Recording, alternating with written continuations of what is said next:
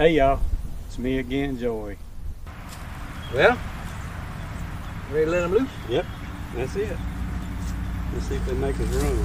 Oh, Probably so. yeah, that one tried to get after him, but other than that, what can you expect? I mean, can you blame him? Oh yeah, they're getting after us now. Go, Joey, go!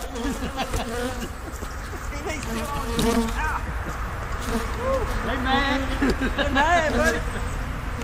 I'm gonna get in the truck. You gotta go back and get your camera.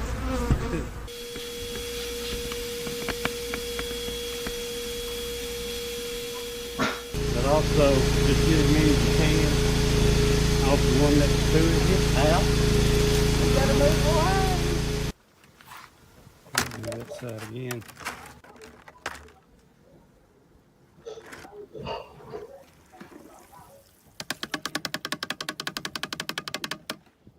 Y'all ready?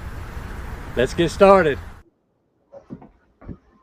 You caught me there. Hey, hey everybody over in the chat. I am about to paste the link right now. I forgot to do that. I'll get over here and pin it. How you doing, Mr. JW? I'm good, thank you.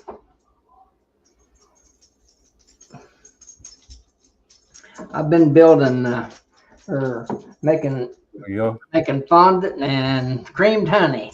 I got I got me some starter off some Louisiana Cajun Coudass or whatever he was down there in Louisiana when I was down there, and I've been making creamed honey and fondant. I've made 40 pounds of fondant here in the last 3 days, and I've made about I don't know, maybe 2 gallons of creamed honey. So, that's good. yeah, time will tell. I'm tested it out on my daughter-in-law, so they say it's pretty good. So we'll see. I made just straight honey and added some cinnamon to one of them, and they seem to like the cinnamon flavor better than the straight honey even. So. How long do you leave it in the refrigerator? That first the straight honey, it's still sticky, and it's been 3 weeks now. The others is it's about the same consistency what my starter was that I got off of you. Yeah. So it's just about, in my opinion, just about right. And my straight creamed honey was the first batch I made. I didn't put anything in the first batch, and it's very good, and everybody likes the taste of it. But it's sticky. It's more taffy-ish, you know. It's kind of like fair taffy, if you know what I'm talking about. Yeah. Where they you just run it on a regular refrigerator, or you controlling the temp, keeping it in the 50s? I just put it in the regular refrigerator, Joey. I don't. Yeah. It should have got hard. It has a jet, and it's still refrigerated. Yeah. And actually, if you put it out and let it come up to room temperature, it actually is. It's not as sticky as it is, you know. Yeah. If it's cool, so I don't know what the deal is on it. I didn't get this. I didn't get it. My first batch, I can't remember. I didn't leave it in there but a little over a week, and I pulled one out for a sample. It never went back in the refrigerator. I left it on my countertop. Yeah. And it was soft, but it when you dip like a spoon, it wouldn't fall off. It wouldn't run off. Yeah. You know, but where you dip that spoon in that jar, it would stay there a few hours, but give it about 24 hours and it would slowly level back off. And that's what both of mine's doing, you know. Yeah. That's in a 72-degree house. And until that jar was empty, I just emptied it like last week sometime. and it was still good. I mean, I'd have been satisfied with that because it never separated. Yep. I've actually seen them separate, you know. Yep. No, this hadn't made the offer to separate. I just thought it was a little bit stickier than what I liked the first batch. Like I said, that batch with the cinnamon flavor, is awfully good. It must be pretty good. My got a couple grandsons home from college, and they've already robbed me. So I think I'm gonna move back because they had their mother was trying it, my daughter-in-law, and she liked it, and got the boys eating it, and they're going to take it back to school with them, some of it. So it's a little like anything else. It's easy to give away. Yeah. But I don't mind. I'm glad they like it. How about your fondant? How did it turn out? I've got the good, bad, the ugly. I've got a little bit of everything. I keep experimenting with time and mixture and excuse me. Experimenting with the whole poodle, and I've got some what I've just right, and I've got some that's the first batch I made. I think I stirred it too long, and I let it get too hard in the pan. I was going to transfer it on and spread it out on some sheets, and I let it get too hard. It's like a brick, solid. Yeah. I broke it up. I'm gonna put it in my open feeders, or I call them robin fish stations. Feeding open feeding station. They'll clean it up in there when the weather gets right. My bees aren't flying at all now. Today's the first day it's been above zero, or been above freezing for about 7 or 8 days. I seen it's a pretty day today, but it's overcast, and I seen a little flying. But like I say, it was a pretty day. I worked outside in short sleeve shirt all day. Yeah. I miss a lot of people over here coming in. I'd say, hey, everybody again. There's no way I could go through and read all these names now. But I did see something that Stone River said. I hear so many people say Matt and Sandy. He was kidding, but you hear that. I've heard it so much, I almost said it before, He's the guy that's been tutoring me on the fondant, and I'm starting to get, I think, a little bit of a handle on it. I've got it figured out how I'm just making 10-pound batches at a time. Yeah. And it takes me an hour to make a batch, so you don't get too many batches made. But I think I'm going to like it. Well, I know I like what Matt gave me 20 pounds. And my bees he gave me two packs of it, and that was pretty good chunks. I don't know how, I never did. I don't remember if I weighed it or not. If I did, I don't remember what it was. There's Ziggy. There's Zig. That's because we got you on a tariff up there in Canada. That's the reason you couldn't get on here. Trump's going to charge you guys extra if you watch us get all this pertinent information from Joe and I.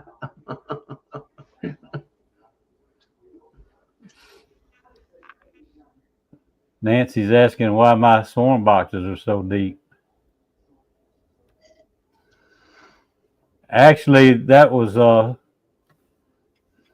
way people were going several years ago. They were trying to get that. I don't know what that certain volume is, but the 5 frame, the 6 frame that size, but double deep height gives you that size everybody's trying to get to. And it actually tricks the bees into thinking, or they know that it's a bigger volume than what it would look like if you just had it all full of frames. And So I chose to leave it empty in the bottom. I'm about 20 inches. What they, to get that right volume in basically a 5.5, or Yeah. you can slide 6 frames in the way I made them, but they're awful tight. I wanted to cut them in half this year and fix it where like Phillips and just snap them back together, and that way I could put open frames in the bottom. Yeah. But I tell you, when I started doing that, that's when I really started catching bees. When I made that empty space in them boxes. They like 6-8 inches underneath the frames. I found that, or that's my opinion. I find that works best for me too. I don't trap a lot of bees anymore. I'm bee poor. Matter of fact, I got another one. I actually hung another one today, just like that. And I took an old box that I had in the trash pile, my burn pile, whatever you want to call it, bone pile. But the only reason I saved it, I figured I'd cut it up and make the feeder shims out of it. Anyway, I took a couple of them and got some frames and another comb in it today. I don't have it set up where I want it yet, but I got it. It's full of frames and ready to go. I'll end up having more boxes up than I want before it's over with. Yeah, that's what happens. I'm gonna have to think of, if things hold like they seem to be holding, I'm gonna have to do a lot of splitting anyway, and I'm not really looking to double or triple my numbers, I can tell you. I got some suckers coming out here from the other side of the river over there on the dirty side here for too long, and I'm gonna get them to do all that heavy stuff. They don't know it yet, but don't you tell them now, Joey, because they don't know it.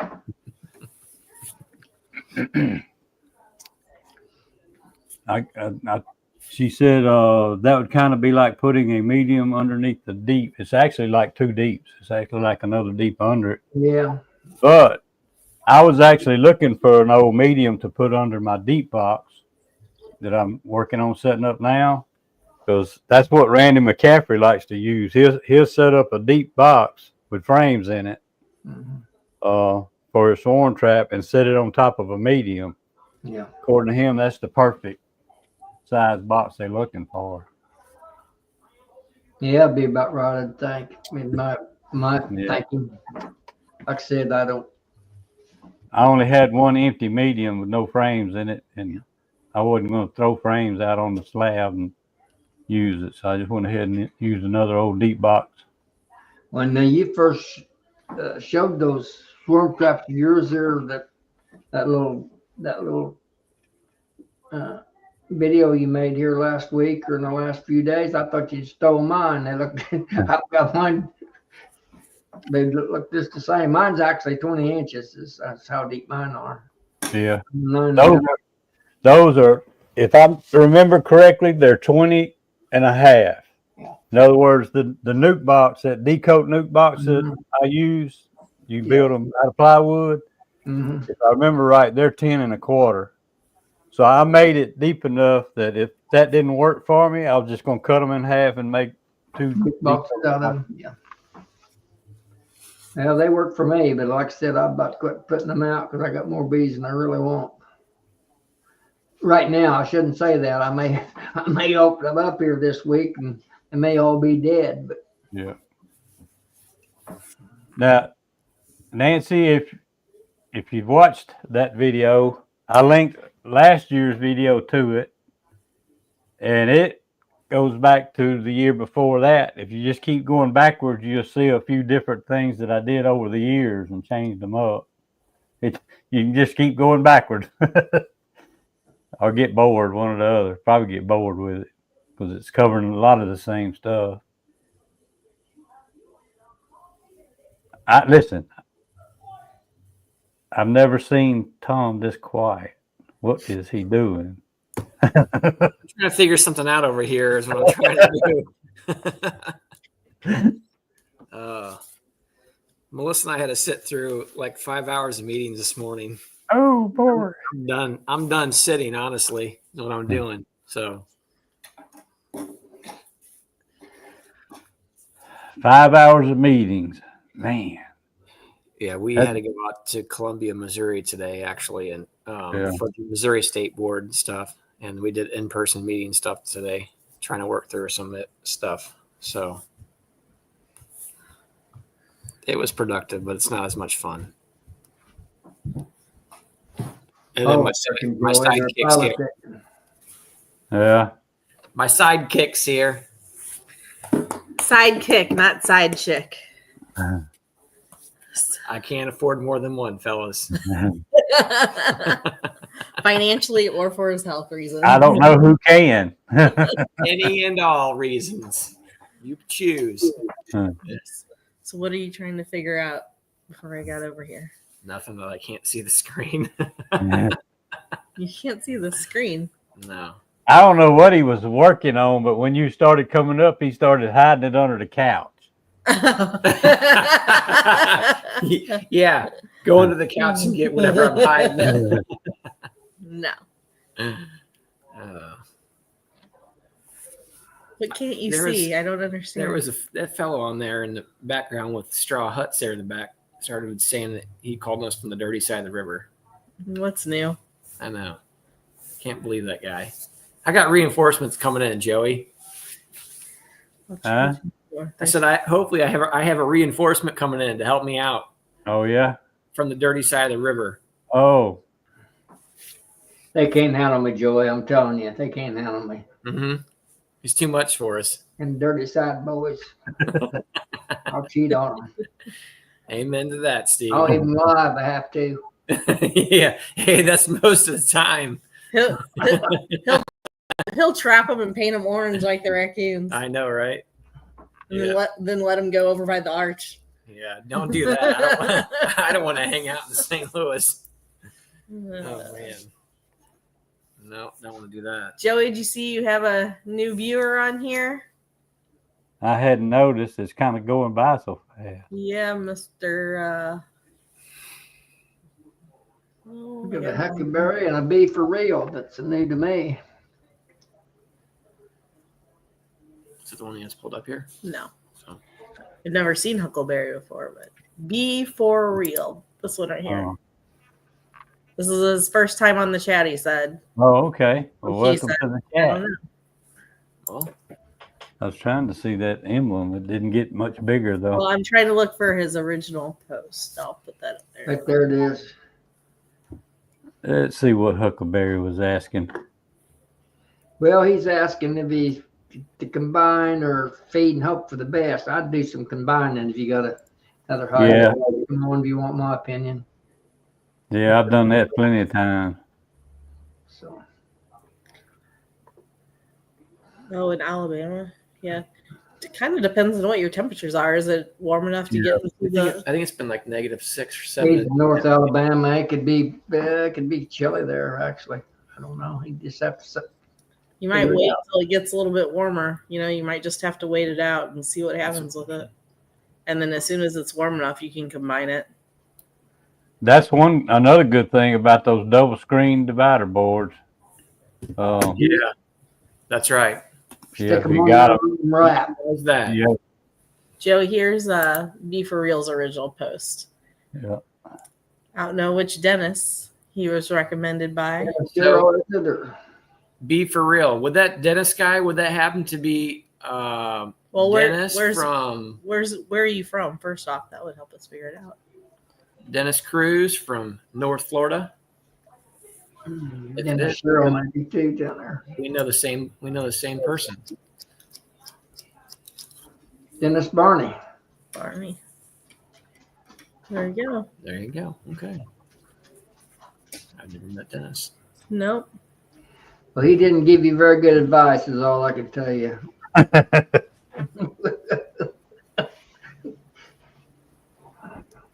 Tune in to this one. Yeah, hang around with us too long, you'll be ruined. He's right down there by you, Joey. He's back in your backyard. I'm I can tell you what I did when I had 2-week colonies coming out of my first year. Or was it the second year? Second. Out of the second year.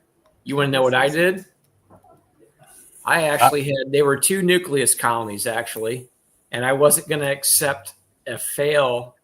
I think it was my second year. It was their second year. I wasn't going to accept a fail coming onto that second year. So you want to know what I did?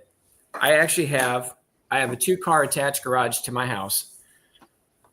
And for reference, that person probably doesn't know I live in just outside of St. Louis in Missouri. And so what I did was it was getting late in the season, about like this, maybe even into March, honestly. Mm. I knew the cluster was small and it wouldn't be able to survive any great dips again or big, deep fluctuations. What I would do is, because my garage stayed warmer than the outside did, and it would almost very rarely ever drop below freezing unless it got really, really cold in St. Louis. I screened it up at night and I brought those boxes both in, and I put them on my workbench. And then the next day, I actually took them outside when the sun come up on near my front driveway, and I would open them up. And I did that until the temperatures kind of regulate a little bit. And I'll tell you what, I pushed them through and they made it. Would I do it again? No. But I did have 100% survival that day. So, or that year. And that's my story. But if I was to do it again, I probably would actually have double screen boarded them. I mean, but to be honest, when we did that, we had like 8 hives. 8 hives, something like that in our backyard. Like now we have 100 and some odd hives. We don't. Hey guys. Correction, we don't have 100 and something hives.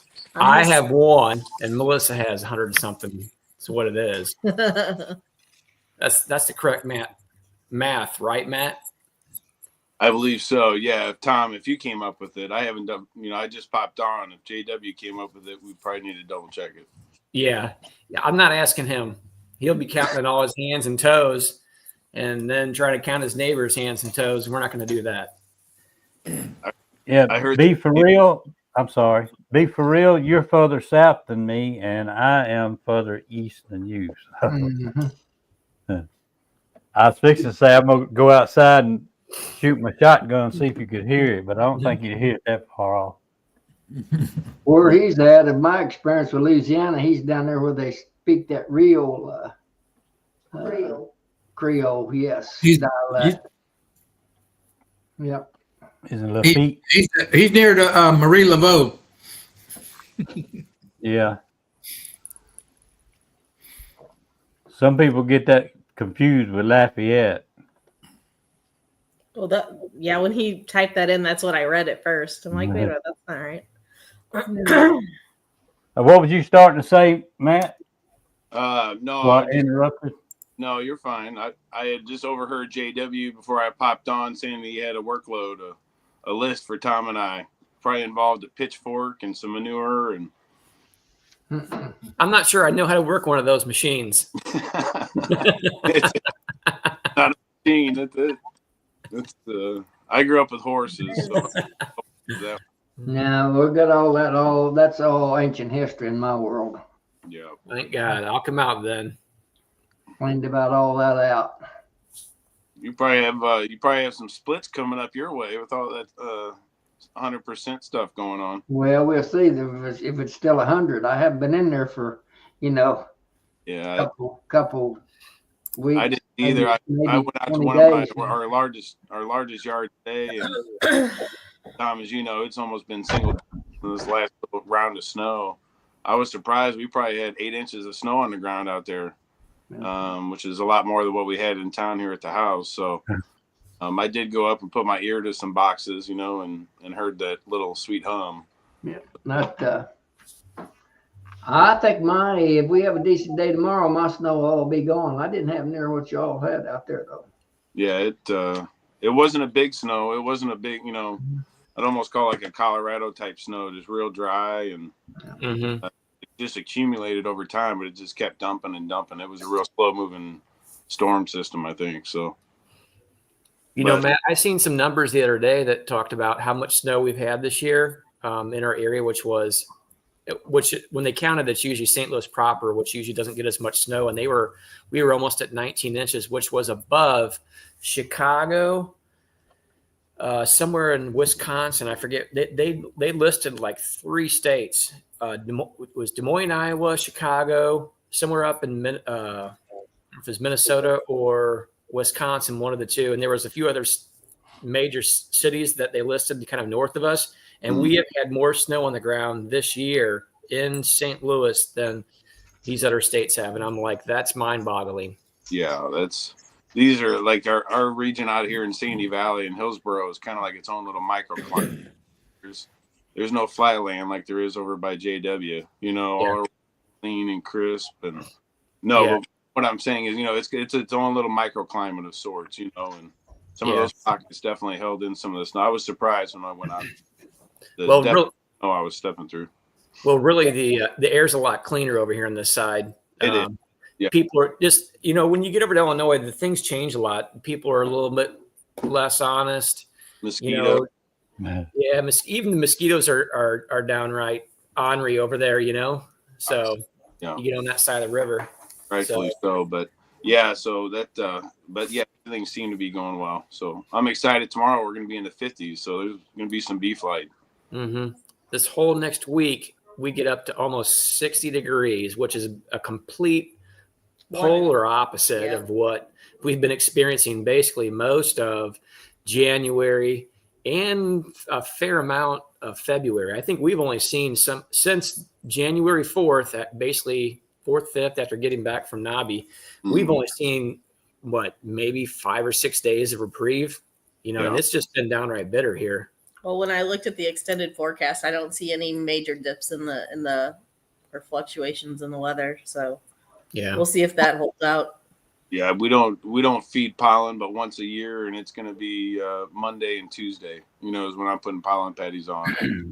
I think that the red maples are close enough that I have that little window before any natural good pollen is going to be flowing, and coming in of any kind. So we're going to take advantage of that. So we're going to make nukes and do a lot of splits and growth this year. So I'm being intentional with that, but keep feed on them too. I'll have to check fondant levels. I bet they burned through some stuff here in the last, I haven't been in a hive in at least, feels like 3 weeks, but maybe it's only been a couple. Yeah. Yeah. That was my intention too, to go through some colonies this week. And I'm actually, since I feel like we're going to start to round the corner, I'm going to break down and do a couple of brood nests just to get an idea of where I'm at on these colonies and see what they're doing, see how much brood they started to produce. Probably not a ton, but I bet you there's some in there now. And could get an idea off of that. And then based upon what I'll take a closer look at our maples over here. And if they are getting ready to bloom, I actually might start putting, I might start throwing like a half of pollen patty on mine, because I need the exact same thing. I need brood this spring, and I need a lot of it. So I'm just going to do a half a pound on each, if it's strong, at half a pound. I might give them a pound, but I don't need to, like in your guys' area, there's plenty of pollen flowing, so you don't have to get greedy with it, Well, we found when we put more than a half a pound, even on a strong hive, the hive beetles get to it because tend to have a decent, not all the time, but it seems like when we put more than a half a pound, we have more tendency to get the larvae in it. So that means half a pound per. Fortunately, even though we don't see a whole lot throughout the year, they're still going to, they'll overwinter with at least a couple in there, no matter what, no matter how strong the hive is. There's no hive beetles, I don't think is a true statement. Little turkeys are everywhere. Some people don't have them, but in our area, they're at least present. Yeah. Yeah, it was DC. It was actually 30. I think it was actually 38 or 39 degrees here today when we got back. Yeah, when we got back, it was 39. So that was what we were seeing. So I didn't bother to look at the colonies when I got back. Did a few things, and so it was. I'm not sure, Matt. Were any of yours flying? What is it? I'm sorry. Any of your bees? Did you see any of them flying today? No, there was just a sporadic bee flying by my head. Every 8 colonies or so, but no flight at the door, or nothing at the entrances. I bet you, because we're coming out of that cold snap. Watch tomorrow, you're going to see all kinds of flight at the entrance there. I actually have one hive I need to go spin around in my backyard before they start to fly, because this week they're going to do a lot of reorientation, cleansing flight, and probably I'm going to do a little bit of seeking and seeing what's out there. So, yep, for sure. I put out about 15 pounds just of fondant out on those cedar planks, and just open feeding, just because I know. And I also filled the watering stations because I know they're going to come out thirsty and just desperate for water right now, for sure. Good if these come out, that means they're alive. Yeah. Did you say something, Philip? Because you hey, can barely hear you. Philip, we can barely hear you. I was just looking at a video that I did today. I was going to say, holy cow, what did you just say? I can barely hear you. Here, answer your question there. Oh, so so Amber, unfortunately they did not. JW didn't come over and pick him up like he should have, and here's where we're at. I was searching out the picture because I actually made a short video. I never posted it.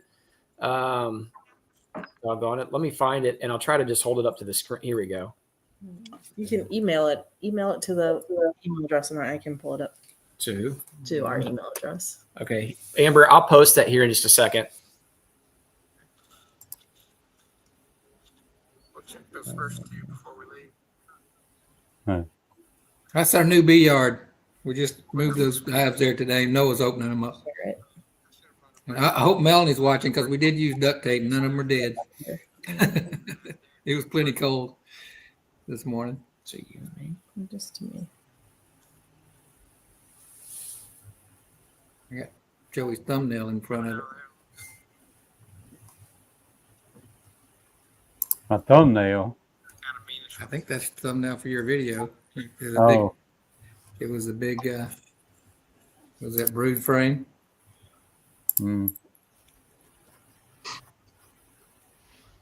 Had really nothing gonna happen. They came out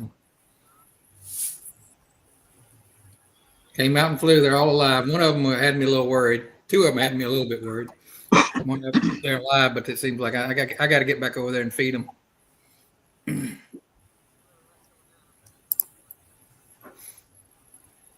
All right, that's about it. Not much going on. Appreciate it, James.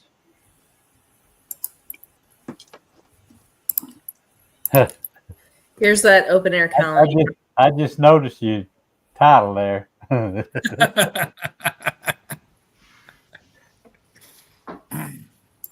Wait a minute. You got something? Okay. You want to do this first? Don't be close up at him too much. He's about to blind me. That bald head is shining up there. About to blind me there. It's like a light bulb. All right. What you want? You need me to click on that, or you can do it, can't you?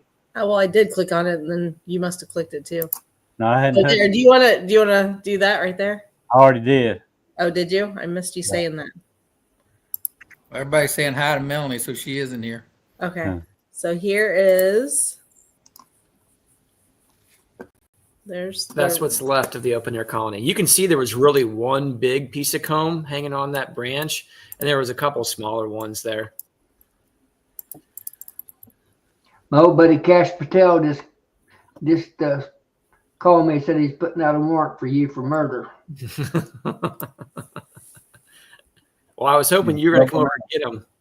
Mm-hmm.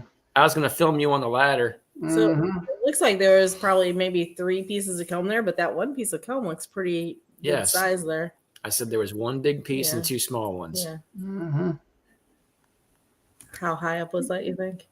15 feet. It was on kind of a hillside, kind of at a weird angle too, honestly. So I'll get Melissa to post that video on our channel at some point here. We have a whole bunch of video footage that I've never posted, even from last year, honestly. Been too busy. That's funny. JW, I thought he said that was like 6 foot off the ground to me. You know he lies. All of a sudden, 15 feet. Well, I couldn't read a tape. Couldn't read a tape to save my life. We were supposed to be building 2-story houses. They come out to be both stories end up being 6 foot, so tall people couldn't fit in them very well. So they wouldn't let me do that anymore.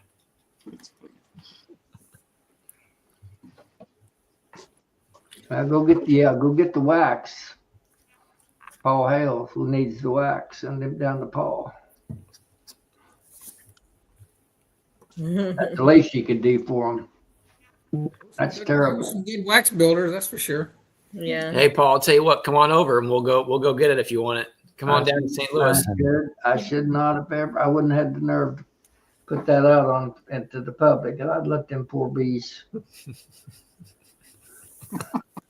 Did I hear you say? I must have misheard you, Tom, but I thought I heard you say Stink Louis earlier. Stink. No.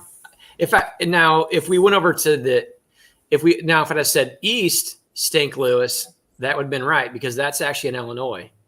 That's on the east side of the river there, where things get a little bit. There's a lot of smog over there, and just some unsavory folks that tend to hang out. Not bad at all since they got rid of the stockyards over there. It used to be a little bit on the stinky side. You come across there. Yeah. Stockyards not there anymore. Yeah, there's a lot of stuff that's not in St. Louis anymore, right?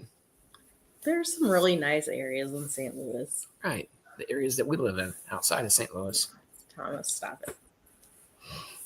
Come in there, Melissa. You can be on my side. They're trying to team up. Oh, I don't want to be on your side either. Rejected. Philip, you got pretty chilly down in Texas here recently, didn't you? From what We did. Today was the first day it got above freezing.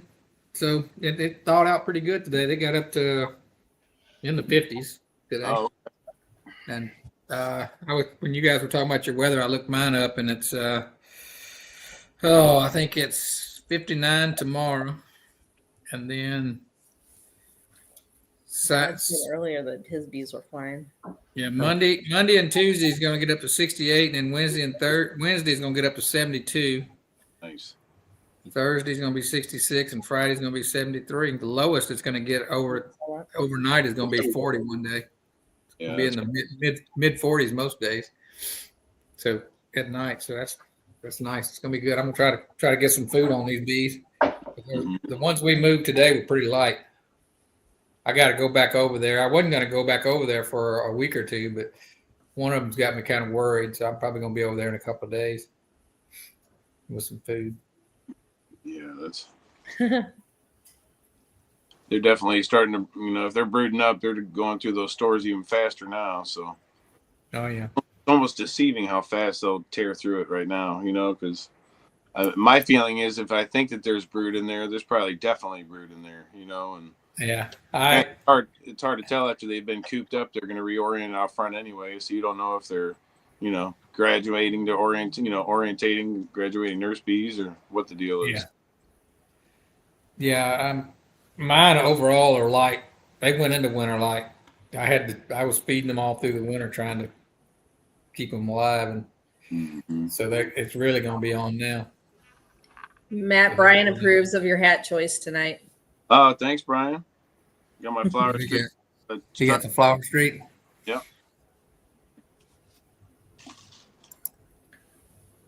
Oh, yeah.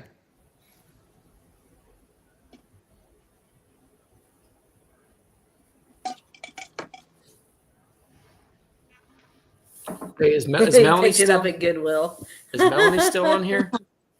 I saw her a minute ago. Oh, there she is. How's your weather? He's talking to Tom Mack. Oh. Yep, there she is. Hey, Melanie. Hey, Melanie, has Dennis been working really hard on those queens slated for St. Louis up here? She called Tom Tim. I like that. I sure hope Dennis has really been working hard and helping Myron out down there. We got a whole bunch of queens slated to hit St. Louis in April. Yeah, in April. Yeah. Beginning of April. Actually, we got 2 different rounds coming. May have to place an order for a third one.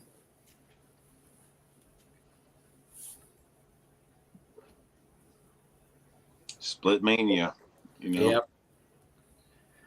I need those. Yeah, be here in a little bit. Hey, Cayman. Thanks for the separate. Yeah, Matt, we're gonna have to make sure that those colonies are looking really, really healthy and getting the best resources out there because we're gonna need those colonies to produce a lot of brood. So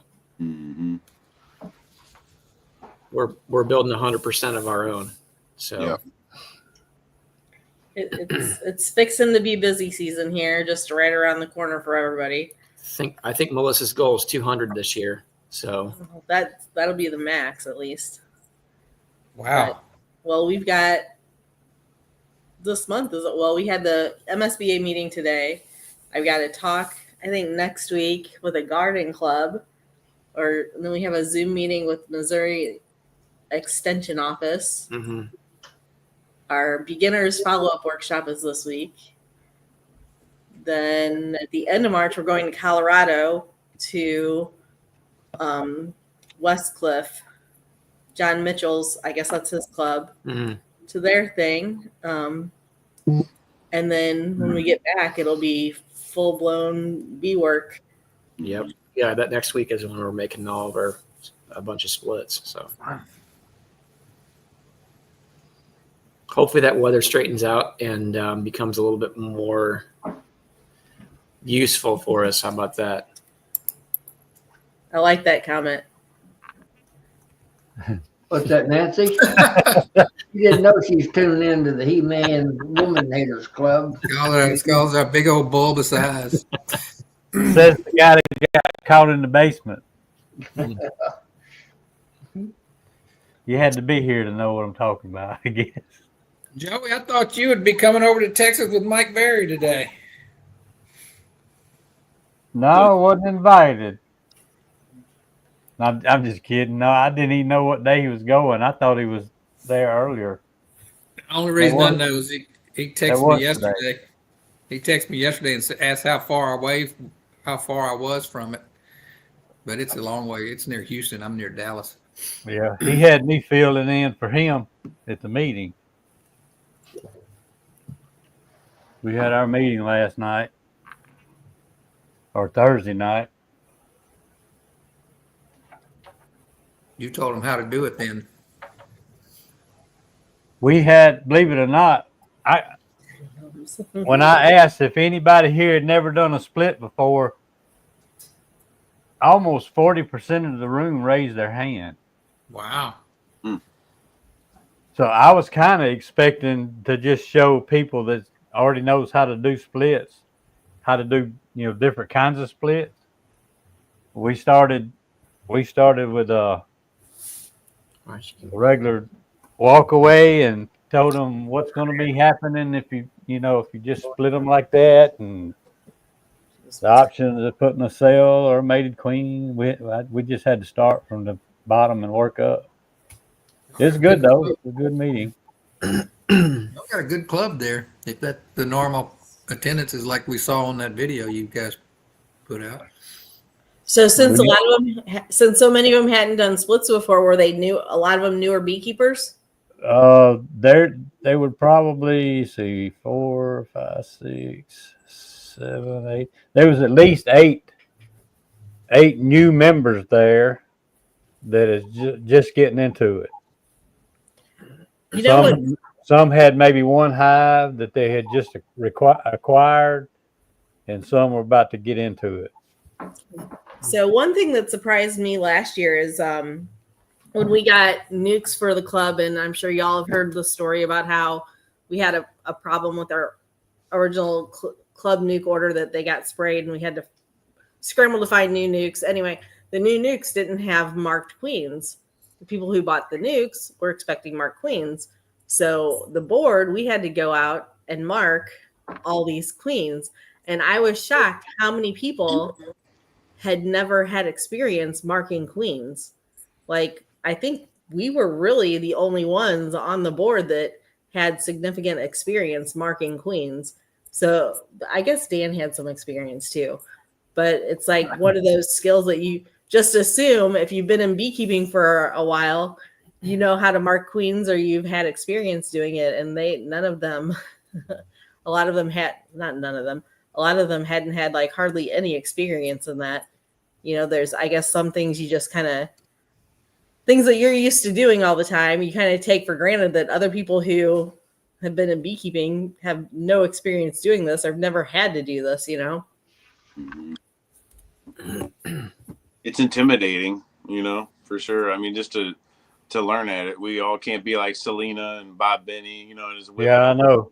hand and uncap the pin, mark it, and put it back. And they do it so good it almost looks fake. Yeah. Mm-hmm. Well, just like anything, with enough practice, it's like a kung fu master. I mean, those muscle memory and That's right. Well, I can most times I can sit here and hold my hand steady, just as steady as I want. I've actually done that to people trying to scare me at work, and I said, "You see me shaking?" and turn and walk away. But when I grab that queen with one hand and that pin with the other, the closer I get, the more that pin moves. Yeah. I guess I need a different kind of pin. It might be the pin's fault, but it starts going like this.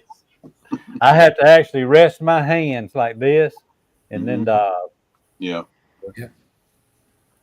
I just give me a can of marker paint, catch them on the run. Yeah.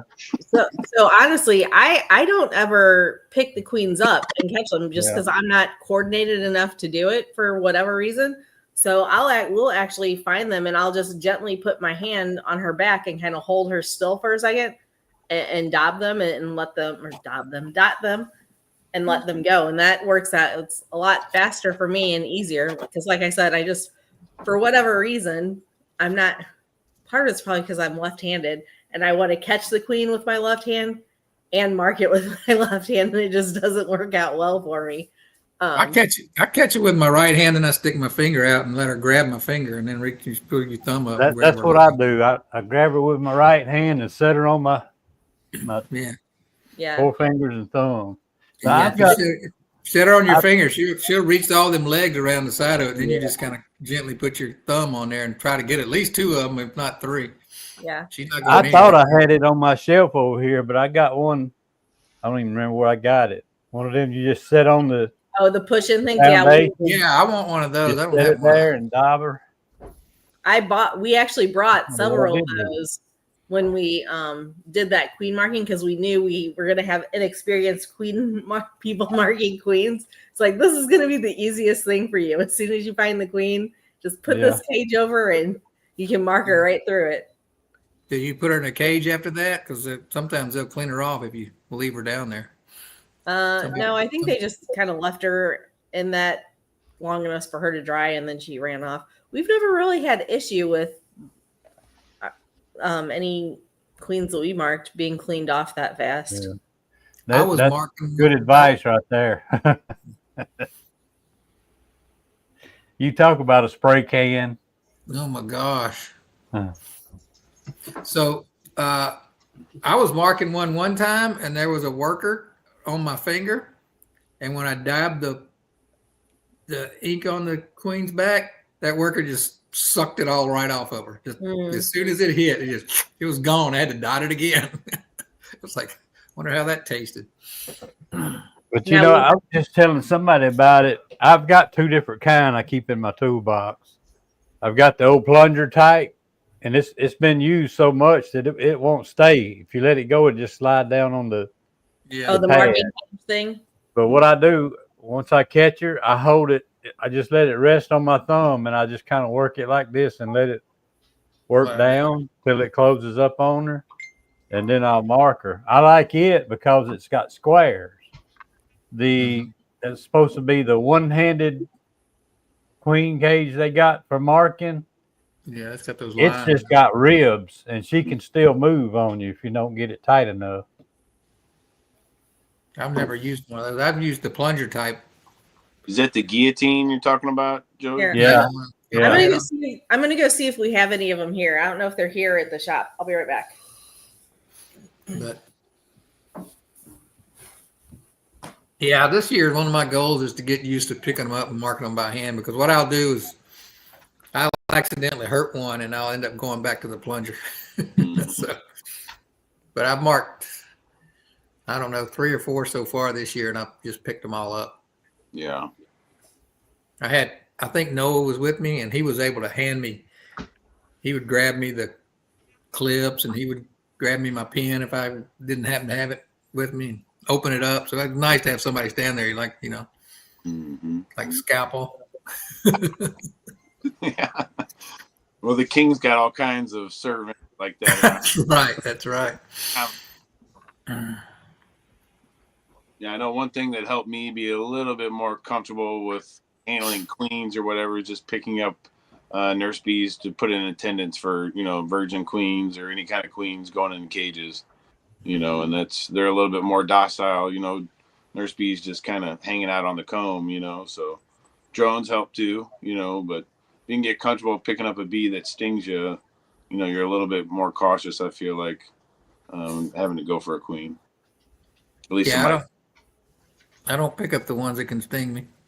I should try that though. Yeah, after I marked a few, Noah wanted to mark one, and I was like, well, let's wait till spring's here, and it's not going to be the death of the hive when if you kill it. So over in April, I'll let him mark one, not now. Told him we'd practice on drones maybe too. There was a guy here several years ago, tried to mark one. When he got through with her, she looked like a pinto horse. They actually replaced her. The bees did after he did that. Will. I've accidentally gotten it on their antenna, and that's not good. But I forgot what I was going to say. Hi, y'all. All right. Hey, Mark. How are y'all? Good. Hey, Jeremy. I can't see the comment. Oh, they there. Oh, you on the phone? Yeah. Yeah, you gotta either see my beautiful face or the comments. I know that's hard to see. If you get it where you see both, you can't see any of it when you set the phone down. So this is the only one I have in the house. The other ones, we don't use any of them, but they're more for demonstration purposes than anything. The other one's supposed to be out in Tom's truck. But this is what you were talking, the plunger that you were talking about, right? Yeah, I like it better than I do the other one. I like that one. You can just gently kind of push her up. Yeah. And then mark her through those little holes there. Yeah. The only thing I don't like about this one is, look, the foam. Well, mine's like that. Mine is real loose, but like I say, I just kind of keep spinning my hand a little bit till it slowly closes down on her. Her foam came off though, Joe. You see that? Yeah, the foam comes off. The foam came off. Mine don't do that. I need to just some hot glue. It just needs to be re-glued or something. Yeah. But like I said, we don't use these anyway. We have them, like I said, for when people don't know how to mark queens and we need help or for demonstration purposes. Reminds me of a push pop from when I was a kid. The orange pops that used to be in cardboard. Mm-hmm. Yeah. Toilet paper rolls, basically. But the other one, I can work it. I can sit right here and work it with my thumb back and forth and up and down. But when I get that queen in there, it wants to hang up. And then I catch myself trying to push, and I'm afraid I'm going to smash her. So I put everything down and then start slowly sliding it up. See, and that's why I just I can pop my finger on her, mark her, and be done. I don't have to pick her up. I don't have to worry about dropping her or hurting her or whatever. Yeah. The one thing that will freak you out, though, is if you've been marking queens long enough, is I've had a few of them faint on me, and you think they're dead for a minute. Yeah. Have you guys ever had that happen to you? Yes, I have. When I first started using Virgin, I had a Virgin faint on me. I thought she was dead. Uh-huh. Yeah. A few days later, about a week later, I couldn't come back for a week. I brought another queen to put in there, and she was laying. When I laid her on that frame, she was walking around in the cage, and I took her out and laid her on that frame, and she just did this and fell all the way down. Yeah, man, I had one do that. Right off the top bar to the bottom. So that happened to me about a year, I guess, into when we maybe our second year when we were beekeeping, and Tom wasn't with me when it happened. And then it was a few weeks later, we were out there together doing these, and he marked a queen, and it happened to him. I'm like, oh, it'll be fine. He just fainted it because I had just ironically seen a video, and I don't even remember whose video it was, about a fainting queen right before it happened to me. And so I kind of did what they said, the other bees will kind of come around her and kind of bring her back, And that's exactly what happened. And he's like, "Are you sure?" I'm like, "Yeah, it'll be fine. Just put her on the frame, close it up. We'll come back and check it in like 15 minutes." Sure enough, we come back, when we finished doing what we were doing, and she was running around on that frame, good as new. Anybody ever painted the eyeballs of the queen before? I don't know if I got it on the eyes or not. I got it on the antenna before. You gotta be careful with the pins. You almost need to add on something before you go for the queen, And Yeah, I've had it happen in hot weather, especially when it's really, really hot. Exactly it. Yep. Mark 100%. So once you paint the eyeballs of the queen one time, I promise you will never do it again. Right.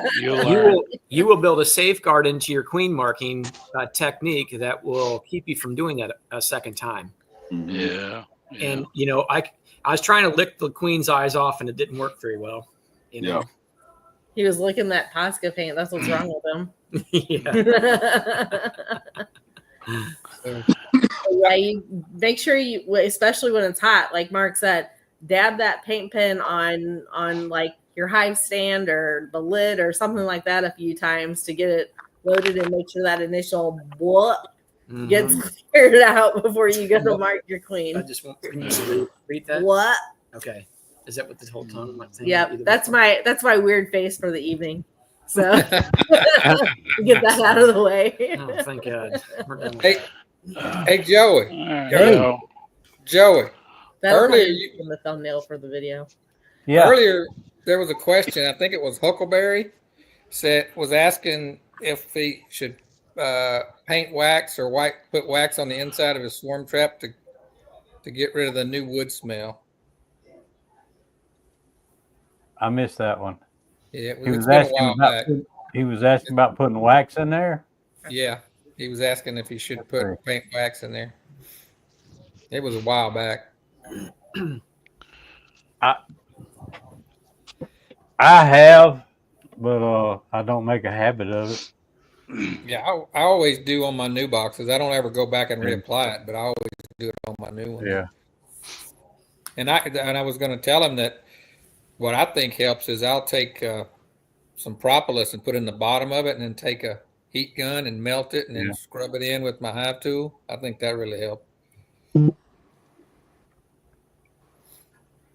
So y'all, I was out checking my bees today, and we've had really cold weather, and I had some sugar bricks made up, and I thought, well, the ones that are just really booming full of bees, I may need to give them a little something. So I went through about 30 of them before I was summoned, and I did have a dead out, and I was thinking that it would be good here on this show to kind of show the dead out and we play a little game and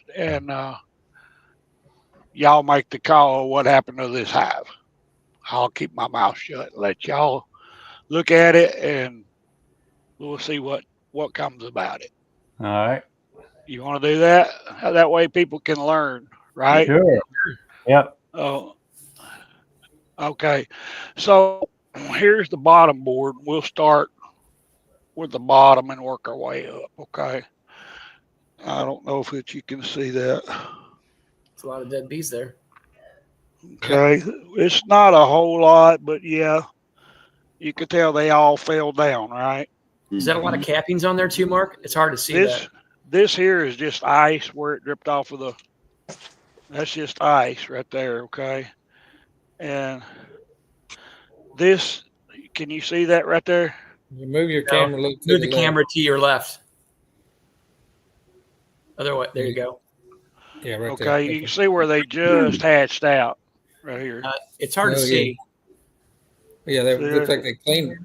Yeah, they some of them have just hatched out. Some of them was just getting ready to hatch out. Okay.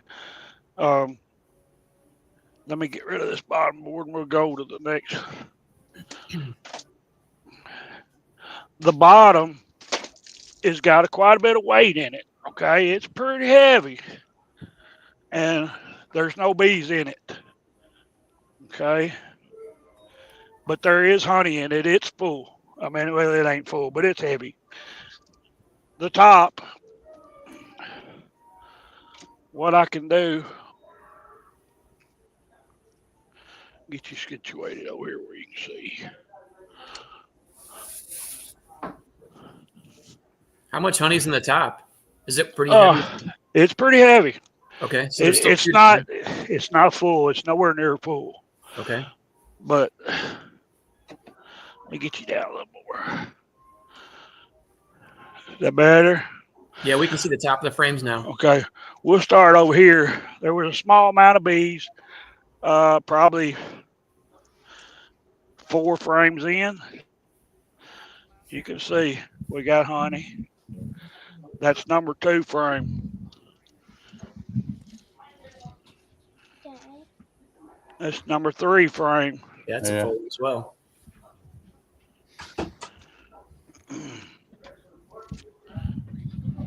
Number 4. We're getting dry. Yeah. Number 5. Dry as well. We're getting dry. We got bees here. There's your bees. Uh-oh. Yep. I think I know what happened here. They got stuck. Yep. Okay.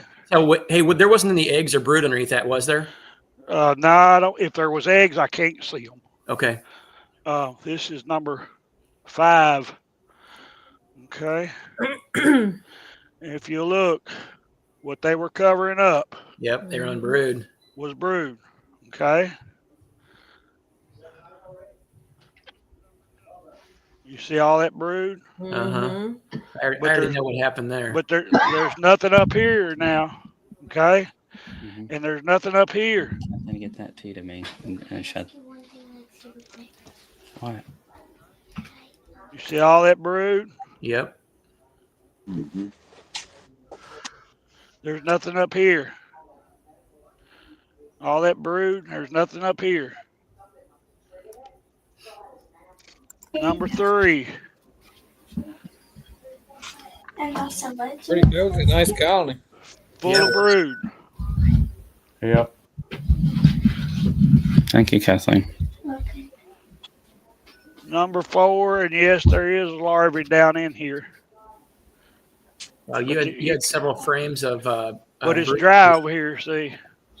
Yeah. And there's larvae here, but it's dry. And the last one, see, they got on one side of this colony is what they done. And they couldn't get over to that other side to get the honey. And they starved to death. Yep. I would say that's pretty typical moving to this time of year. Did you all experience that same cold snap that we did here just this last week? Yep. Yes, it got really cold, and it got cold well, the bees hadn't got out in, 2 weeks? Mm-hmm. Probably. So I had seen on Facebook over the last couple weeks some of the Missouri pages, people like saying, "Oh, I'm putting pollen patties on already." I'm like, that is not a good choice yet because they're gonna start brooding up, and we get a cold snap, and they're gonna get stuck on that brood, and you're just gonna lose all your bees. Like it's just, maybe here this week and next week you can start throwing pollen on, but like 2 and 3 weeks ago, I'm like, that is way too early. Yeah, that's do you mind if I say something? On any pollen patties, yeah, they brooded up quicker than what I thought they would. They surprised me, but it's just part of it. Go ahead, Cayman. Oh yeah, I hate that happened. We see that from time to time, and we say shoot and phooey and dadgummit.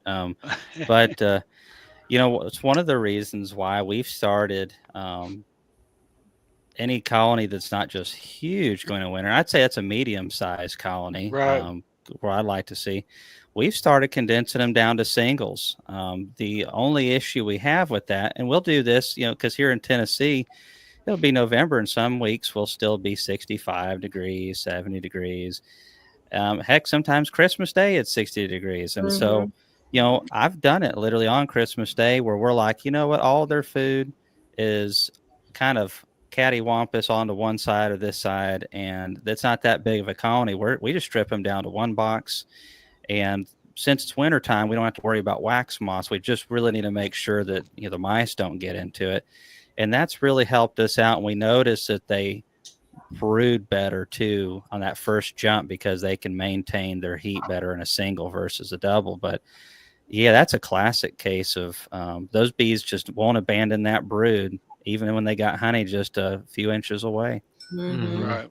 Well, and that's where the Hive Alive or the fondant that Matt made, or even the syrup bags that Hive Alive does now, or you can make your own syrup bags because you can put it right above, or candy, whatever, something that's right above them. That's where that kind of comes in handy. Yeah.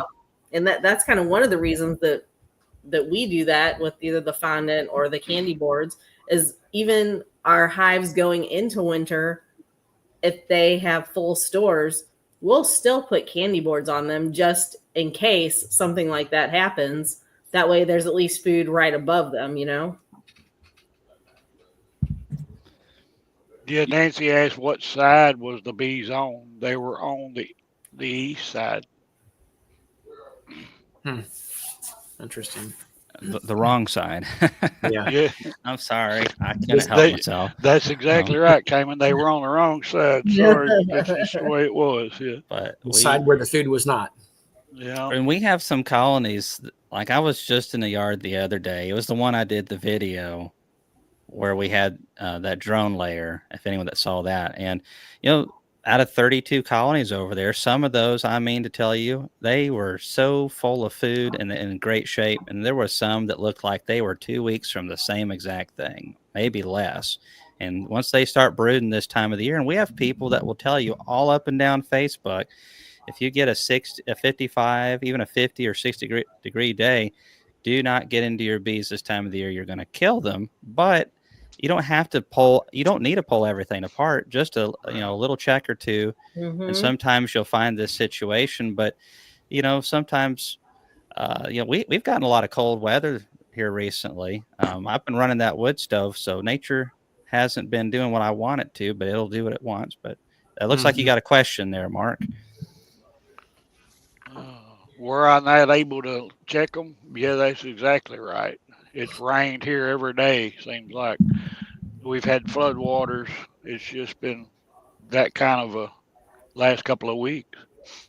And definitely you don't want to get in them when it's cold and wet, because the wet Right. is going to really... Right.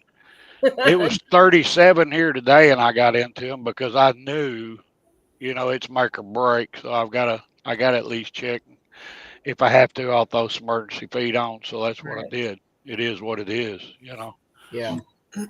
Well, I've heard that same thing before too, Mark, like what you just mentioned. People say, well, you can't get into the bees when it's cold. Well, if they don't have any food, guess what's going to happen? They're going to die anyway. So, right. You need to make some type of intervention there. And much like what you're showing there with that colony where you had plenty of food in other areas, those bees coming into this time of season where I would even venture to say, I haven't broke into it, but my goal is to this week, I'm seeing an entire week of high 50s, almost 60 degrees. And I'm going to peek some boxes and probably split a couple apart just to see where some of these colonies are at. But I would probably venture there's a little bit of brood in there, and I need to make sure that food is not too far away, because Missouri's bipolar weather is going to throw us another curveball, and she's going to throw something in there that's going to last, 3 or 4 or 5 days. Hopefully she does it before black locust blooms. We're going to get in the 50s, and the nights are probably going to be high 30s, low 40s. Mm-hmm. I'm going to go ahead and splash some food on them. I'm going to set some out and just have a community feed. That way I'm not going through everything, but it'll give them a little boost. Yeah. Just some light syrup and just splash them with it. What's it going to hurt? Where's Mark? Where's Mark at? What the bottom frames look like. They're empty. There's no bees there, but there's food there. They went up to the top and just left it all, I guess, because of the heat, Cayman, I'm in Union City, Tennessee. I'm in the northwest corner over here. I got you. You're not too far away from parallel with you, probably. Yeah. Just probably about 4 hours and change. It's a pretty wide state. I used to deliver over in that direction. You guys have a lot more flat and agriculture over out there in the West. But I don't know too much about that part of the state. Mostly the southwest part is where they'd send us. I never liked it very much because I usually had to go through Nashville and Jackson to get where I needed to go, and then Memphis half the time. That was so much fun. The boss man's in the house. Hey, Jeremy, how's it going? So another Tennessean right there. We're slowly taking over. But all jokes aside, yeah, we've had the last week. It's just been for us quite cold, and we were in the 70s in late January, and so I almost got into every hive. But now, after talking to you, Mark, I'm nervous because there's one bee yard I didn't get to. I just couldn't get to it in time. So there's about 30 colonies over there, and I'm like, oh man, I'm going to find maybe one or two like that. Hopefully not, but. It's going to be up in the 50s, kind of like you. It's about the same weather, and so we're going to get in there and just see what happens. Yeah, all I could do today was throw some bricks on. I really couldn't feed like I wanted to, but at least that'll help till it warms up a little bit. So yeah, that's the first dead out I've had over winter. This is the 4th year running. Hey Joey, I hopped on here. I have a story from last winter, not this winter. We had a big windstorm, and I had 3 hives get blown over, and I checked to see if any got blown over, but I missed them because they're kind of on the side of the woods away from most of my hives. And for 6 days, it never got above 20 degrees, and we actually had 3 inches of snow before I found them. All 3 hives were still alive. Actually, all the frames fell out of the boxes, so the bees were laying on the ground on the frames. I stood them all back up. And all 3 of them lived through the rest of the winter, and 2 of them were my best hives. So they spent 6 days out in the open air with snow on them. But since they were in a cluster and on food, they stayed alive. Yeah. Now that tells you that you can get in bees as long as you can get them into them when it's frozen outside, as long as they're on food and you close them right back up. Right. I mean, this was 6 days. Yeah, that's awesome. I know this time of year, it just shows that cold doesn't kill bees necessarily. Not our kind of cold. You go up there to those Canadians are in Alaska and those places, but that's something I hope that we never have to see. Bob Benny got a taste of it. Supposed to have bees. Yeah, a lot of those places up there really, it's not kind of natural for bees to be up there. But then again, honeybees weren't native here either. Yeah. So it is what it is. But Bob Benny got himself a taste of almost 20 degrees below zero while he was up there speaking in Manitoba. Oh, yeah. Oh, wow. I had it was cold up there. It was. Bob called me. He's like, "Hey, Cayman, there's a guy up there. I can't remember his name. Do you know the guy that does the oxalic acid strips up there?" And I said, "Bob, I know who you're talking about. It's Barry." He's like, "Do you think you could call him and have him meet with me?" I told her, I'm like anybody else, I'd have told him, do it yourself. Of course we can, Bob. We'll carve out the time. But he's meeting him up there. We're excited about some new developments on that side of things. But I imagine I'm going to go see Bob here in just a few days. I got some stuff I got to pick up from him, and I imagine he's going to have some stories to tell about Ian. I can't wait to hear them, so I can blab and make fun of him on YouTube some more. But all jokes aside, I wanted to give anyone who's watching that came to the expo an update on the videos. We are currently working on those, like the finishing touches on it. So they're on schedule to be ready here at the end of the month. But you guys should see an email, I would say, within the next, by the 28th at the latest. It's taken us a little bit. These files are so huge and Squarespace doesn't really like to handle files that big, and so we're having to manipulate those. And honestly, it takes a few days worth of labor just generating all the individual codes for everybody. Mm-hmm. And so Chris has absolutely been loving that. And Laurel typically does that job, but they'll be available for everybody soon, and they look fantastic. So any conversation you want to hear again, or that you didn't get to hear, you should be able to enjoy that pretty soon. Well, I think for us, that was pretty much everyone. Melissa kept me out on the showroom floor the entire time, gabbing. I was the husband that stands behind her, Cayman, and I just kind of remained quiet with my hands crossed by my side, and she lets me in get the comments. A couple words. Who knows that's a couple words that's in. So whatever you say, Tom. Whatever you say. Yeah. Oh. Here's a question, Joey. If anybody wants to chime in on that. Can you or are you supposed to? I guess I'm not sure why you would, I guess. Well, because probably I think the rationale behind it, I've gotten a lot of questions like this, is, well, APR hasn't been maybe as consistent for some people as it used to be. And so doubling up might be advantageous.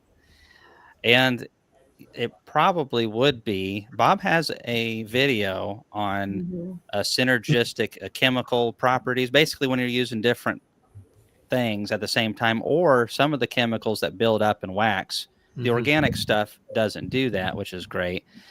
But some of them that build up in wax, when you apply one later, it can cause some greater toxicity due to the dual amounts, or if you do combine certain things. And I know thymol and amitraz, which is Apivar, really creates some problems. And it may not be that, but Bob has a great talk on that. You're thinking of oxalic acid and thymol. Yeah. Oxalic acid and thymol. Okay. Apigard and oxalic is bad. Apigard, Apa this, Apa that. Killed 2 of my hives. Hey, Mike, you just kind of snuck in there. So basically, if any of you guys create a mite treatment and you call it APA anything, I will not invite you to my conference. You will not be on my YouTube channel. No more APA treatments. We've reached our max amount. It's so confusing. You could name it something like bovine something or other, something just to really go the opposite end of the spectrum. Why can't we have something like, we have the Buck Buster 2000 for deer hunters. Can we not have like the Mite Buster or something like that? Something that all of us men can easily remember. We're very simple. We need things kept simple. So I have a question for you, Cayman. When we were at the expo, we didn't see this booth there because we didn't get to that side of the exposition center. But when we went to the Midwest Bee Expo in Wisconsin and Waukesha a few weeks ago, we saw the Naroa. It was at my show too. Yeah, right. We didn't make it to that corner of the. There's so much there to see. We just didn't make it to that corner. She was talking all the time, guys. Anyway, did you talk to them about their product before they registered to be a vendor at the expo? Actually, I signed an NDA for it many months ahead of time, if I remember correctly. And it's frustrating because there's a lot of. I think I got 6 NDAs going right now. One of them was my 21st Bee guy, that Michael Mahar guy. I'm not too sure about him. Yeah, well, we signed an NDA for that too, and it was cool. Did you guys see his video out today, or was it yesterday? Yeah, where he's banging on it with the hammer. Yeah, he was just beating that, which is really impressive. That poor wooden frame. I mean, it's just like the guillotine. It just took its head off so fast it didn't even know what happened to it. But the Naroa product is really interesting, and I hope it's successful. It was started by Israelis, then purchased, if I remember correctly, by either Monsanto or Bayer, and then they ended up deciding to table it, and then it got sold again. I believe that was to these guys. Yep, Green Light Biosciences. Right, and then the problem was, and early on, the delivery method, they were having some issues with the integrity of the RNAi, from what I understand. And so they've done a lot of more work to it and got it to a better point. And it's exciting because if it can work, it, especially for those in a short season, it's going to really change things. For those in a long season, it'll just eliminate the amount of treatments. I've been talking to them and I hope to try it out as soon as possible. But we have a couple new products out on the market, and the frames are pretty cool too. My main concern with those frames is how heavy are they going to be? Mm-hmm. And, you pick up a deep box full of honey, it already about throws my back out these days. And how much weight is that going to add from I'm hauling my bees up to Wisconsin now, mm-hmm. and I have to think about the tonnage, and it's going to be a little tight on some stuff. But for your average small scale beekeeper, I think that there's not as much to worry about if you're just grabbing a super off at a time and you're fooling with mediums for your honey. But the durability in that video was extremely impressive. I was really impressed with that. Yeah, for sure. That was my last purchase. Oh, nice. Mike, did you you haven't been getting warm weather, have you? And not sharing with us? No, not at all. I'm in Texas right now, and it's definitely cold here too. What are you in Texas for, if you don't mind my asking? Winding Creek Bee Supply asked me to come to their monthly speaker thing, and I spoke today for them. Well, I'm sure they were pretty thrilled with that. They had a good time. They had a good time.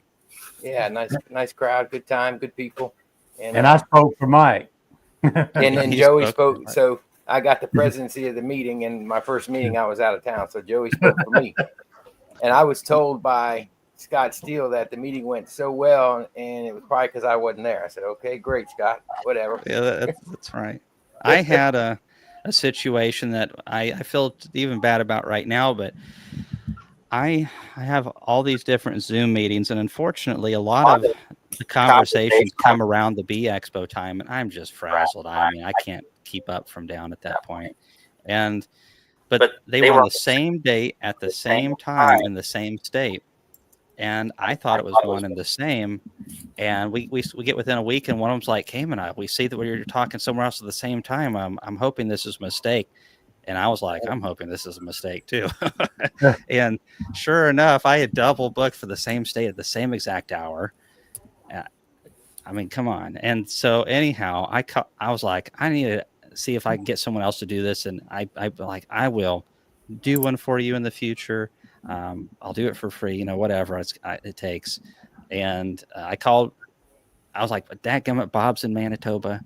So I called Corey Stevens up because they had mentioned they had been interested in getting him in the future. I said, well, what if we get him now? And Corey's like, funny you should mention that. I've got a double booked event. How about this? You trade this one for me, and you do mine later in June, and we'll call it even. And I'm like, it feels good not to be alone. Not the only incompetent guy out there. But no, I'm glad it worked out. I had a fun time as well. It's always fun getting to hang out with beekeepers, Mike.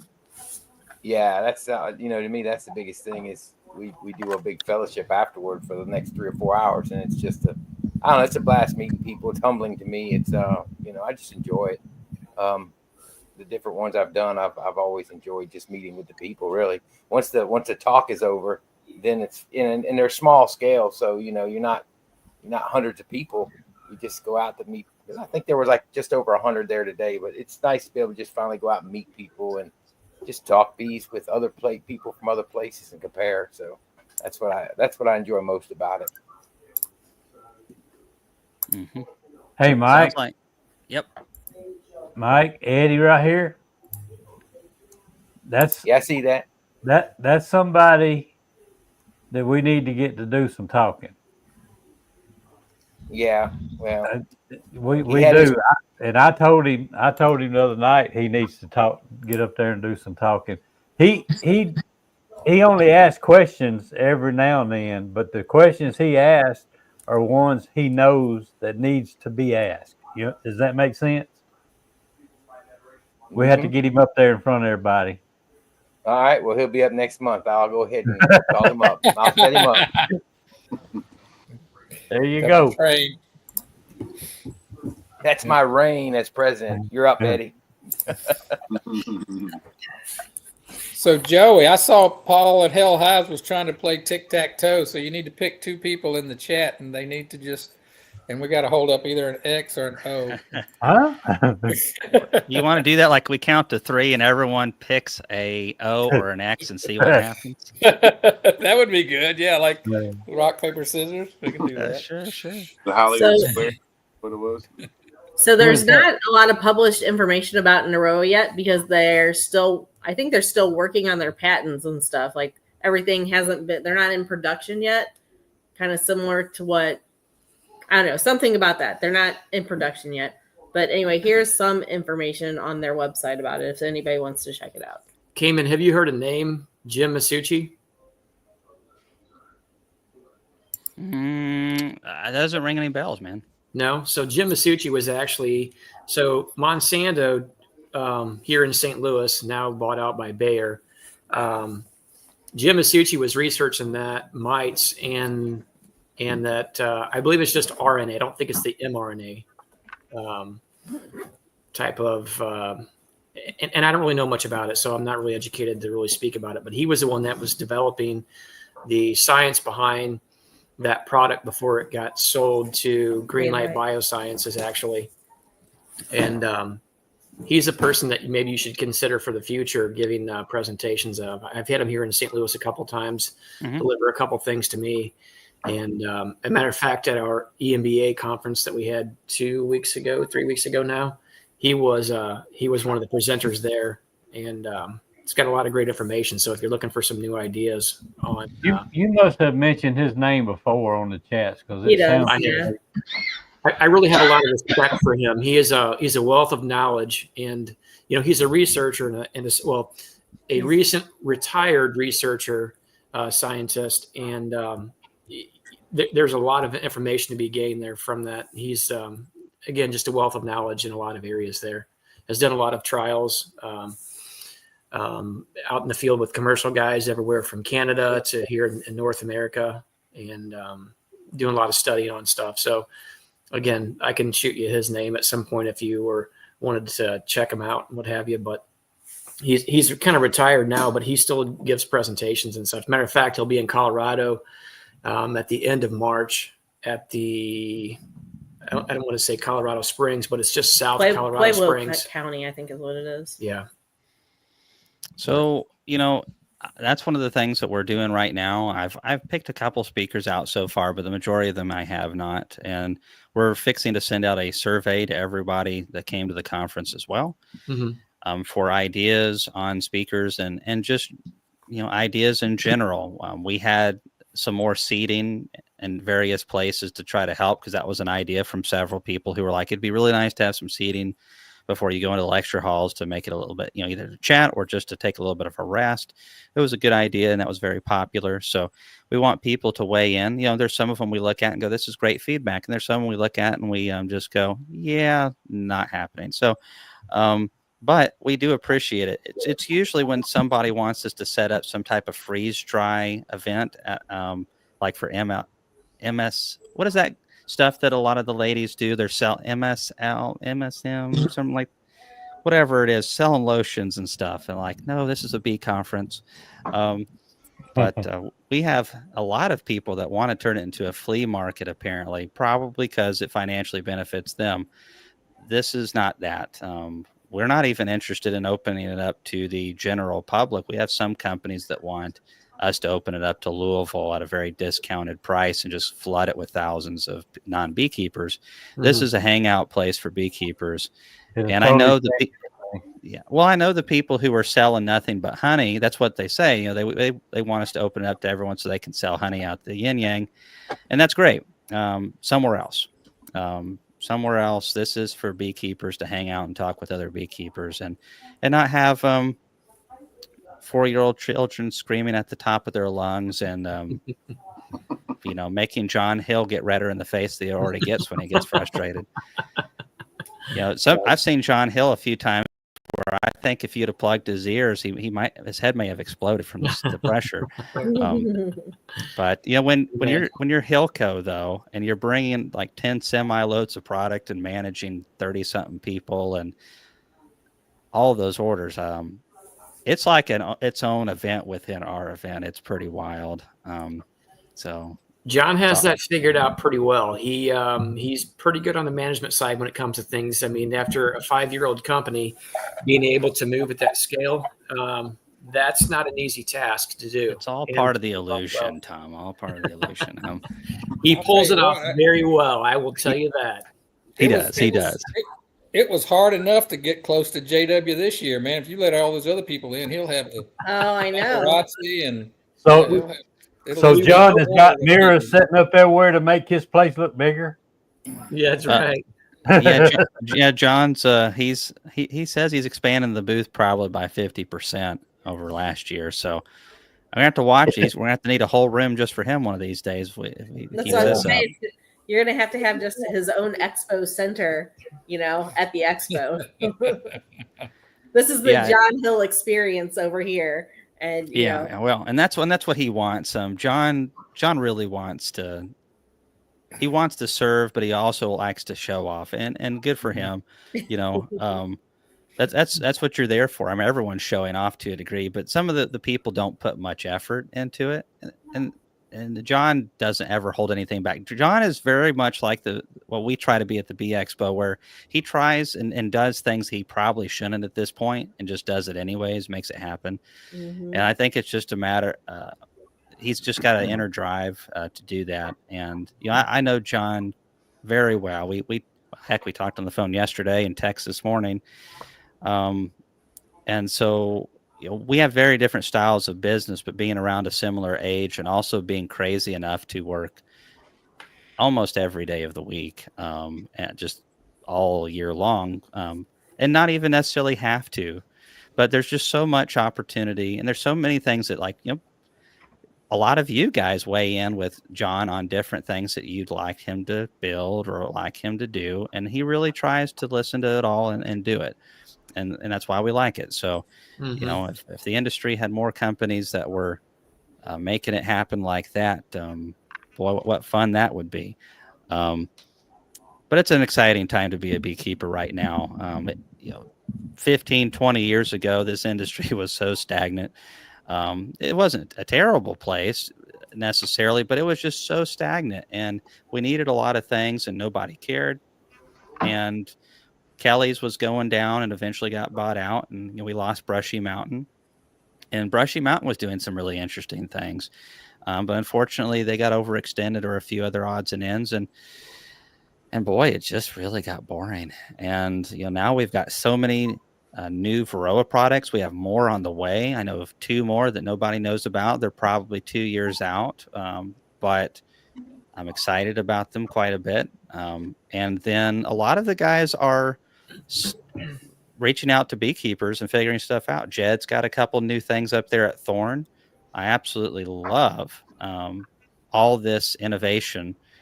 And it's putting so much pressure on everybody. I have companies come up to me and whine about it at the conference, and of course I have to be professional. So I'm like, well, we understand, and we'll see what we can do and stuff. On the beekeeper on the inside of me is like, yeah, twist the screws tighter. Well, I noticed Dedant came out with a new line of extractors this year, and I think it is to, in my opinion, probably to be in competition with John a little bit. Oh, for sure. 100%. That's exactly what it is. And I've had people come up to me and say, Cayman, what are you going to do about this Hilco problem? I'm like, well, what do you want me to do? Well, they're huge. I'm like, and my response is always, they've only been around 5 years. So, if they can do it, someone else can do it too. And it could have been done before them. That's obviously, right. They were able to figure it out in a different way. But there's opportunities out there, but you got to be really hungry. And you got to make things happen at the end of the day. I mean, talk is cheap. I burn up more oxygen than anybody but at the end of the day, you got to get stuff done. So my goal is to someday retire and become a greeter for Hilco at the Expo. Your arm's going to fall off. Forget Walmart. He's going straight to Hilco. Yeah, I could do that. Yeah, he is, and John's got a lot of projects behind the scenes in the pipeline. Some of it was announced at the Expo. There's a few of them he didn't get done because, we have a hard time getting a lot of the companies just to release one interesting product. Or if they do release something, it's like, well, yay, 1% of our small demographic would be interested in that knickknack. And then John's over there like, dadgummit, I only got 6 brand new products this year at the Expo. I'm really disappointed, dadgummit. And I'm like, John, and of course, being his buddy, I'm like, well, that's kind of disappointing, John. Try better next year. So oh, and I'm sure his staff are like, seriously, you want more? Oh yeah, his poor staff, they don't know what to do with themselves. So he really does push them, but he's got a great staff too. So many good people. Maybe what we need to do is tell John if he wants to be a little more flashy, he needs to get some pointier boots and a bigger belt buckle and maybe even a cowboy hat, and he can get that flashy part taken care of. Oh, don't tell him. He might do it. I could just see him hopping out of a truck, big old 10-gallon hat, and with the Hilco $300 boots. It'd be a yellow hat too. You know that, right? That says howdy, folks. Sorry. Maybe we can get him to do that. That would be something else, wouldn't it? It would. It would. There was a lot of other really cool stuff too. A lot of small companies doing some very interesting things there. So we want to see more of it, and we want the Expo to be an opportunity not only just to show the beekeepers, but also get in contact with the influencers. Because if it's a good idea, it needs to catch on fast so we can help the small businesses be able to get where they need to be and be sustainable, and hopefully then create more useful products. We had one other idea for you, Cam, that we talked about a little bit here. A group of us said, you know what we should actually do is we need to get a booth space ourselves, kind of something like what you see at the Hives for Heroes, where they had some tables and some chairs.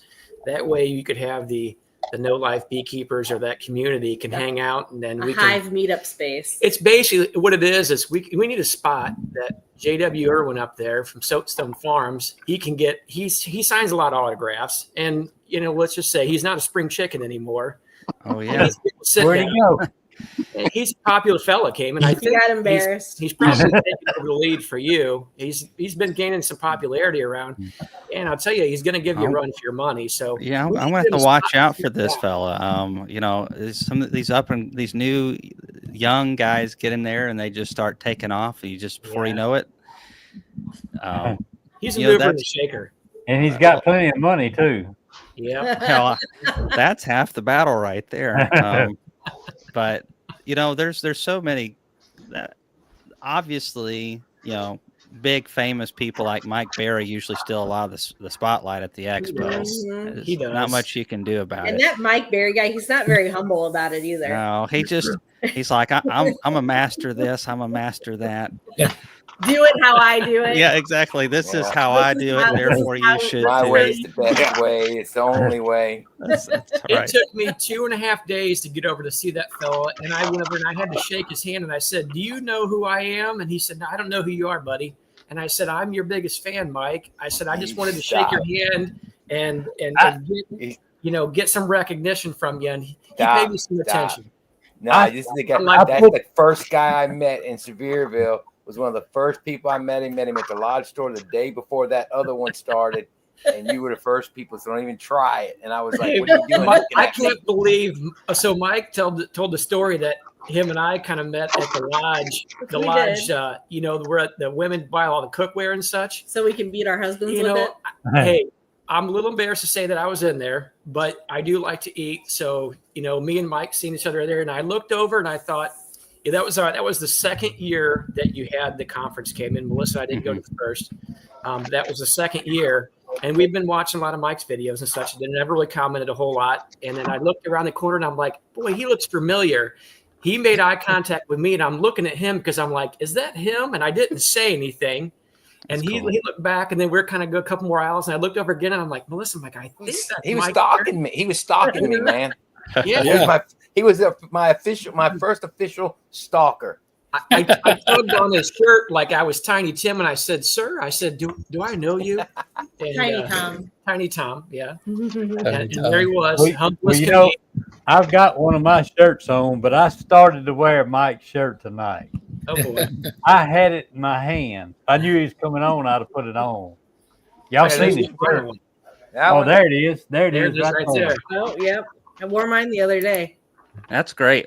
I love that. So there are some guys that like Bob that demand. He doesn't demand it, but he gets a whole lot of attention, But there's a ton of people like JW who, he's got his own cult following, and it just amasses greater by the year.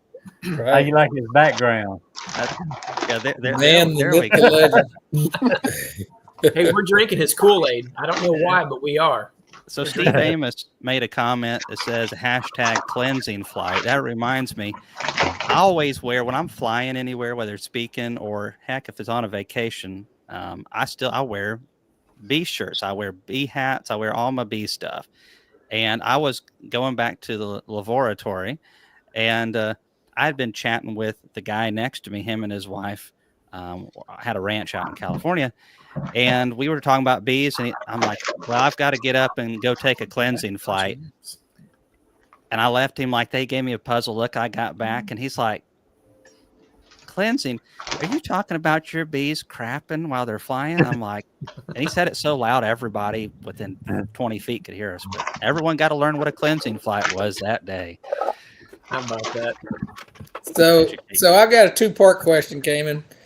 The first is what do you think about that game they're playing over at Blue Ridge with the stickers, hiding the stickers around the office? Oh boy, yeah. And then the second part of my question is, JW, can we get that picture you got behind you made into some stickers? Yeah. Oh my gosh. You bet we can. There we go. Go ahead. There's so much crazy stuff that happens at the expo, and some of it I see there, and some of it I don't even find out till after the fact. Because again, like you guys, I can't get to everything. And so these stickers of me that were floating around at the expo, my own coffee guy sabotaged me. And, I can't get rid of my coffee guy. I'd have the only thing worse than that would be getting rid of Bob Benny. I have a mutiny on my hands. So he knows it too. So he got all those stickers and handed out like 3,000 of them. I still find it. I had my own staff sabotaging my gear, slapping those stickers on it. I go to grab something, and there's myself looking at me. And people send me an email and say, "Hey, Cayman, I was thinking about you today," and they'll have a tumbler with that sticker on it, or their laptop with that sticker on it, and it's become a thing. And Bob Benny and them, they're doing it to me, and it's fun. And then we had the Mount Rushmore dealio. And the year before, we had the bobblehead Bob Benny. And, so these people just get real creative. And so now we need a Joey something or other for this next year. Let's make it happen. Maybe we can have a section, because you guys kind of alluded to this. Maybe we have a section for just, you all and several other people like you to be able to just sit down and hang out. We have to figure out how to organize that, I think, a little bit, or it might be chaotic. I don't know. But then that's where you put a big thing of Joey Rawls up there, but you put a bullseye over the top of it, and we get Nerf guns or something. We start shooting. That's perfect. I like it. Put the target right here. Could we call our little booth space the Joey Rawls Experience? Maybe the Joey Rawls. I think you just don't even go Rawls. You just say the Joey Experience. Joey Experience. I think it'll just, everyone will know. Not a lot of people go by Joey in beekeeping that I'm aware of on YouTube.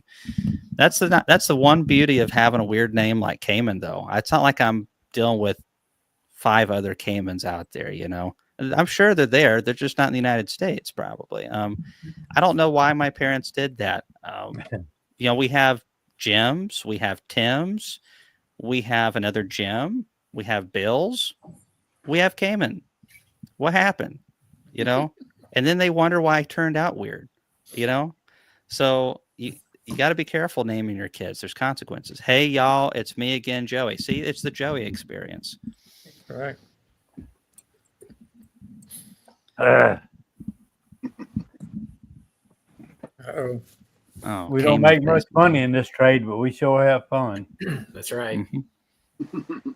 Yeah, Cayman Skeletor. Yeah, there was that too. Thank goodness the bee suit covered up. I've always absolutely, like every time I go by one of those giant 20-foot tall skeletons that people put up for Halloween, I think it's nasty. I don't like it. If you like it, that's okay. But just a giant nasty skeleton in your yard, don't like it. Well, they had to build a whole new building to store that thing. Did you see that? Yeah, Foxhound built a new building. Yeah. That's a good problem to have. And they put my face on it. And I'll admit though, what great marketing by Foxhound, because all of my staff were using it as a point of reference for, hey, it's a booth over from the giant this or that. And so, that's competition as well. And when other companies see that, they go, okay, what are we going to do next year? We got to get more creative. Yep. So we're also looking at maybe outside of the industry. I mentioned earlier, we don't want to, be turning this into something that it shouldn't be. It's for beekeepers, but we are looking for energy from outside sources. A lot of us use battery powered vaporizers, and some of us use battery powered blowers to blow bees out of our honey supers. So we're looking at maybe getting a DeWalt there as well, and having, because there's a couple other tools that they have that I use all the time, and we're looking to try that. Maybe a couple other things.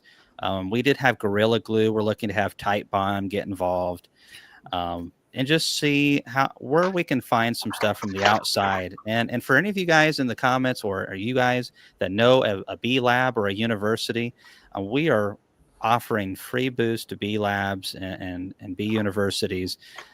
We are also talking to the American Beekeeping Research Conference, and we're trying to get them at the expo as well, where I'm sending them a proposal.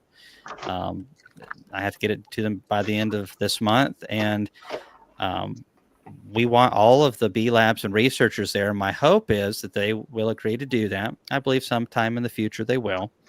I think I have a pretty good offering for them all, and it'll be great because we'll have, Cornell, people from University of Florida, out west, USDA, Baton Rouge Labs, all that stuff. And then when we have that, we'll have all the recordings from their conference within our conference, for every attendee to be able to watch if they want to. Someone get this guy a muzzle. Come on, Chris. They asked me to come in here, and you can't just show up and just prattle on. You gotta throw some stuff out there, something actually exciting. So he does have a wrench. He does have a wrench, The problem is Chris now being so integrated into our business. Monday was his first day. Thanks, Chris. We're so excited to have you on board. You guys haven't seen anything yet. With Chris Medeiros on board full time, we are fixing to crank it up to 20. And he just built in a couple of days the Cayman's Bees website. He's done a lot for the videos, and we're handling a lot of nuke cells right now also.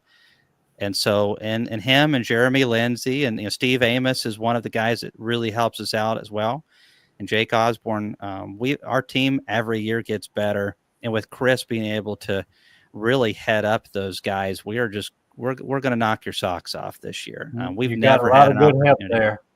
We do a lot of good help, ugly help, but good help.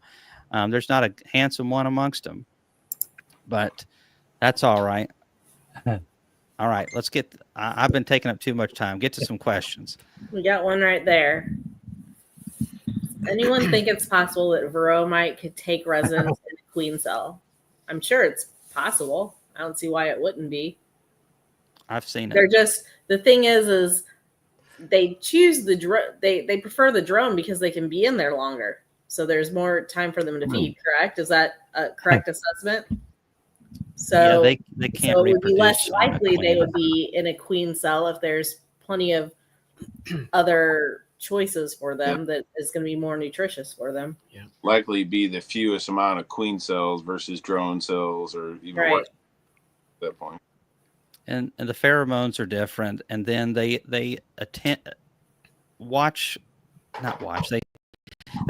the cells at a much higher frequency, monitoring it greater, and there's probably no genetic, programming for varroa mites to go into a queen cells because of the weird pheromones, because you cannot reproduce successfully in a queen cell. It's just too fast of a reproduction phase.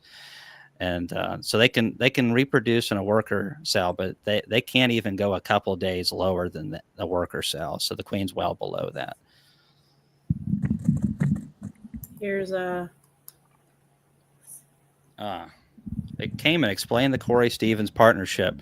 Well, no, I don't want Corey to ruin my reputation now. So this might not be permanent. Just we're trying to. You've already attached your name to him. It's a done deal. You're going downhill from the minute you did that. He's like one of those those briars that you pull one off and it seems like another one's there. You just can't get rid of Corey. And but all jokes aside, with anything, agriculture, beekeeping, it's a balance. It's not all one thing. My personal opinion is genetics has always been part of the solution with any critter. You got it. Obviously, there are some horses that are easier keeper than other horses. Cows the same way. Chickens the same way. Genetics do really matter, and so I do believe that, there's always, sometimes a need for feed and there's sometimes a need for treatment, but we have to be focused on genetics as well. And Corey just started last year full time doing this. So I wanted to kind of put my money where my mouth is, so to speak, on that. And Corey's a good friend, and you can definitely tell he's putting a lot of hard work. I've actually been over there multiple times, and we've counted foundress mites and cells and yanked them out.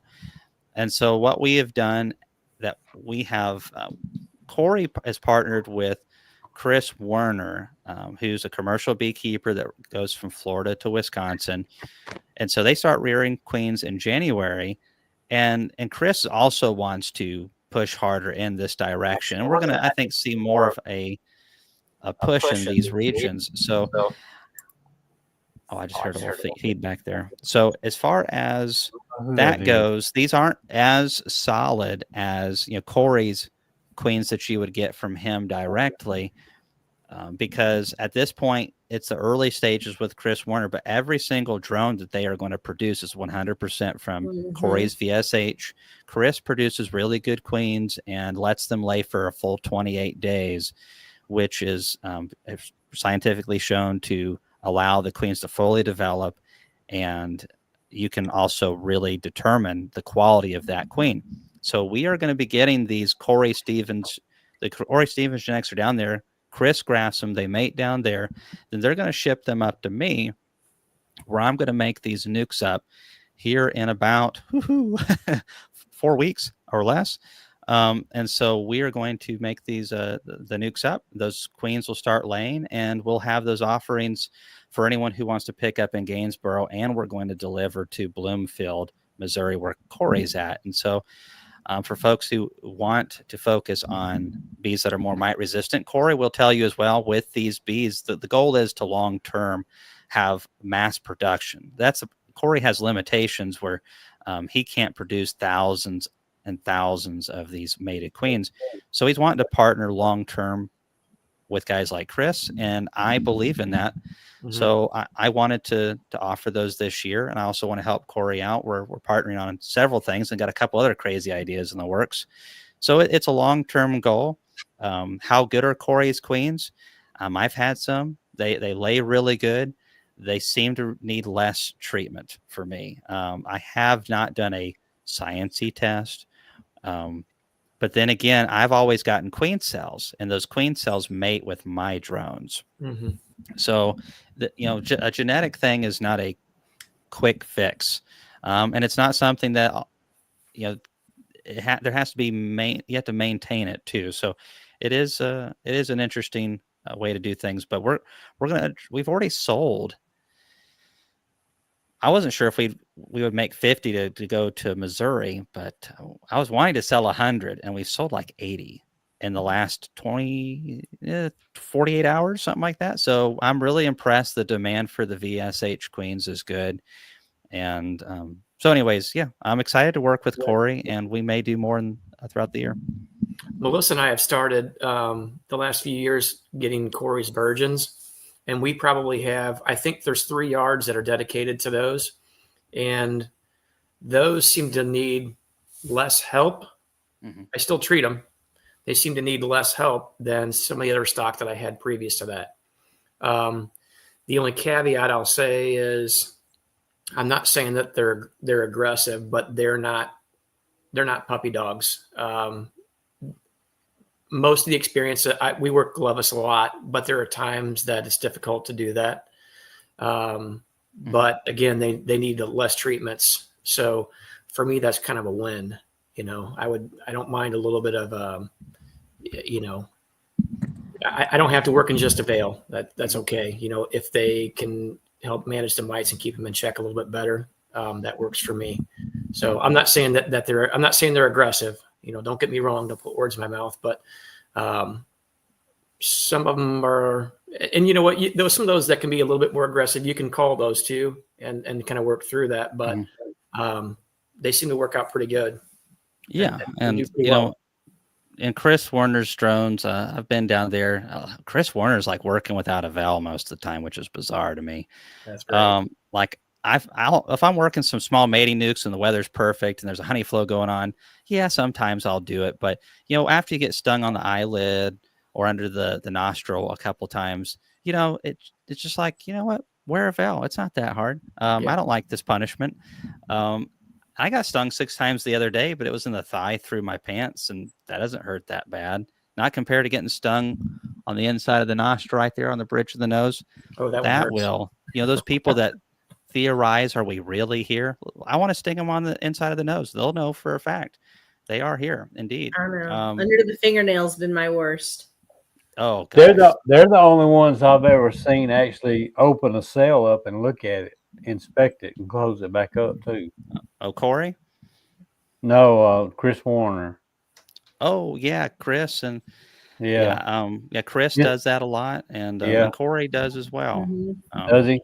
Mm-hmm. Yep, he does. He all the cells that when I was out there getting some cells from him, and he opened up every single one to make sure they looked good before I took them back home, and I got like a 80, I think it was 85, 86% acceptance rate on all the cells. I got almost 100 of them, and that was really good.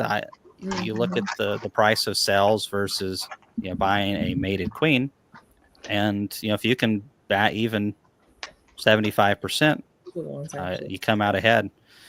But anyhow, we also have our other nukes as well, and I'm even going to sell some singles. Part of the problem is we used to run 500 hives, and I've dropped down to like half of that.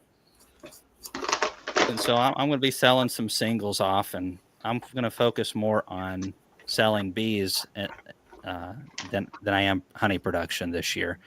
And so I'm looking forward to that. And I got a guy helping me here locally a couple days a week. So very excited about doing more beekeeping this year with Chris. That's other thing I really appreciate. Chris is going to help me do more bees, and I really miss it. Here's another question here. Can we get Bob Benny's neighbor to come to the expo and talk about nectar sources? Who is this person? Isn't this his name? I want to say Bill, but maybe I'm wrong. He's been on a couple of Bob's videos, and the guy has a brilliant mind when it comes to plants. Yeah. And different types of plants, pollens, nectars, and he will break everything down. So I think they're looking for the plant resources or the nectar resources there. It's definitely an option, John. You know, that's something that we're looking to get into more in the future. Is let's get into these subgenres. These maybe they're fringe, but should they be? I really want to have some not candle making, soap making, cream honey stuff, multiple other things like that. Just you know, things that you wouldn't normally get. That would be great. I have a question real quick. So you were mentioning bringing some of those queens. Those are mated queens you're bringing up to Southern Missouri at Corey's place, right? Well, so they're nukes actually. Nukes. I thought you had mentioned just queens as well. Maybe I mistook that. Well, so yeah, Chris is sending me queens now. Chris may produce excess amount of queens, and it sounds like he's going to more than what I need for nukes. So Corey may have some. Would I need to talk to Corey about that or talk to you? Oh yeah, definitely talk to Corey about that. Corey's enough work for me without creating more. Always getting on stage when he's not supposed to. I know. Saying inappropriate things. Yeah, inappropriate things. Yeah. Peckerwood. First time he got up on stage, 15 minutes later, Peckerwood and this, Peckerwood that. And you know what? I told him we actually had it on the flyer that we advertised. We had it Corey's Peckerwood Queens. And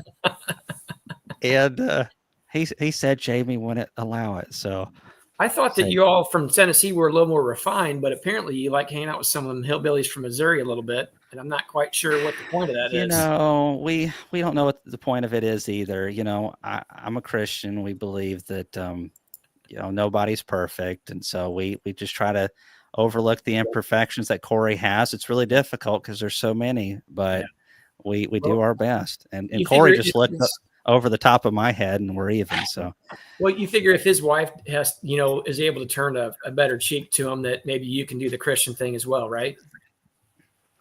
Oh yeah. Well, that's the goal. You know, Jamie's super sweet, but she's like Laurel. You know, they're maybe they're not as famous as their husbands, but when they want something, we listen.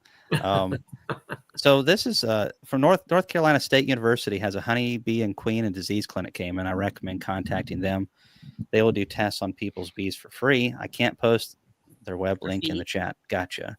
That would be really cool. So that's what I would like. One of the things we've looked into last year, and we couldn't get anybody to do it, is people being able to bring a small container for honey sampling. And so you'd have one of the companies that, does the pollen analysis on the honey, but you could bring it to the expo. You don't have to pay for shipping, and it maybe is like $10 off, which I think would be a great opportunity, because you imagine how many people would probably do that at the expo, even if it's just 300. If you're charging $100 a piece, that's a good chunk of change. Oh, it's just woodpecker with dyslexia. Oh, well, now I feel bad for picking on Corey. I knew he had problems reading, but I didn't know why. Corey's not even here to defend himself. That's all right. Yeah, that's okay. But yeah, that's what we want right there, is these universities that do unique stuff. And if we can facilitate testing, that would be awesome. The microscope class that we had this last year was really a test. I mean, we did have some availability, but the logistics behind it, the equipment, how much it was going to cost, we're trying not to, go too far into the hole on some of these projects, but we did okay. For the first year, we didn't break even, but it's that's okay. Not everything you have to break even on, but I'll have to put all those microscopes away, and we have more people that want to do it. And it was a really good class, like the Etienne Karaching, Keith Medeiros, that's Chris's dad. They just crushed it. I got a visit in on it. I was extremely jealous I didn't get to do it. But I'm just gonna have to run another event just for me, I think. So we have a huge demand for these workshops, and I think it's just going to increase. So we're looking now, what do we do to facilitate all this unique stuff? Because ultimately, no offense to any bee club, but a lot of us are very similar, and we do the same thing that they do, and they do the same thing that we do. Get Bob Benny to speak. You can go to a lot of places and hear Bob nowadays. Bob's everywhere. Corey Stevens, that's old hat. So all this unique stuff though really sets us apart. So we want to lean into these workshops, but how do we get hundreds of people through a microscope class? We're gonna have to have a lot more microscopes and maybe more days. So Chris, you're supposed to be working on that while you're sleeping, while you're standing up, all the things. Melissa and I actually took that the Gus Mitchell class. Actually, it's the only class that we sat into. Somebody was busy. I know. I'm trying to let her understand I need an education. You know, we're from Missouri. We're not the brightest bunch over here. You know, we're in the hills a little bit, and but she doesn't listen to me. You know, she kind of does her own thing. You know, but she wants to stay out there and talk the whole time. But we did make it into the Gus Mitchell class. Just give him a backhoe, fellas. It'd be more efficient than the shovel. It's more of that diarrhea coming out of his mouth here. That's right. Bike so good and backpedaling, you know.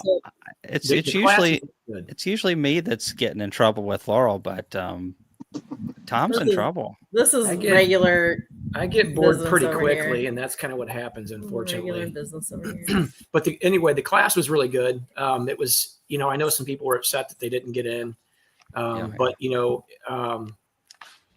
one of those things where it can only be improved upon and working those details out. So we've listened to some of the, Gus Mitchell used to do a lot of videos, and I know he's backed off probably off the last year, maybe year and a half or so. But it was nice to see him there at the conference and giving a class. And he left the presentation like a lot of Q&A. So he kind of let the patrons there kind of work through a little bit, ask questions, and it was really helpful. So Melissa and I were looking to up our comb honey game here this year. So, and I'm sure you're probably looking to add more spaces this next year and some of those classes. I believe you even mentioned at one point, and not to hold your feet over the fire here with this, but I guess I'm going to do that. You mentioned maybe even taking part of like Thursday and utilizing some classes in that regard. I'm sure Chris might be going to throw some nasty. It's not. I know. See, that's half. That's not even half of what I said. Maybe all day Wednesday too. So I would probably. So if I'm forced to pay extra, I'll probably sit in the class. It might be by myself while she's out there networking, but I'll be in there sitting in the class. So I think that was a wonderful idea. I really enjoyed listening to that. That way, if the trade show floor is closed, I will definitely have my rear end him in a right. seat. So that's the goal is for a day and a half. If we did do all day Wednesday, and we did do half a day Thursday, for people who have signed up for the trade workshops, the trade show won't be open, but there will be workshops. And you will be able to have, just a very small group education and be able to talk to the speakers, and it'll be a lot more personable, and it'll be a smaller crowd. Now, we're hoping to have enough workshops and stuff, if we did something like this, to be able to probably at least get 500 to 600 people into that program, So, but if we're running 8 workshops at a time, you can break those people up pretty good. We'll still have coffee and muffins and stuff like that, but there's a lot of logistics there. So we're going to have to just see how that works. But thankfully, I'm talking to Dr. Robin Underwood with the University or Penn State. I get them all confused. I don't want to say the wrong thing. But Penn State, I do know that's right. And she's talking about one of the universities not too far away, letting us borrow their microscope so we can have double the microscope availability. And then I may purchase more as well. And if that's the case, I'm able to run 3 times as many classes at the same time, plus be able to, like if I had Dr. Robin Underwood in one, Etienne in the other, and then we'll have another course run by Kara Ching and Keith Medeiros, then we're looking at being able to possibly have, I think, around 300 people go through it this year, which is still probably going to be about 10% of the people, but not everyone's going to want to do it. And some people did it the year before and all that kind of jazz. So you'll have to show up early too for some of the classes, at least. We'll still have it through the expo. But the logistics are quite crazy when it comes to that kind of stuff. But ultimately, we want to make sure this is really good. And if we can get the researchers involved, we can have maybe 30 hours of cutting edge research and have that offered. We just really want it to be the whole package. We want to get the whole industry here. We had more commercial guys than ever, and we definitely have the attention of a lot of the right places. We're going to have a Hummer be there this next year.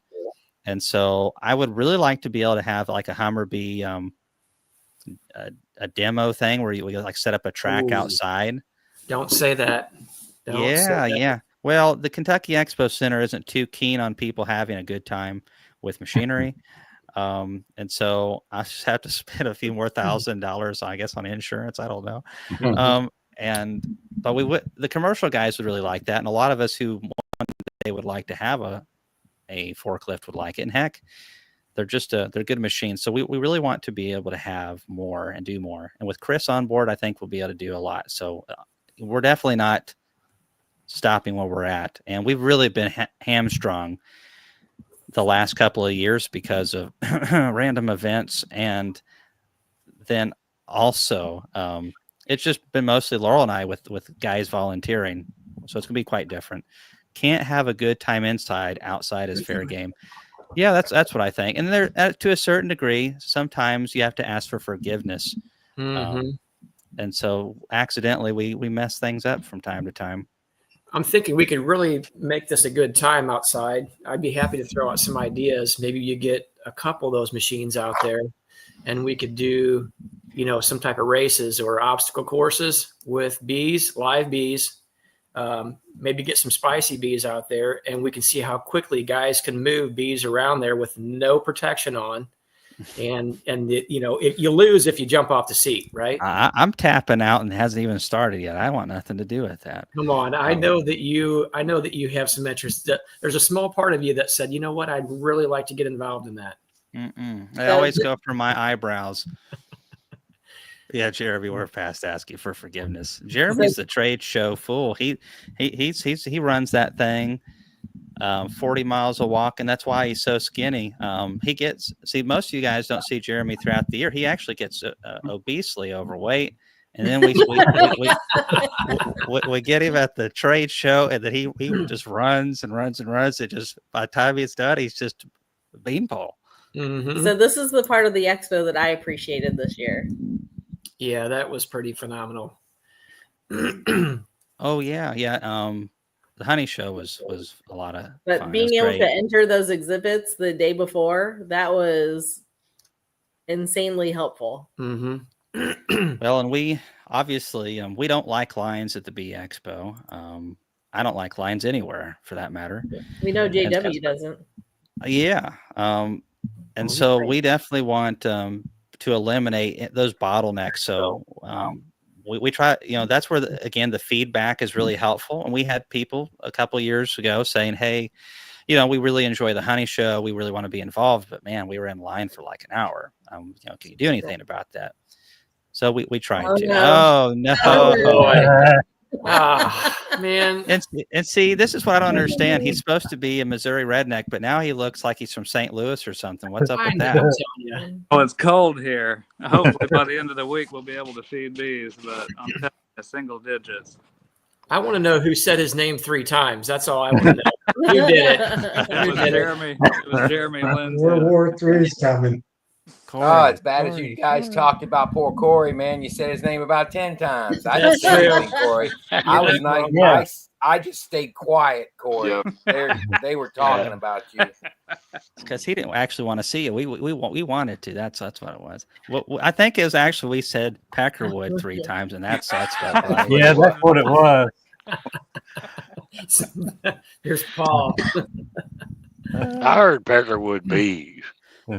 Yeah, hey. So exactly. We were going to go Peckerwood, Corey's Peckerwood nukes, but it's just what it go. But someone said that it wasn't your fault, that you're kind of dyslexic, and so it's actually woodpecker that you meant to say. No. Well, there was something that was said earlier, and actually, correct me if I'm wrong, guys, but I thought I heard that Corey Stevens was bringing up some mated queens to Southern Missouri, and he was giving them away. The first 1,000 queens were free, and I thought that's what I heard. To that effect. I'm already poor. I'm a full-time beekeeper. We'll feed you. How about that? We seduced him to the dark side of full-time beekeeping. You have to love it for sure. And Corey and I have even been talking about maybe him coming up to Wisconsin. I mean, it's pretty tentative at this point, but There's a demand for better genetics across the country that are more resistant to varroa mites and help other people who are already doing that get more genetics in their apiary for that tendency. And so, going up to Wisconsin, we'll see. I mean, it's very early. We were just talking about it just a couple of days ago. So, but that would be a lot of fun. If nothing else, Corey, nothing beats it being 98 degrees and humid in Missouri and then going up and it's 78 degrees with low humidity. Exactly. And Cayman said I could drive his Hummerby around. So really, that's the only reason I'm showing up. Yeah. As long as the field's very open and there's nothing to hit for a long ways to go. They have flat land up there. I wouldn't let you drive it in Tennessee. There's not a flat stretch where I live at all. I used to drive a forklift, but it was all flat where I was driving it. Yeah, I actually had a forklift license at some point, and then I quit the job and I never got it renewed. But I wish I would have kept it because I think I might need it if we ever get permission to do it at the Expo. They'll want a forklift license. So, do you have a forklift license, Corey, or they just let you do it without it? Well, I had one from USF Dugan back in the day before Yellow Freight brought them out. So I'd say it's probably outdated. Yeah, I'd say you're probably outdated too. So that makes sense. That's true. I could pull it off. I can drive anything. I'll figure it out. Yeah, sure. So all these queens that you're producing, Corey, with Warner and stuff, everyone wants to know. So you need to figure that one out because I didn't get on here and say you were going to have queens available. I'm not. So, but it's people want queens, so you better figure it out. But I've gotten queens from Chris Warner in the past. They weren't Corey's, but Bob Benny had some extra queens, and they were from Chris Warner, and I got them from him, and they were really good. I've purchased a ton of queens over the last 23 years, and there's only a handful of people I would ever buy queens from a second time buying mated queens, and I've bought mated queens from Werner / Bob, Michael Palmer, and my buddy in Hawaii, and I've bought queens from Corey, but they were never mated ones. But shipping mated queens through the mail, that's about the only people I'd buy from. Again, most of my experience with buying mated queens has been I waste a lot of money. Yeah, that's why I started raising my own, just from wasting money. Yeah, 100%. And that's why I started raising my own queens. Is I was just like, man, I 30% of them were just no good. They were, these are cheap commercial Georgia queens, but 30% of them just were gone within 3 to 4 weeks, and then a good percentage of them just never could really get to honey production size, and then the rest of them were great. But yeah, Bob with Warner queens, very good. Well, if Bob's doing it, it's going to be good. There's no doubt. And Steve said earlier that when you get Clayton forklift certified, that would be ideal. Clayton lives about half a mile from me, and so he was supposed to come over and help me today assemble some nuke boxes. I got some 6-frame nuke boxes, but I'm a little under the weather, and so is Laurel. I don't feel too bad, but we're not quite right. More than normal, anyways. Hey, Corey, I want to show you something that you might be wanting this year. Oh, man, I left him behind. More than that, we have these are the OG versions of what Corey Stevens likes right here. My favorites. Yep. I figured those are probably worth at least 1,000 queens or so, maybe more. I don't know. Are those gold plated? Hey, they can be for that many queens. I'll go get the gold paint marker, the gold paint pen. I'll have to chat with you and figure out when you're going to be in St. Louis or near, because I have something else here for you too, actually. Okay. Pretty soon, actually. I'll text you maybe tomorrow or Monday or something. Okay, sounds good. Let's see here. That came in, stepped away. Oh, yep. The northern line. Well, Are you talking about the darker northern line I've been working on? That's a good question. It's still pretty early in the game. I mean, unless the funding got cut, person I've been working with, as far as with instrumental insemination and whatnot, Megan Mahoney, she got a grant actually to further VSH darker lines of bees, and so I'll be working with her on that. We've got some stuff that tests pretty decent, but we'll be looking for more and doing a lot of testing and seeing what we can come up with. But I mean, I think it'll be something we can work out. It's just still really early in the game. Yeah, and there was a question from DC, is that the line I was getting from? And no, I'm not getting any Yankee bees from Corey at this point. We're just getting the Missouri mutts, the SH mutts. But I was going to show this just real quick, and some of you may already know. Obviously, queen marking pins out there, and we like the ones from Competitive Advantage and whatnot. But they have a regular blue, and then they have this color of blue. It's like a sky blue, and it shows up on the queens wonderfully. And the other blue works good. We've used it in the past. I just always like the brighter colors, and they show up a lot better. They do, and I like those queens to jump right off of there, especially if I'm going to take the time to mark them. And we mark hundreds and hundreds of queens a year because most of our nukes get marked. We like to mark all of them. We have a few people that request and say, I don't want my queen marked, and I'm like, okay, saves me the hassle. But we really like doing that. We started doing that because we'd have people that they bring their nukes back because we have a 10-day period. And that's something we do different from a lot of people. I have been shafted on nukes so many times. Oh, yep. Nothing wrong with that. It's just a little bit darker.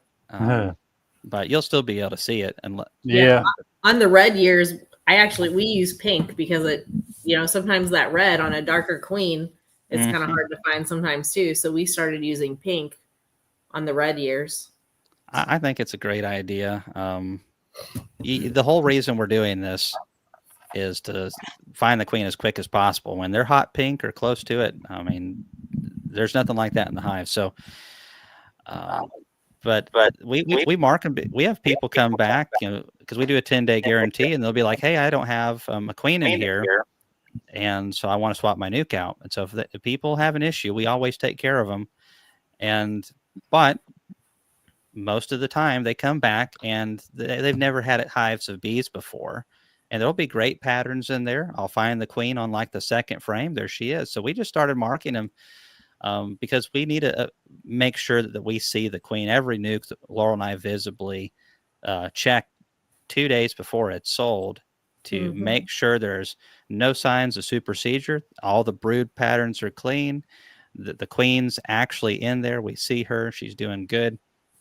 And heck, I called one last year because I pick up so many hundreds of queens that are mated throughout the year. You can feel that, so mandolin guys that carve mandolins, you're able to detect the difference between a 1,000th of an inch.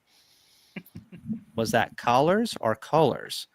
Well, not all of us are from Toledo or nearby up in Ohio. So anyways, you can feel the difference between a queen's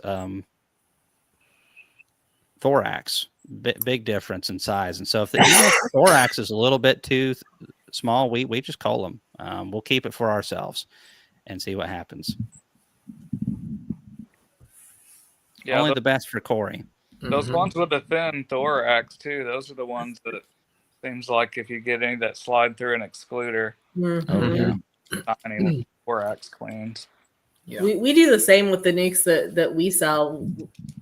Within the week that they're being sold or picked up, we've gone through all of them to, yes, we know there's a queen in there. Yes, we know she has a good laying pattern. There's no swarm cells in there. And because that's the worst thing, you sell a nuke to a new beekeeper that has swarm cells in it, or one that doesn't have swarm cells, but is actually too strong. And there is such a thing. when you have a beginner beekeeper, you want a good sized nuke, but you don't want it to be too strong because you can be setting them up for failure as well. Yeah, it's a juggling act, and then the worst thing is they're right where they need to be, and you're selling them in like 4 days, and then you get the mother of all honey flows, and just starts plugging them out, and it doesn't happen most years, but on the years that it happens, it can be a whole job, and you just spend all that time getting them into that position, getting everything just perfect, and then even the honey flow gets you, and you're like, seriously, where were you last year when I needed you? Or you'll inevitably get that person that buys the nuke that doesn't put them in right away. And so they leave them in that nuke box for another 5 days. And it's like, oh, well. Yep. So that's what it looks like. Yeah. So on that note, Corey, we did actually hit enough nukes to bring them to Missouri, so that's exciting. I figured we would. Yeah, and only 48 hours in, so yeah. Now, if I don't watch it, I only can make so many nukes. So that's who knows? We might even hit that limit. So I did sell out of all of the early nukes, but I still have Corey Steven nukes available, and we'll have later nukes, but a lot of nuking going on over here. So yep. Nukes. We just need some warm weather, man. I need to get in some bees so bad right now. And even Mike doesn't have warm weather right now. He was telling me it's like cold. And you guys got some crazy snow down there, Mike, didn't you? Were you part of the group that got it? Yeah, we got 6 to 8 inches. New Orleans got 10. It was pretty wild. It's crazy is what it is. My dad was raised in Mobile and Fairhope, Alabama. Well, that's why we roll tide. Not as much and as loud this year, though. Let's just put it that way. But my dad is looked at all the snow that they've accumulated in the last century, and that was more snow in one shot than they've had in the last century put together. Yeah, he actually got more than us came in because the band moved over there where they were at. It went through New Orleans and went over there to Mobile, and it got all those guys. He probably got about 10 inches, I bet. Man, that is, I can't remember what it was, but it was somewhere near that. And of course, they're just not prepared for it either. The houses aren't built for it. They don't have the utilities for it. It's different. Of course, I remember I was homeschooled after 2nd grade, but when we were in Indiana still, we moved here when I was 12, almost 13. I remember going 1st and 2nd grade. There was 20 inches of snow on the ground, and we didn't think we were getting a school day. They just threw on an extra jacket and said, don't be stupid, kids. And they're like, well, that's how down here in the South, we weed them out if they can make the curves and not go off of a cliff. Up there, it's if they can survive the cold. So, of course, that was not the kids that they're raising anymore. I feel like the story you're telling is a story that my dad or grandfather said. Walking uphill both ways, snow, et cetera, et cetera. I was raised older than most of the people in my generation. Like the books I read, the people I hung around, the way that my parents treated me.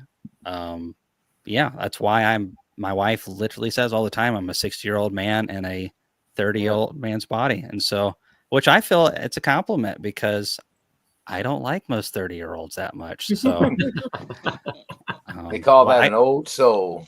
Old soul. Well, the problem of it is when I go, I'm doing the logistics for the conference and I have to deal with someone with a hotel and they're under the age of 40. I'm just, I roll my eyes roll. I'm like, oh no, not again. Can't we get some lady named Cynthia or Sandra who's 65 or something like that? Usually they're pretty good. And that's the way when it was, I was driving, for 6 years over the road, semi-driving and stuff. Whenever we would deliver to a store, if it was an older man or gentleman, statistically, we were pretty happy. Yep. Occasionally, you get one that was a little too crusty, but most of them still, if you did your job, were great to work with. But you had to do your job exactly the way it was supposed to be done. Otherwise, some of those 4'10" ladies would just run you out of the store. They had it their way, and that was the only way. I love that. They had standards. I agree, Cayman. When I go to a diner, I want a really old lady with like cigarette voice, and I want her to call me Sugarfoot. Real Fleming. Hey, sugar. Now I know the eggs are going to taste good. If there's some ashes that dropped in the eggs, that's just something you deal with. That's a bridge too far. A bridge too far. What you got there, Joey? What is that? You're muted, Joey. You're muted. Looks like a paddle. I was asking Cayman if he knew what this was, talking about old people. That's Is that to get your that's to get your shoes on?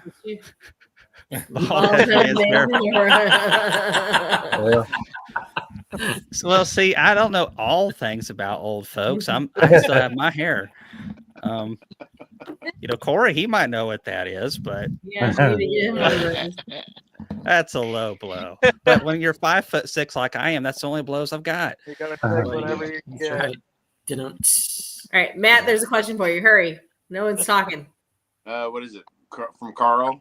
How are you doing on nuke sales?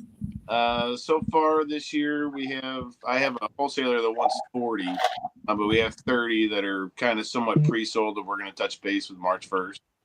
So we're going to get into them starting this week. Actually, tomorrow I'm going to get into some hives, but 30 so far, and then an additional 40 if we can generate it. So. And then here's a question for Corey. Can you see that, Corey? Yeah. I'm working on queen cell production. Somebody kind of like Chris that'll just specialize in that.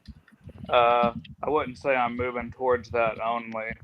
Really, probably all the above.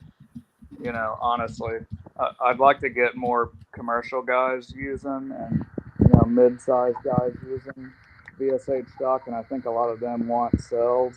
And if you can get the price down, to where it's a happy median.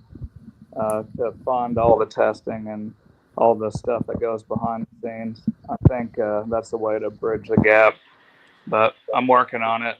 It's not a thing immediately, but we're about there. So I tell you, Corey, what we're running into down here with Frank and the program that they're running with your VSH, we really want to start flooding our yards and our club. But, I see why commercial beekeepers had such a problem when Jeff Harris, Dr. Harris, and Dr. Harbour were trying to introduce these things, because you have to stop production in order to get a segment of your bees into that. And so Frank and them insist again once this year, they want to give us cells on April 1st. And I'm like, come on, man, you guys are bean counters. That's what you do. You can't graft in February, and they just can't. And so that just kills our honey production. So I see what you're saying, like getting everything just right and lined up with commercial beekeepers to try and get that genetic in there everybody's got to be on the same page, and that's just hard to get everybody on the same page. Price, time, research, it's tough. Yeah, you're exactly right. But I think we're right at the edge of it. I've got to where we can get really consistent scores, and with those artificially inseminated breeders, even if they mate with XYZ bees, like Tennessee's bees or something, God forbid. That's literally the name of my LLC. You know that, right? What do they call it? Low hanging fruit or easy money, something like that. I don't know. Yeah. Well, even if you use cells out of those breeders, even if they mate with stuff that's not hygienic, all the drones that those produce will be a recombinated set of the mother's DNA, so they should carry the traits. So if you get tested breeders, which are really difficult to come up with, if you get those in the hands of somebody that makes 50,000 queen cells a year or whatever, and then you got to meet in the middle, it can't be too crazy of a price. But I think if they see something that's commercially tested that's actually got mite resistance, it'll catch on then. I think so. I got a question in regards to that, and Part of the reason right now, let's say someone like Corey or Mike or someone gets these genetics and they have really good bees. The problem with maintaining them is it's all math. It's how many genetics that are out there that are going to water it down.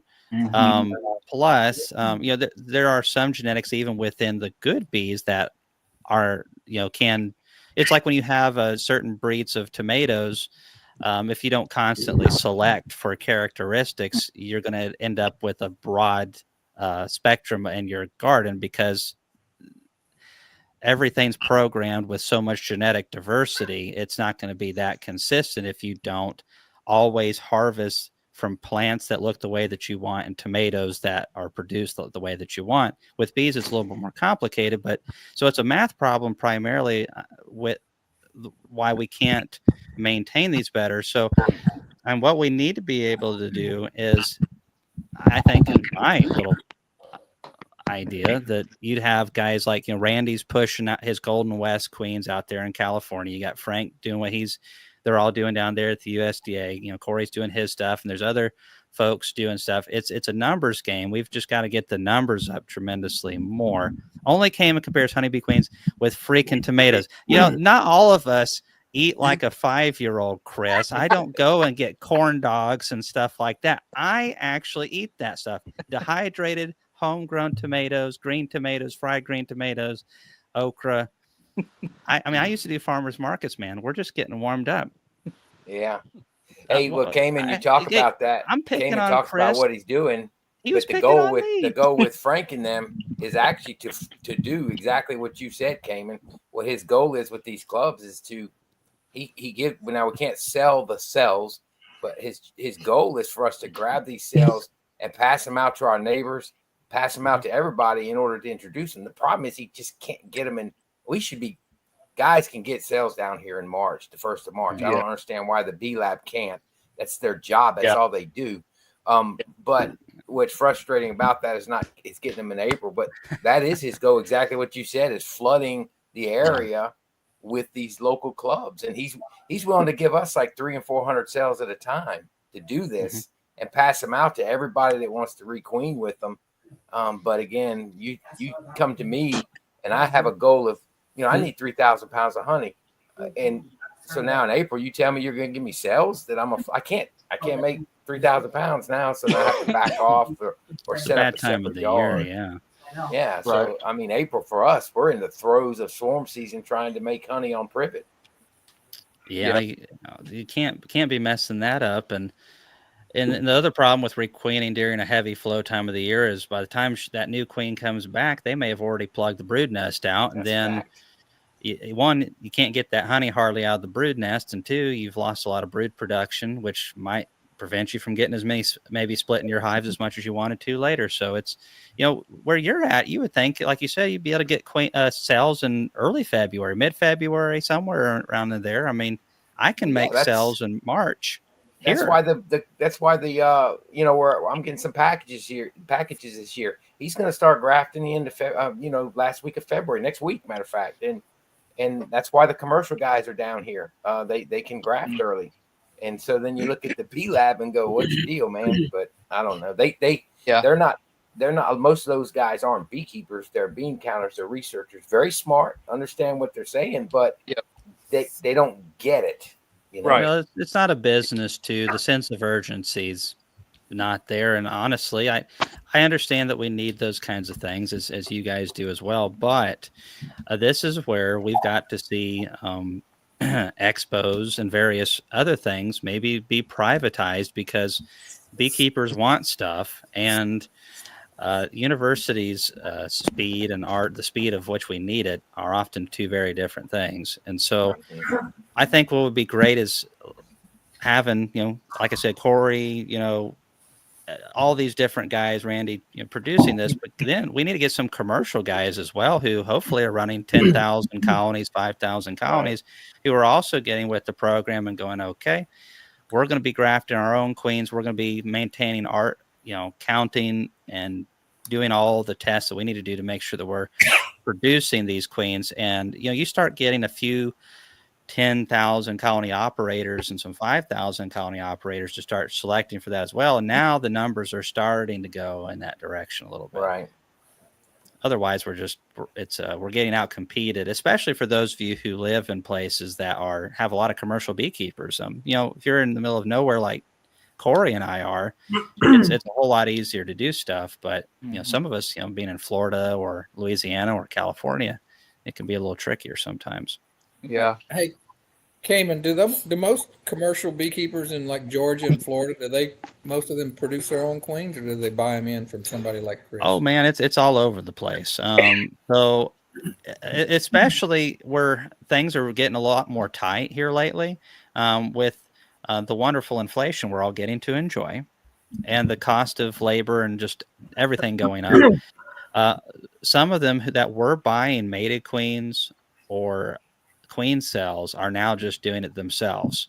And that's the way it was. I've been told from commercial guys who are much older than me, who were like, 20 years ago, a lot more people did it themselves. But when the almonds really took off and several things like that, beekeepers had a little bit more coin in their pocket and decided to start buying mated queens. But it's really all over the place. And it really just depends on the operation. But a lot of the guys talking to a lot of these commercial guys, it's really all over the place. Just like when you go to a bee club, you'll have some people who are, let's say the biggest person in the club's running 50 hives. You'll have some people, though, that are running 10 hives that are extremely dialed in, very successful. And you'll have people around 20 that are, and you'll have a guy who's running 50 who's only getting half their production that he should be because he's not very dialed in. He doesn't manage it properly. You see that at the commercial level, too. And there's some guys that are a lot more haphazard, and they're not good enough or don't take the time to get good enough to do those things themselves. And so they want to get their own queens, make splits, haul them to almonds. And I think some of this loss that we're seeing on a massive scale is due to some of those people who always run the bees' health and everything kind of on the edge anyways. Maybe there's a strain of virus that we already have, and maybe it's mutated and it's a little bit stronger this year. And those guys that were riding a little close to the edge just got hammered. It could be multiple things. Hey, Corey, there's a question for you. Yep. How does shipping affect a virgin queen compared to a mated? Virgin queens are better to ship than mated queens because, there's research out that was showing that, at certain temperatures, the spermatheca the sperm in the spermatheca were damaged. So I don't know how they do this, some kind of scientific magic, but they would stain the sperm cells. If they were alive, they were green, and if they were dead, they were dyed red. It's bizarre, but they were finding that these queens, like they look good whenever they got packaged up, but whenever they arrived at destination, I couldn't tell you exactly what the temperature was, but at a certain temperature, her viability goes way down to the point to where she could be a drone layer even. But as long as the virgin's health wasn't compromised, she hasn't mated yet. That happens when she gets to your place. So really, virgins are better to ship than queen cells, because if queen cells miss delivery, they're all smoked. They're gone. And like if your temps get too high or possibly even too low, and it damages the sperm and the spermatheca. So they're a bit more fragile than shipping virgin queens. But, virgin queens, it's not something people are historically used to. They can be tricky to introduce at times. And like the way that I advocate introduction, it's an extra step. So if you're talking to commercial guys, that's a ton of work, but I don't know. Hello, Corey. Can you get me 50 virgins, please? I sell a bunch of them, man. I told Cayman I put like 500 on just to pre-sell a few to schedule some ahead, and like they were gone in hour and 20 minutes, something like that. So I can sell them quicker than I can make them, unfortunately. Good problem to have, I guess. Get to work. Yeah. I'm still frozen up here, Mike. But it's starting to warm up. I think by maybe Tuesday even. It's 60s here. Yeah, same here. We're going to warm up, and it's going to be game on next week. So. Yep, same here. I'm going to see how bad I got kicked between the legs. Matt. Hey, look. So just so you know, I 2 years ago I grafted some queens, and we had 16 degrees 2 days in a row, and I didn't believe the weatherman, so I just jumped in, grafted some queens, checked them at 2 days, and I had almost a full bar. And that's that cold front hit, and I was sweating, man. I really was. And do you know that out of the 3 years I've toyed with graft, and those were the best queens I had. The bees, literally, because there were so many, took such good care of those cells. Yep. I mean, granted, this isn't sustained cold. It's 2 days in the teens, but still, it was amazing to me. I thought they were goners. That just speaks to your cell builder, though. Like if they're big enough, got enough resources, and they got enough bees in there, they'll keep it the exact temp, even if it gets way low. We had a couple of years ago a lot of snow, and it got really cold and snowed on my cell builder. So I was like, "What? This can't be good." But same thing, Mike. I mean, they were great. No issues whatsoever. They didn't miss a beat. Yeah. So Matt, you got those Pro Nukes behind you. What do you think of those? I've never used those. I've always just used the Jester Nuke boxes or wooden ones. Yeah. What do you think of those? Pro Nukes, from my experience, they will get hot in the sun, for sure. One advantage is I did use them for mating last year, and pretty successfully on some of them. I had 12 of them out pretty much throughout the season that I just devoted for mating nukes, and they actually did pretty good. You can actually put like a 20-ounce bottle of sugar syrup on top of it, or they do have a little wider notch on the other end of it for maybe a gallon jug.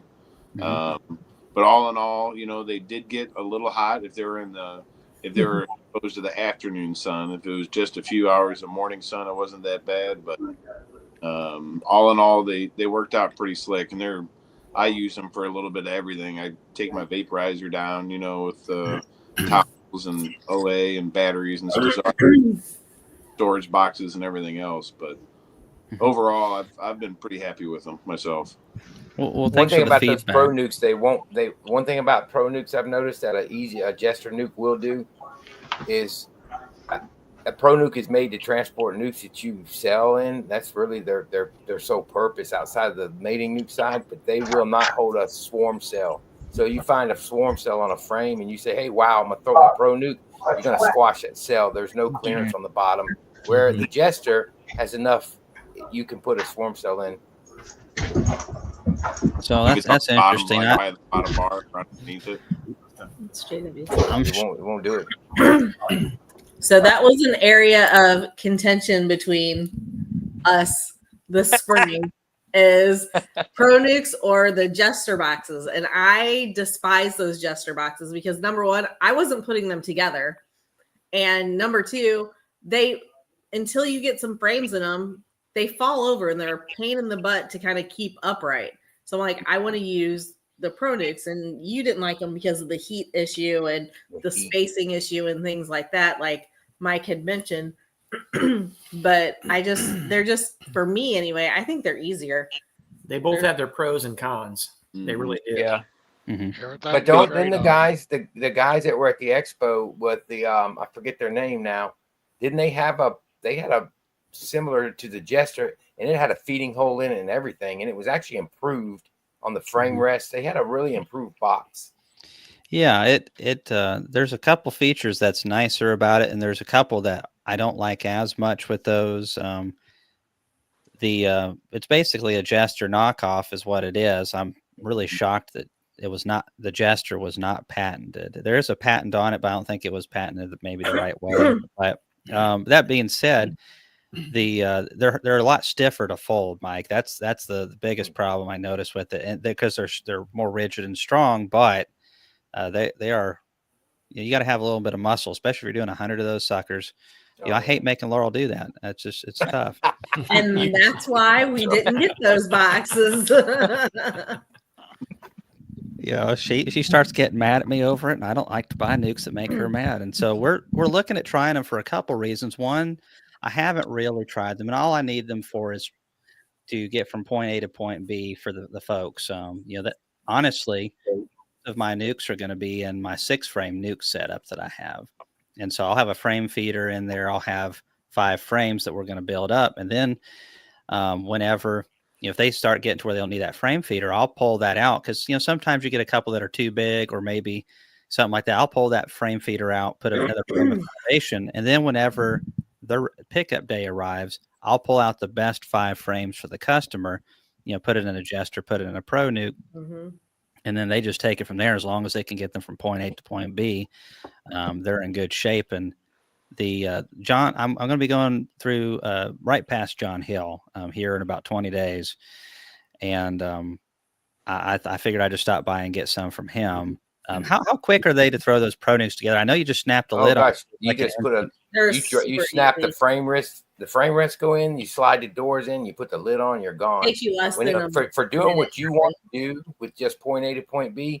That's exactly what they're designed for, and they're they're designed for mating too, but they are excellent for that. I think they're better for that, hands down. The biggest thing is the heat and the spaces, but other than that, I think you'll. And if you get a good deal on them, and I don't want to go much longer because that's a good question from Greg, but you'll get them for a comparable price to the jesters, and they do a better job with the transport side of it, in my opinion. Depending on like how many you're wanting to purchase, you should probably maybe go straight to the source. Yeah, they're right there too. Yeah, they're. Yep, not far. Right Sweet Harlan Honeybees just said his beautiful bride surprised him last year and assembled the majority of his. Well, what a keeper! Well, Brandy's definitely a keeper, that's for sure. Yeah, she they've won several ribbons at our honey show too, and probably other places as well. I'm pretty sure I've seen that online, but I think I'll give the pro nukes a shot this year, and if not, there'll be a YouTube video if I don't like them. I'm just kidding. Here you go, Cayman, right here. This is what we were talking about.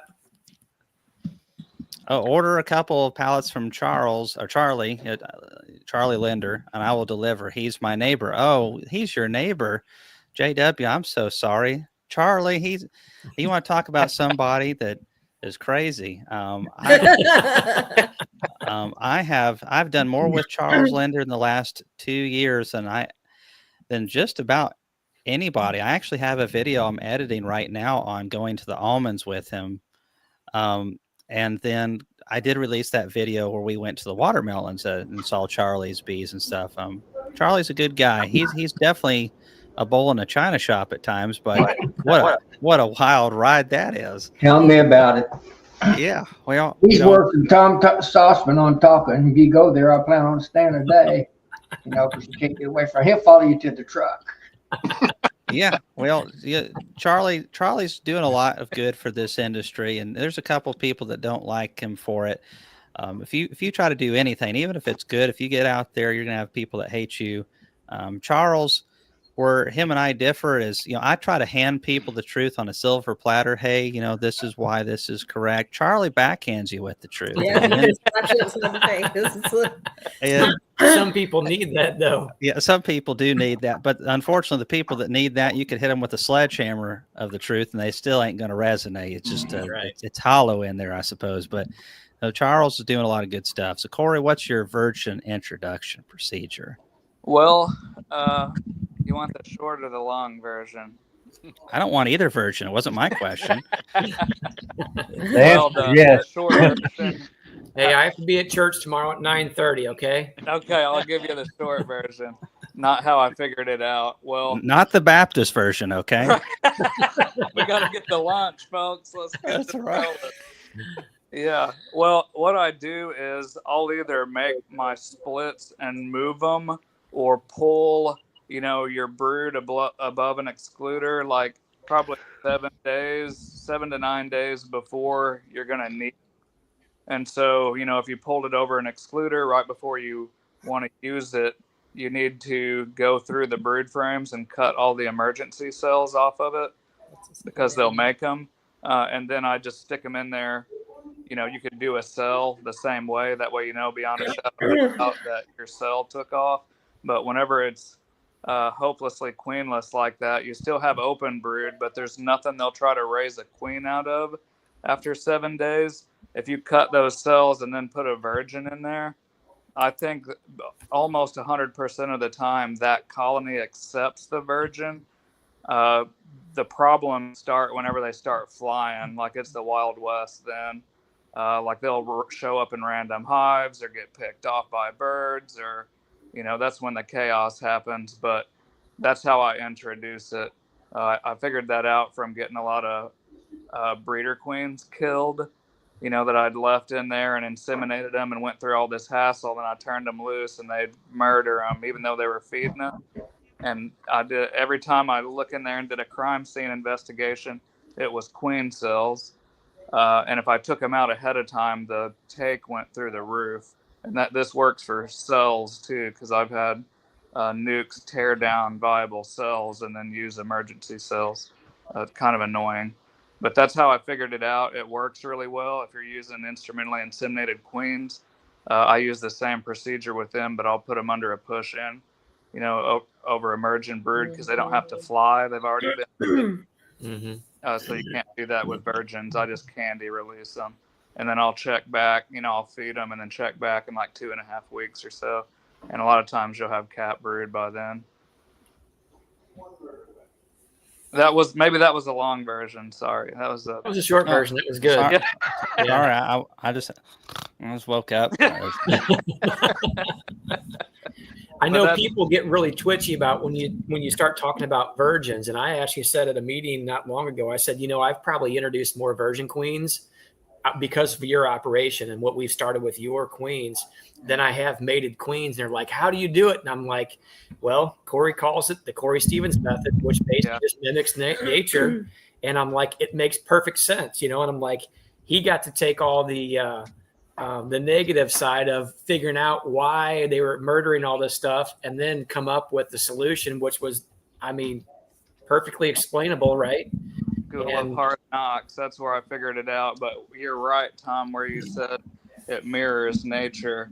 And how it does is I thought I beat them, to where they wouldn't make cells anymore. But then I realized that I was mimicking nature. So basically, whenever virgins are coming out in a hive normally, if it's an advanced swarming state, a lot of times the queen quits laying, a while back so that she can slim down, get flight ready, get her beach bod on, get ready to go. And then she'll take off. Well, have you ever seen them where they hold the queens in the cells, and if they're advanced swarming and you start pulling out frames, virgins scatter. So a lot of times they'll even hold them in there. So whenever they're actually coming out, there's no eggs and there's no young larvae. You'll see older open larvae and capped brood. So you're just artificially creating, how nature introduced basically.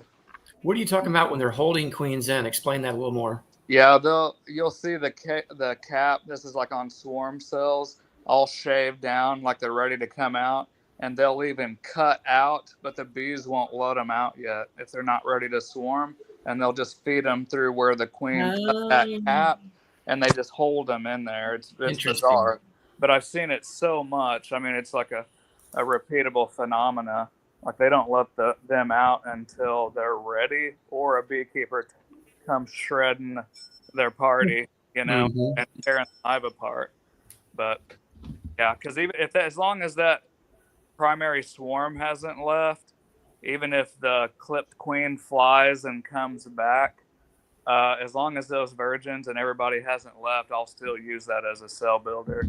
And they just love to make queens then, because I took all theirs away. So interesting. Yeah. All right, man. You guys take care. Enjoy chatting with y'all, man. My cell signal's going to die. I'm out here in my RV. So. Well, good to see you, Mike.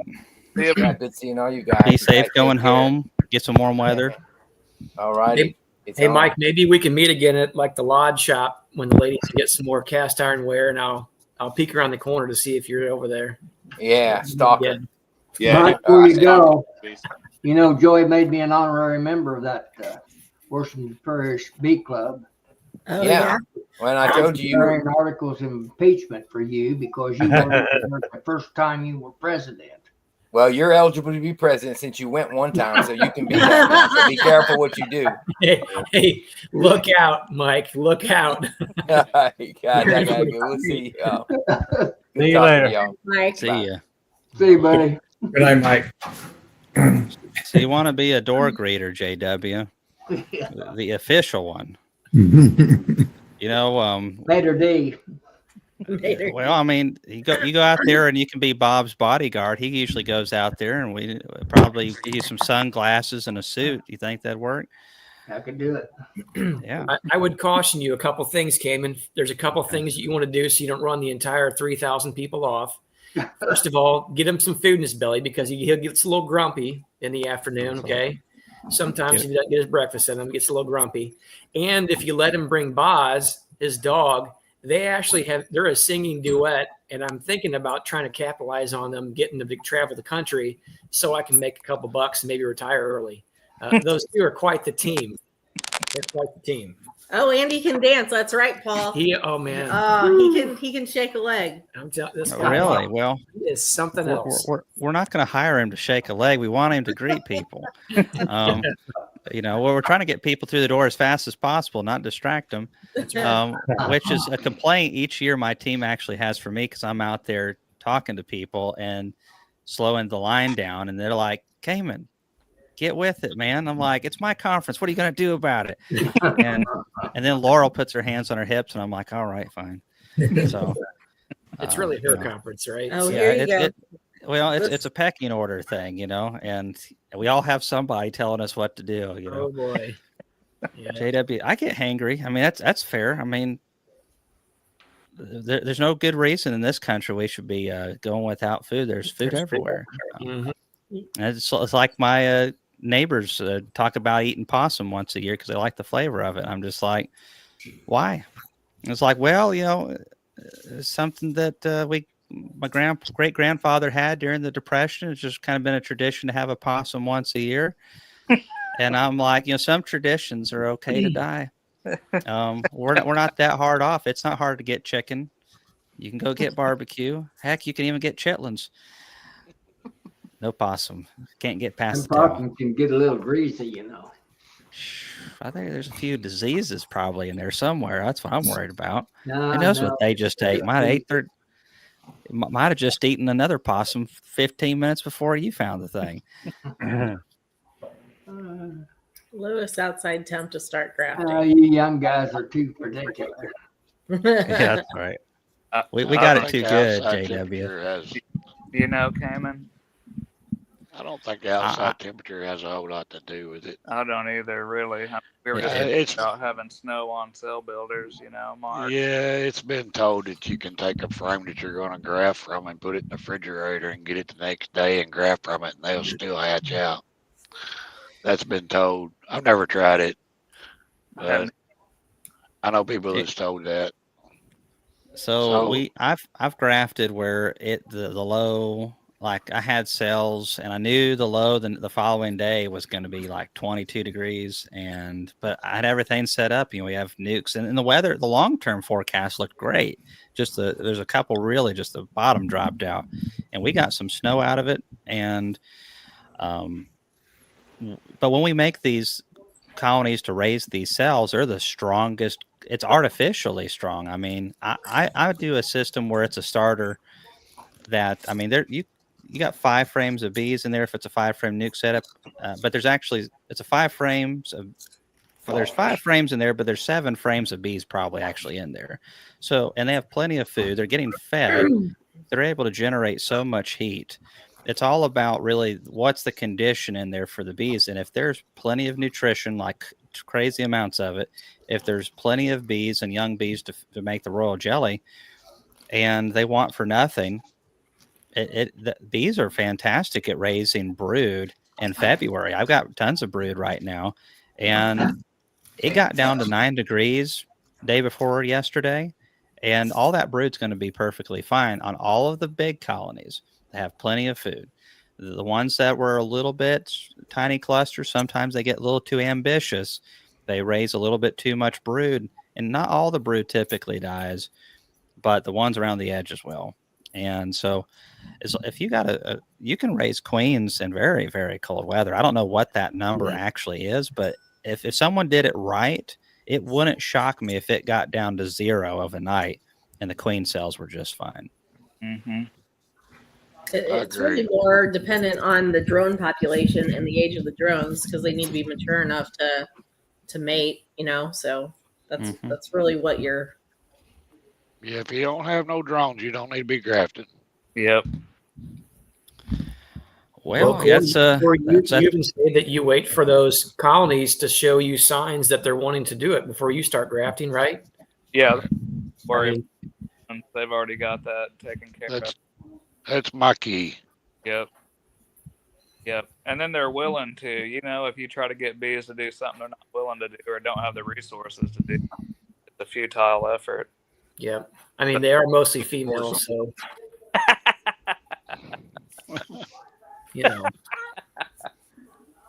Yeah. Good choice.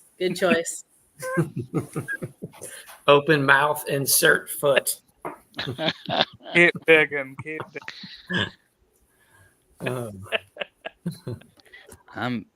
just had somebody message me a question. They're going to have to reword it. I don't know how to read that. They must be from over by Corey or something. So 21st Bee says that he's working on making all these frames and stuff.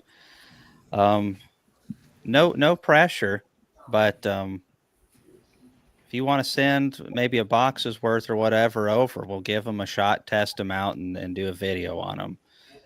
We'd be very interested in seeing how well they work. But it's straightforward feedback, and we always talk to the companies and whatnot. But we would like to. That's what our channel's for, is to educate people on what new products and old products are out there and what they do and can't do. Pros and cons. Everything's got a pro and everything's got a con. But if you would like that, we'll stick them in some colonies this year, and maybe some of these bees that I'm making up in nukes, and get them to draw them out real quick and just see what we can do. And heck, maybe we'll get some drawn out and do some honey super, see how they go through an extraction line. That would be interesting to find out. But anyhow, I am really impressed. Corey, did you see the video of 21st Bee where he was taking the hammer to him? Yeah. So he hit it like 100 and something times right on the ear before it finally broke. What? Like that. Mm-hmm. Yeah, it was a lot. And then he went to a wood frame to see how many it would take, and one. Yeah. And then another brand of plastic, like your standard ones that has a lot of gaps in it. I can't remember how many that was, but it wasn't a lot in comparison. So 100, someone said 145 times. Yeah, you could tell his arm was getting wore out. Oh, yeah. And so yeah, they're definitely made quality material, and they smell like some fresh wax. That's for sure. I mean, the coating on it looked enticing, and it smelled the part too. Well, Michael and I talked a little bit about the wax that, Sorry, Michael. I should have just emailed you. Well, there's only 98 because Michael's on here too. So oh, that's right. It's not so bad. Yeah. Michael and I talked about the wax and stuff that he gets in, and he's got a pretty good source that he's dealing with for some really good quality wax too. So, that's important, I think, when somebody really puts effort into something and really thinks through it, the product, that makes a big difference, and it'll show in the end result. So, yeah, I mean, you can look at it this way. If you had those frames and you had a frame that, one of your wooden frames had a frame nail was out of place, or a box, and there wasn't bees on it, you could use that frame and hammer that nail back in, sit right in the back in the box, and you're just moving along. Multi-use frames. Yeah, 100%. Well, and the wax is the thing. I don't think one of the companies is in business anymore. There was Honey Supercell and there was Permacomb, and they made completely drawn plastic cells. And then you could buy that, and supposedly the bees would just not even have to draw combs out, and that you just, boom, instant honey, just for the honey flow, you buy these. But the problem with them is because they were so drawn out, one, they were stinking heavy. Two, if you used a hot knife, you could end up melting them a little bit, or cutting into the plastic. And honestly, the main thing was they didn't coat them with wax at all, and never did. I have put them on for 3 years back to back, and I finally, after 3 years, the bees used them. They're making honey and all kinds of other supers, but when you have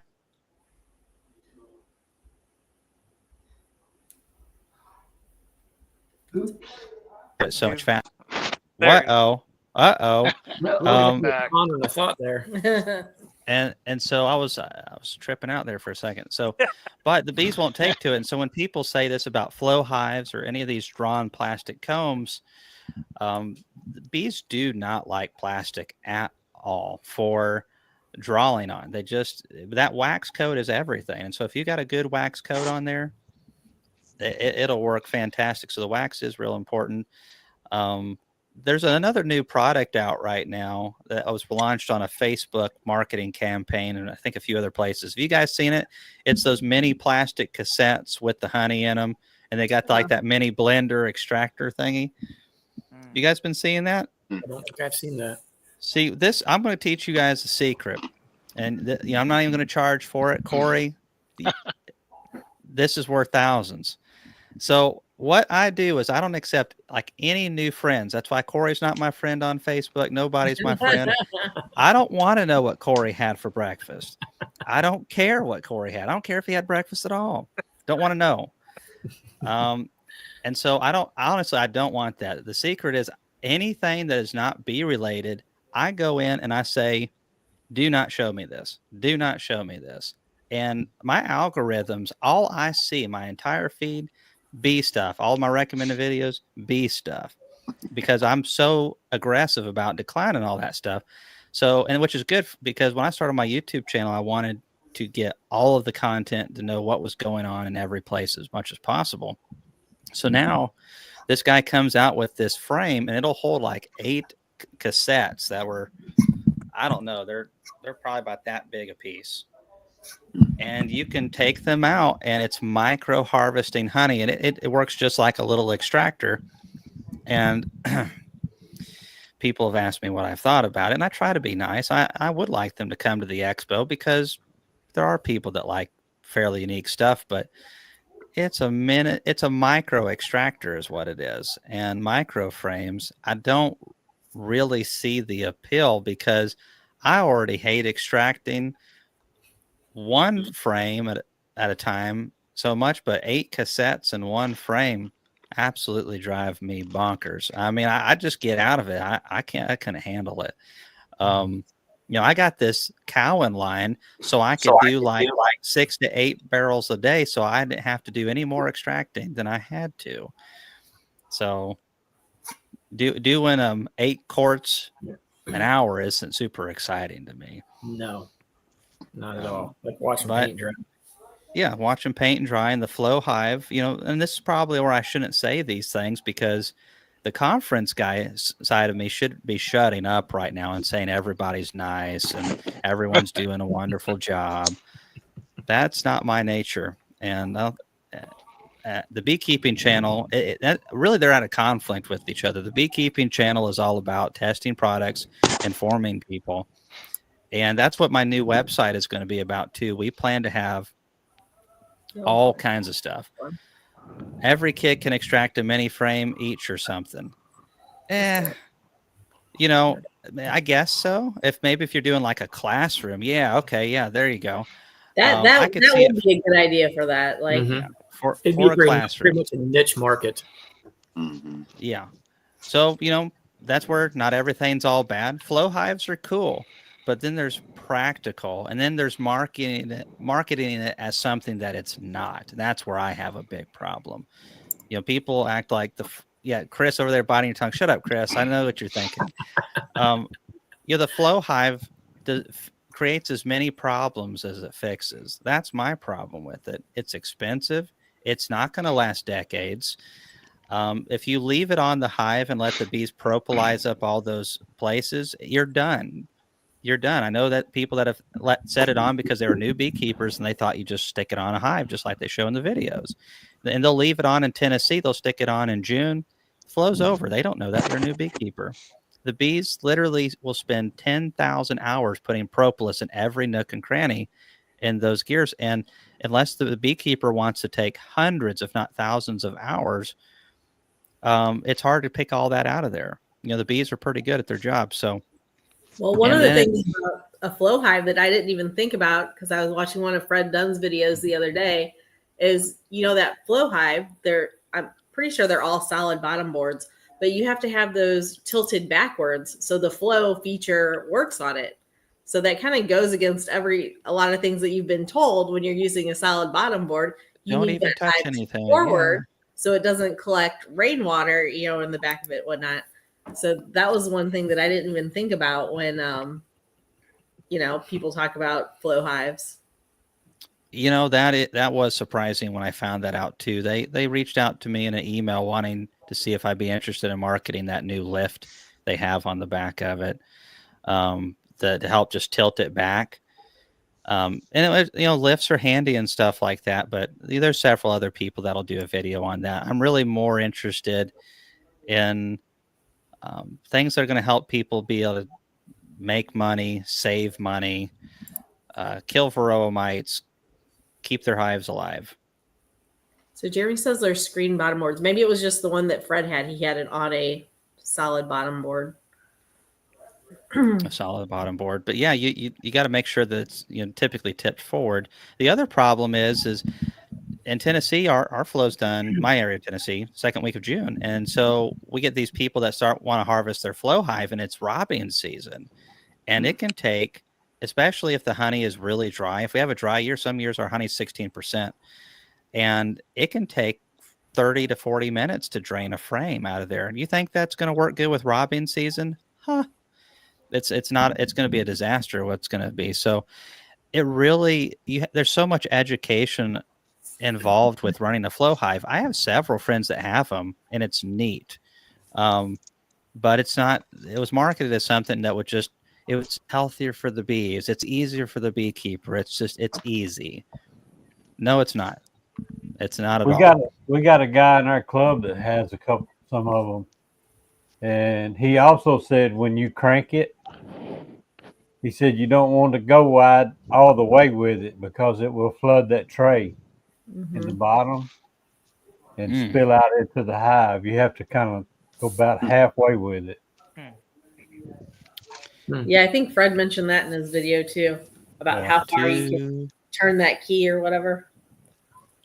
Too much work, and for the cost of one of them, you can get an extractor that can last you 20 years or more, depending on the model. If you get a really nice extractor, I mean, there's Kelly extractors that were made before I was born that people are still using and will probably use for another 30 to 40 years or more. You just maybe get you a new fuse every now and then, maybe have to get you a bearing every so often. But, that's the way I look at it too, is, long-term value for the beekeeper. And I try to do videos on things that are going to have long-term value to the beekeeper. Nothing wrong with flow hive. And Fred did a great video on those. And there's been other people too. And I think that we should have those things in our industry. There just always needs to be the education in place, because to run a flow hive properly in Tennessee, all of my honey comes in over 5 to 6 weeks. If you put a scale, the honey flows longer than that, but all the surplus that we make comes in about 5 to 6 weeks. I can't, and they don't, bees are reluctant to dry it down because they prefer nectar. And if it's a very humid year, especially, we need to know what the moisture content is.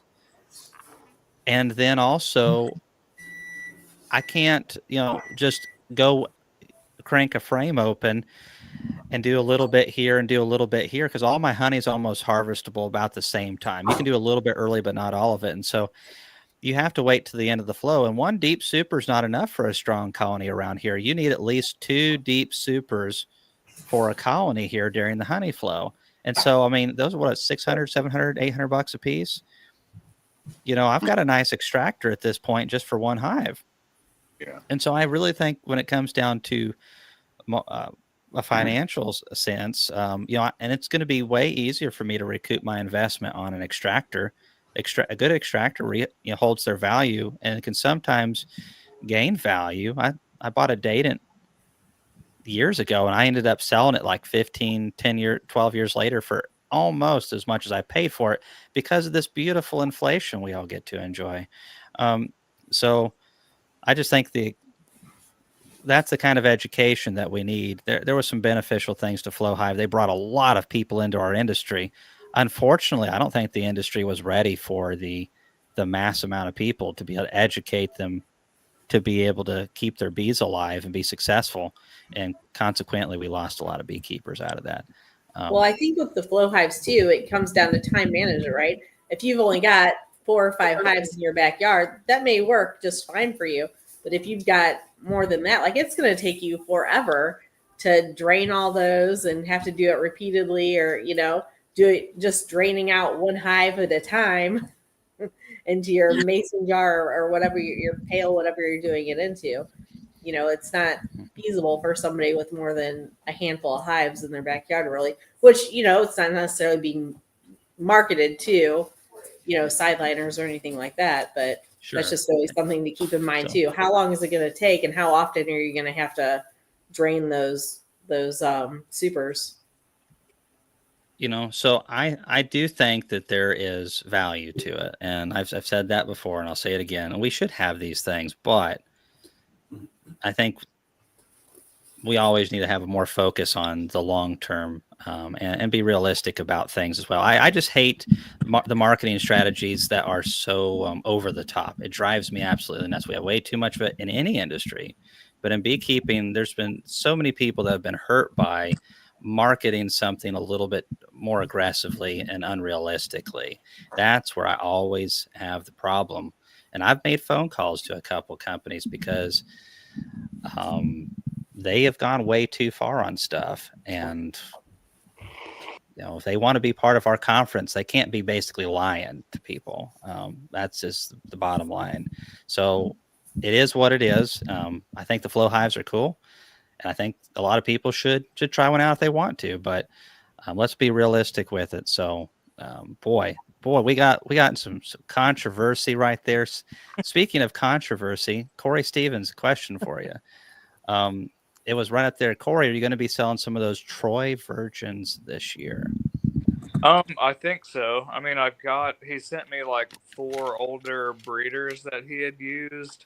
I didn't get a chance to test them because they were installed later in the year, but you know, as long as some of them come out of winter, I'll definitely be grafting off of them. So yeah, it's a possibility. I don't know that I'll have them on the site though.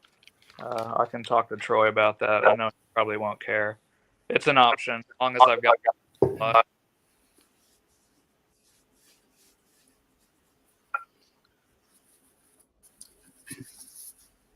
And they're dark colors. For you folks that love the dark. You're breaking up, Corey. Don't break up with us. Can you hear me now? Mm-hmm. What this year I had some of his breeders, and as long as Mother Nature's kind and we have something to work with, I should have them available.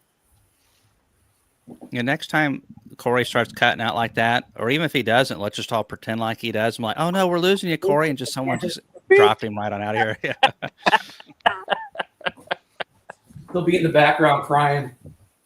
Oh, Corey doesn't care. I don't think he's smart enough to care. He just Kevin knows I'd be asleep in like 2 seconds. That drives me nuts. So we're gonna get on to a little segue here. There's different kinds of sleepers, and there's some people like my dad and Corey and Chris Medeiros who we've gone and done some cool events. Like we went to the American Honey Producers together, Corey and I did, and that was great. And to save on both of our costs, we got a room, and we talked about bees till like 1:30 in the morning. Yep. And then finally we're like, oh well, we got to be up, and we did it 2 nights in a row. But I'd be like, all right, we probably should go to bed. I'm one of those sleepers that sits there, and it takes me 30 minutes of pondering the universe to finally fall asleep. Corey and Chris both, all right, good night. And they don't even have time for the lights to turn off. The sunlight is not even fast enough. I'm gone. That's him too. And, That's mom too. Listen, I have an And then they explanation snore. for this. I have an explanation. Corey's going to agree with me here, all right? It's a clear conscience. Oh, it might be. Yeah. It's helpful. Definitely. Or there's just not much going on. A lot of synapses firing or something like that. Good comeback. Good comeback. Yeah, don't worry about it. I got plenty of those. I'll be here all night. So I was raised in a family. Well, my mom's side of the family, who we spent most of the time with, it was verbal warfare. Thanksgiving, New Year's, Christmas Day. If someone was not verbally picking on you, you were not loved or liked at that moment. And so, and this is a weird culture shock for people that come from regions where that's not a thing. They'll come and visit. And yeah, Corey Crescent came in bedside stories. Be a fly on the wall in there, right, guys? That's right. We were talking all kinds of bee stuff, but Definitely. it's just not fair. It's just not fair. They start snoring. That's the worst part. It's like, okay, go to bed within 20 seconds. I don't care, but don't keep me awake in the process if you're doing so, because I don't like to sit there then thank you for 30 minutes. Should I snuff them out with this pillow or not? And I don't want those thoughts going through my mind. Damon, that is a thought process I have every single night. Every single night. And that's why, Melissa's great, because she knows she could, but she chooses not to. With great power comes great responsibility. I know. You know what I did? I sleep with earbuds in my ears every night now. That way I can drown it out. But and honestly, I drown it out with Fred Dunn every single night. Oh boy. Let's not sugarcoat this. She needs the paycheck here. She can't kill the paycheck, okay? That's true. I need somebody to lift the heavy boxes for me. Yeah. And so it is what it is, and it's everyone's different a little bit. But one of the perks is I like coffee, and anything is rocket fuel to me. My body is very sensitive to sugar, and that's part of the reason I got into beekeeping was because I got into healthy eating with gardening and got me into gardening. I liked outdoor stuff anyways. And eventually I was looking for healthy sugar alternatives because I went a month without sugar when I was a teenager because I was dealing with some stuff. And so I got into honey and all that kind of thing. But coffee, you want to talk about rocket fuel. I'm usually good till about 11 p.m. of a night, and then I do start getting tired. But then if I hit some fully caffeinated coffee and like a Little Debbie, which I never eat those things, I'll drive all night. Literally can just drive for another 13 hours. Don't even get tired. Now the epic crash at the end is a problem. Oh, a Snickers bar? Those are pretty good. Snicker bar. But the crash is pretty epic, So when we go on a long trip on hauling bees or whatever it is, guess gets to do who gets to do the overnight driving. Mm-hmm. I do. It's fantastic. JW, what was it that Lee gave to you that kept you up all night driving with you and Tom when you were coming back from Louisiana? I don't know. It was sure something. It had rocket fuel in it. I can tell you that. JW went from an 81-year-old man to about a 5-year-old, and I had to keep scolding him. I said, if I have to pull this car over and he was driving, we're going to have a talk. It was a fun trip, though. Him and I had a good time there in Louisiana. I was surprised when he texted me and told me y'all were home already. Yeah. Well, because they left. They didn't leave Lee's house, which Lee is in near New Orleans, right? Somewhere. But he's Denham Springs. He's near Baton Rouge. Okay. Yeah. So they left there at what, 7 o'clock, 6 o'clock in the evening? I guess. Got to our house just outside of St. Louis at what, 8?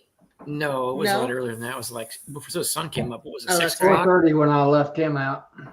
Yeah. Okay, 4:30 to our house. Then he didn't even stay there and sleep. They drove straight through that. Then he drove another 3 hours back to his house, nonstop. I can do it, but I don't enjoy it. Whew, I don't I enjoy used it. to do it when I was younger. I used to go to Canada up there, but north of Ian's about 200 miles. Driving straight through 27 hours. You know, so. Is that when you're running cattle or the bird dogs? Both. Okay. Huh? You know, why would anyone want to go up where Ian lives? I used to run bird dogs up there. It's a beautiful, wonderful place to train young bird dogs. Oh, is it really? Yes, what sir. were you mostly training them to go after? Hey, JW, what are they mostly going after up there? The dogs? Sharp-tailed grouse primarily. A few pheasants, mostly sharp-tailed grouse. Bird hunting. That's awesome. That's a lot of fun. The 21st Bee says he can drink a pot of coffee and 2-liter Mountain Dew and sleep for hours. That's the way my grandpa was. That's the way my brother Ethan is. He'll drink 3 cups of caffeinated coffee and fall asleep halfway through the 3rd cup. And I'm just like, this isn't fair. I love coffee way more than he does. He could take it or leave it. I love that stuff. But if I partake of it after 4 p.m., watch out, world. It's on. So at the conference, I drink coffee like crazy. That's the only thing that keeps me going. If it wasn't for that coffee, I just wouldn't be alive. Okay, so we can visit the new state. I'm the same way. I'm very sensitive to caffeine, apparently, because I he is on coffee. I'm they're crazy. That's right. Yeah, Ian Stepler's been posting stuff about all that stuff, and then several people are. It's so silly to me, because whenever you negotiate for anything, you always start ridiculously high, and then you work your way down to what you can live with. And people are losing their minds over this. I'm not saying Ian's one of them. You got to have a mind to begin with to lose it, you know. But it's a negotiation thing, and hopefully I think the goal was attention and the goal was pressure, which both were greatly achieved by that crazy comment. And I think at least my hopeful outcome is that Canada gets a great prime minister here in the future, and they have a great leader, because that's what you'd like both countries to have, is a fantastic leader who are both strong, and you meet in the middle on things that both countries can benefit from and live with. Cayman, don't be stirring pots. But I mean, we all have our skills. I'm a professional pot stirrer, Chris, and I'm just getting older. So here's a question that Joey highlighted here. How does everyone like that Apis Biologics? This is what's called rocket fuel, but there's 2 products: the biocontrol for liquid and the bioactivator, which is what goes in the pollen patties. Has anybody here got any experience with that? We have a little bit of both. Patty, but Apis, yeah, for sure, in the liquid syrup. Mm-hmm. What do you think, JW? I like it. I like to. Excuse me. I'm having a senior moment. I like it very much. I'm putting it I'm making fondant right now, and I'm putting some of it in the fondant. Oh, no. Harry, now you now say what you said about him, Cayman. There he is. Yeah. Finish speaking ill of him. Yeah. Put him in his place. Yeah, Chris.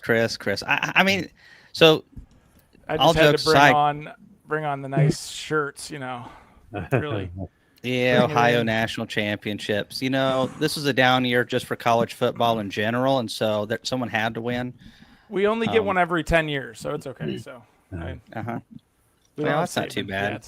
No one's Saban, but you know, Chris is. You know, this is his first week working with Laurel and I full time. It's been awesome. It's exciting just to think this is just the first week, and how much we accomplished this week, and how much. Did you see this message from 21st Bee? Oh, Cayman froze up now. Chris, did you do that? No, I think he fell asleep. This is how our daily meetings go. He just falls asleep on me. See? He's lying. He said that Corey and them fall asleep quickly, and he doesn't. But I see him right now. His eyes are closed. Right? Well, guys, I got a scoot here. James Page and me. Sounds good. Corey, I hope you know that you have about 25 different chats that Cayman has ready for you to answer all these questions. Just so you got some emails coming. Since you have like half the responsibility for these upcoming nukes, you get to email at least half the people back. So got it. Cover that. Send them. Okay. Laurel pulled the plug. Damon's really stuck now, man. He's not coming back. His internet for the last see Corey. His internet for the last like week has been just so spot. I don't know what's going on. It's weird. He's never had problems like this. So he's out. Well, what happened the other night was when we had the live chat last week. Hi, Corey. Thanks for having me on. Good to see you. I'll be in contact about those questions. Yeah, sounds good, buddy. All right. Good to see you as always. Oh, he's back. There he is. Just don't let him back in. Oh, Chris booted me out. I wish. I think he did. Well, no, I was actually saying something nice about Chris, truly, and that broke the internet. So I won't try that again.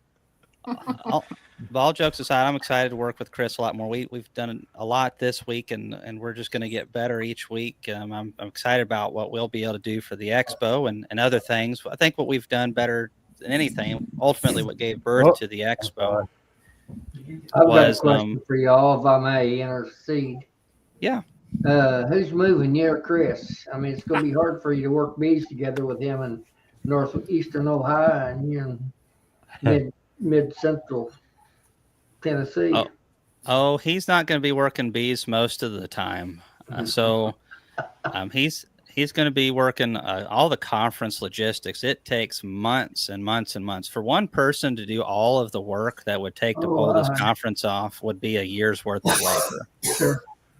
So Chris is going to be helping with that, and then there is times where he is going to drive down, or I'm going to be up in Wisconsin. He'll go with me, and he'll be helping make splits and stuff like that. But like our website, caymansbees.com, he just put that together in like a day and a half or something like that, less than that probably. So, but anyways, I guess there's a question for me. Hey, 21st Bee. So if you're driving 40, which I imagine you would be, then yeah, I'm about 45 minutes, probably 50 minutes from I-40, but I could meet you. That would be helpful. And we might be able to get lunch or dinner or whatever if you have a moment, and we could talk about stuff. And then I'll get a hammer and see if it's just your lack of muscle or if it's actually that strong. Now here's I want to see the video. Here's a serious response about us, absorbing Canada as the 21st. Oh boy, look who's stirring the pot now. Hockey is is the line. Don't cross it. Well, most of our best players in hockey do come from Canada. I mean, it's a fact. We do have some Yankees up north that are pretty good, but a lot of them have those weird Canadian names that we can't pronounce. Mm-hmm. Well, heck, they're born with ice skates on. They ought to be able to. Yeah. No, there's not going to be anything crazy like that. There's not. It's just negotiation tactics, and it's not traditional diplomacy as most people are used to. But the end goal is for both countries to be stronger. You take Canada, North America, the United States out of the picture, the world's in big trouble, and both of our countries have allowed both of ourselves to get so weak. We not only put ourselves at threat, but the possibility of great wars. I mean, obviously there's been stupid little wars. That's a problem in of itself, but to prevent the big wars, you need the people with big sticks that are actually choosing to do good things. Now, America's not perfect. We never have been, but it's not normal when you conquer Japan in World War II that you not only give it back to them, you help them rebuild it. And when you build oil out in the Middle East, you give it back to them. So we're not perfect, but we're not all terrible either. And at the end of the day, the United States needs to get itself right, and it would be really helpful if Canada could get its economy right too, for the betterment of not only their people but for both parties and the world. So There we go, Chris. How's that for stirring the pot? I mean, we are The we are good off news to a for great everybody start. is you can be clipped, and all of us can sitting here being your Just- conspiracy theorists. We can get put on everybody's TikTok. It'll be great. So you have love Cayman's that. Keeper at the bottom of your Oh, name. I don't know how that got there. Yeah, that's Laurel's job. She's gonna get jealous. Laurel's tired of carrying you, so she asked me to carry you for a couple months. Just to give her a little bit of a break. Yeah, So yeah, Laurel said something the other day. It was yesterday, and because we were talking about her little, she got green anoles over here and about pets. And I said, well, we were gonna go get something to eat. And I said, you want me to just go grab something? And I'll take care of you. She's like, well, what are you treating me like I'm your pet? I'm like, I think it's really more the other way around. And she's like, she started naming off my characteristics, and she's like, you're a cat. That's what you are. I'm like, I'm like, no. She started naming off. I'm like, dang it, I am a cat. I'm terrible. So, Mischievous. Well, just. People see me mostly as a goofy side because that's the side I prefer to have around everybody. But when you work with me, it's the intensity level is very different. Especially if it's a very intense moment, I get very serious. And sometimes I need quiet a lot of times. I cannot focus without the quiet. And I think a lot of people are like that. But what freaks people out is the contrast from being happy-go-lucky goofball to being extremely serious. Hey, I need to concentrate, that kind of stuff. Yeah. And so it surprises some people. Laurel definitely was a little surprised by that after we got married because she had never seen that side of me. But hey, when you're trying to get married, you're a salesperson. And I was trying to make it. I was trying to make it good. I know you got duped. It's, it's kind of like those birds that we see in the documentaries. They got to get the feathers out and do the dance and stuff, and hope that it's just good enough. And maybe that she's not having her most brilliant moment, and then it works. Damn. And I've had Laurel fooled, I guess, for almost 14 years. April, so woohoo! Congratulations. I'm somewhere around 48, I think. 48. Oh, yeah. April 24th, I'll have the same one for 60, Cayman. Can you imagine? 60 years. Shoot. That's awesome, man. too. Dang. 60 years. His woman is a saint. Yeah, she is. Jeez. Brave. She's one of the luckier women in the world. I think God's probably already got her an express pass. Yeah. Not change the subject. Have any of y'all got to use this product yet? No, but I saw them. They look pretty cool. Yeah. He's been contacting. Yeah, John has sent me probably 3 or 4 emails. Yeah. He sent me one. I'm gonna try it. It's gonna be a while before I get to try it, but I'm gonna give it a shot. Very useful. Especially if you're Cayman likes to me. lick the honey off the floor. That's yeah. That's why he doesn't want to put any alarm buckets on. He just Cayman's when I've Laurel almost locks done him in that. the basement. When Laurel locks him in the basement, that he just licks the honey up off the floor. Yeah. No, I've almost done that before. I've considered it. It's such a waste. But thankfully what we've started doing is we make all these pollen patties for the bees, and we usually use Pro Sweet or something like that to make them up. And we'll just there's been a couple times, goodness, I've dropped 3-5 gallons. It hasn't happened much, but boy, it doesn't hurt any less when it does. And we turn them into pollen patties. And of course, the bees love those pollen patties quite a bit. They're quite good, but they're expensive pollen patties right there. Woo. Yeah. Well, fellas, I told Laurel I would be on here for about 20 minutes.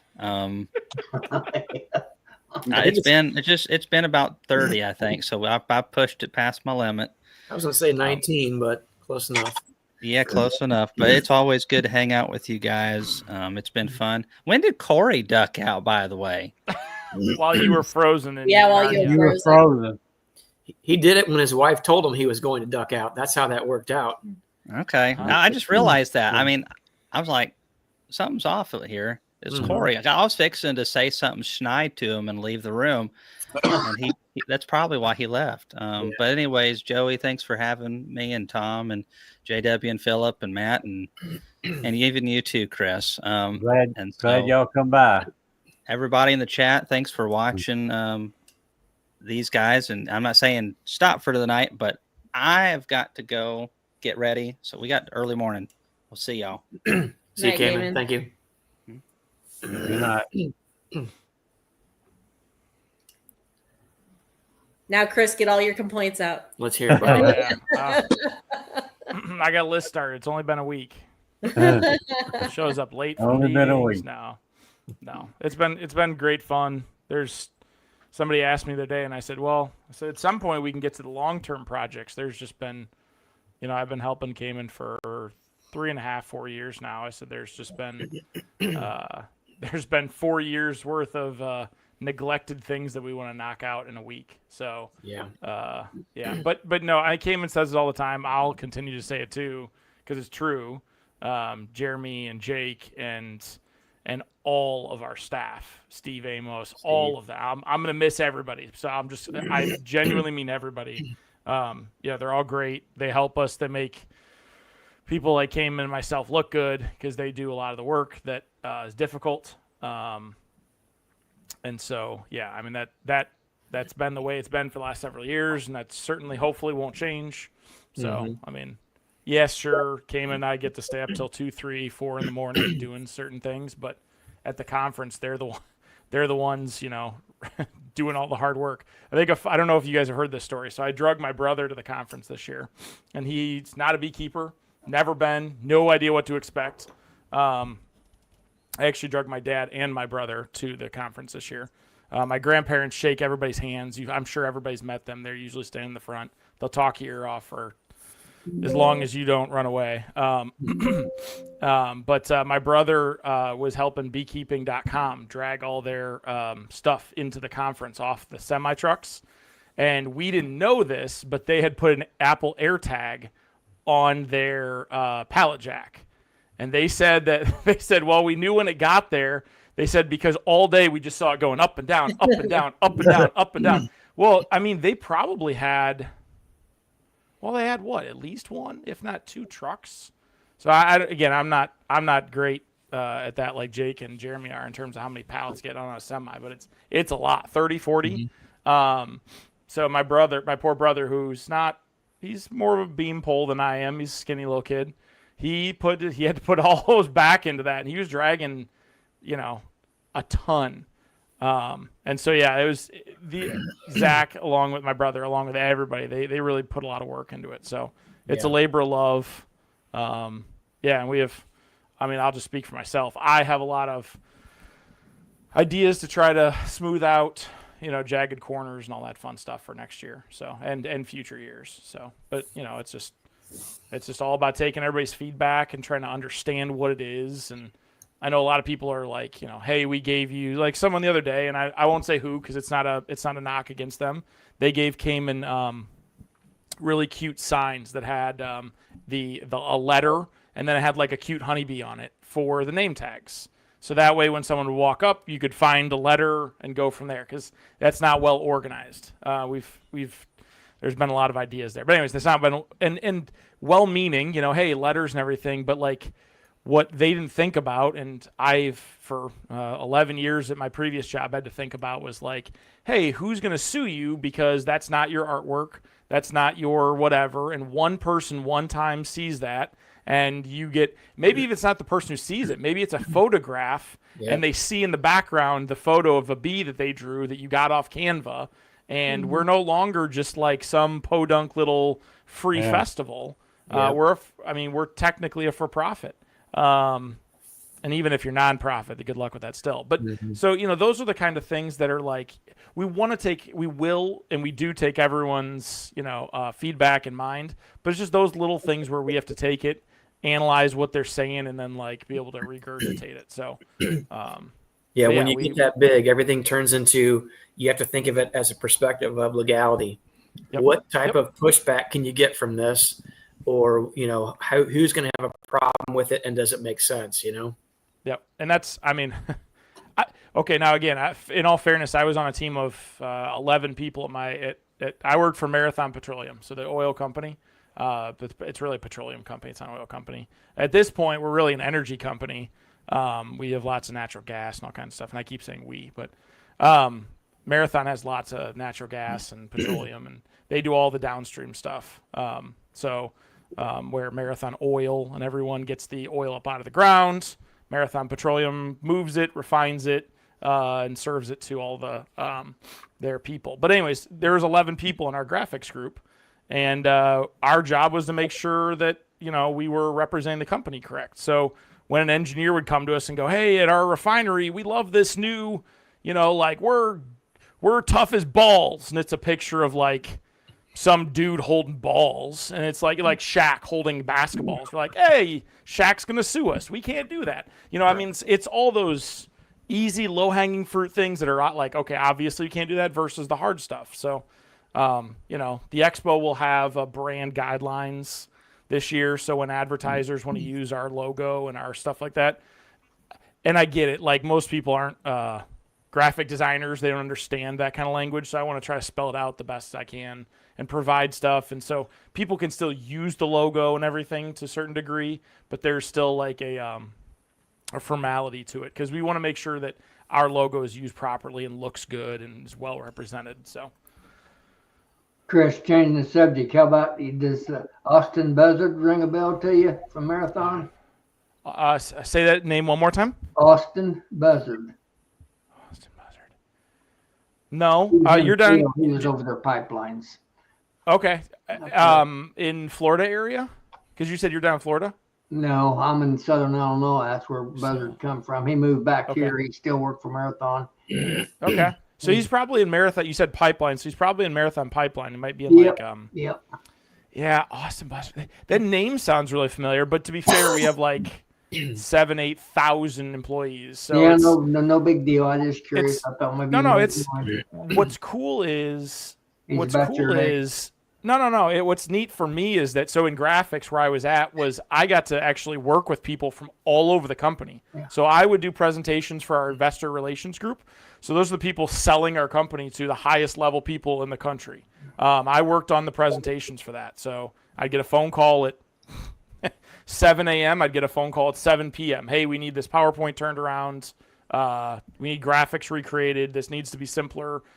Hey, we need this in an hour. It's going to take me a day, but yeah, an hour sounds great. So I worked with those people, but I also worked with a safety professional at a refinery who needed to explain why someone was going to, explode if they did something special. So we did all kinds of stuff. So hold on to go back. I was going to answer that. More space for the Expo. We're looking at all those kind of options. So we took a lot of feedback. That there was flow issues last year with how people moved around the Expo. We heard a lot of that feedback. That certain rows didn't get a lot of foot traffic, so we're looking at that. But yeah, I don't want to spoil. I don't want to spoil the ideas I have or put it out there and have Cam be mad. So. But we have Jeremy and I and Jake have had a couple different feedback points. I think there will be some really cool possibilities for next year and years to come. So, like a lot of hinge points are people will have their cart full of stuff and they'll want to take it out the front and they can't do that because of 6,000 reasons. So they don't want to leave a full cart in the back with nobody. Like, who wants to leave their, they trust people, I guess, to a certain degree. I promise I won't say too much. People don't want to leave their cart full of, $5,000, $100. Hey, Tom, did you hear that? No wagons out in the lobby, okay? You know what I mean? Yeah. Oh, God, please don't do that. Hey, Chris, I watch the cart for them while they go get their truck. Yeah, right. I had, Steve watched my cart. And then also Randy Tarhill said, he goes, I'll watch it. He goes, something might end missing. And I'm like, well, in all fairness, you probably get a percentage if you were helping to watch it. So, I said, you can deal with Melissa on that. it wasn't a vocal. We haven't really heard that vocally a lot, but I saw it. I witnessed it. I had people angry at me. I had a lot of people cuss at me and swear at me because they couldn't go through the back or the front. I get it. It's not well. It's just there's so many logistics to it. That one person one time hits a door and it breaks. One time one person rolls over a threshold, it breaks. A door breaks. It's very expensive. They have to replace the door. Like if we lose a key. Jeremy could tell me. I don't remember. But if we lose a key, it's like $500, $1,000, $5,000 a key, and we're given, I don't know, like 12 keys or something. Like, and obviously that's to deter you from losing it, but it's also because those keys are like unbelievably difficult to fix, and all that stuff. So they're probably almost like prison keys or something. I mean, to a degree. I mean, yeah, $500 a key. There you go. Thanks, Jeremy. Yeah. So we've heard that stuff, and so I've proposed some solutions. So, and again, not to say that it's the solution. That's naive to think. But we have lots of solutions for stuff. So, feel free to post, send them to me, reach out to me on Facebook, email me. Yeah, but the goal is to be taking a lot of stuff from Cayman. So Cayman's not the lead person for everything. Like that's just not a great way to work anymore. So the goal is for Cayman to be the boss for stuff, and everything will eventually roll up to him for approvals on stuff, and certainly he'll be still involved, of course. But the goal is to put a lot of stuff to me, and then obviously yeah, Jeremy, you're right. You have to have them made by a professional key company, expensive authorization, yeah, for sure. Yeah, and another thing about the key, if it's broken, that's one thing. If it's lost or stolen, you've got to replace every key, every lock. Yeah. Steve hit the nail on the head. He let so much stuff go. It was so much better, and you could tell he was much more relaxed this year. Oh yeah. Yeah. Well, I also can't say a whole lot because I was involved in Cayman's Fun as well for the last 2 years. So I also have. None of us can say anything. The whole stupid thing. But yeah, it's tricky everlock. Yeah, nightmare. But yeah, it's the goal eventually is to be able to have more people involved in stuff, and obviously when a really good friend of yours who's a business partner, and you have such a large breakup, without taking sides or disparaging any parties here, publicly, that's difficult for anybody. So, Cayman being able to get back on the horse has been fun to watch, and experience. And you have,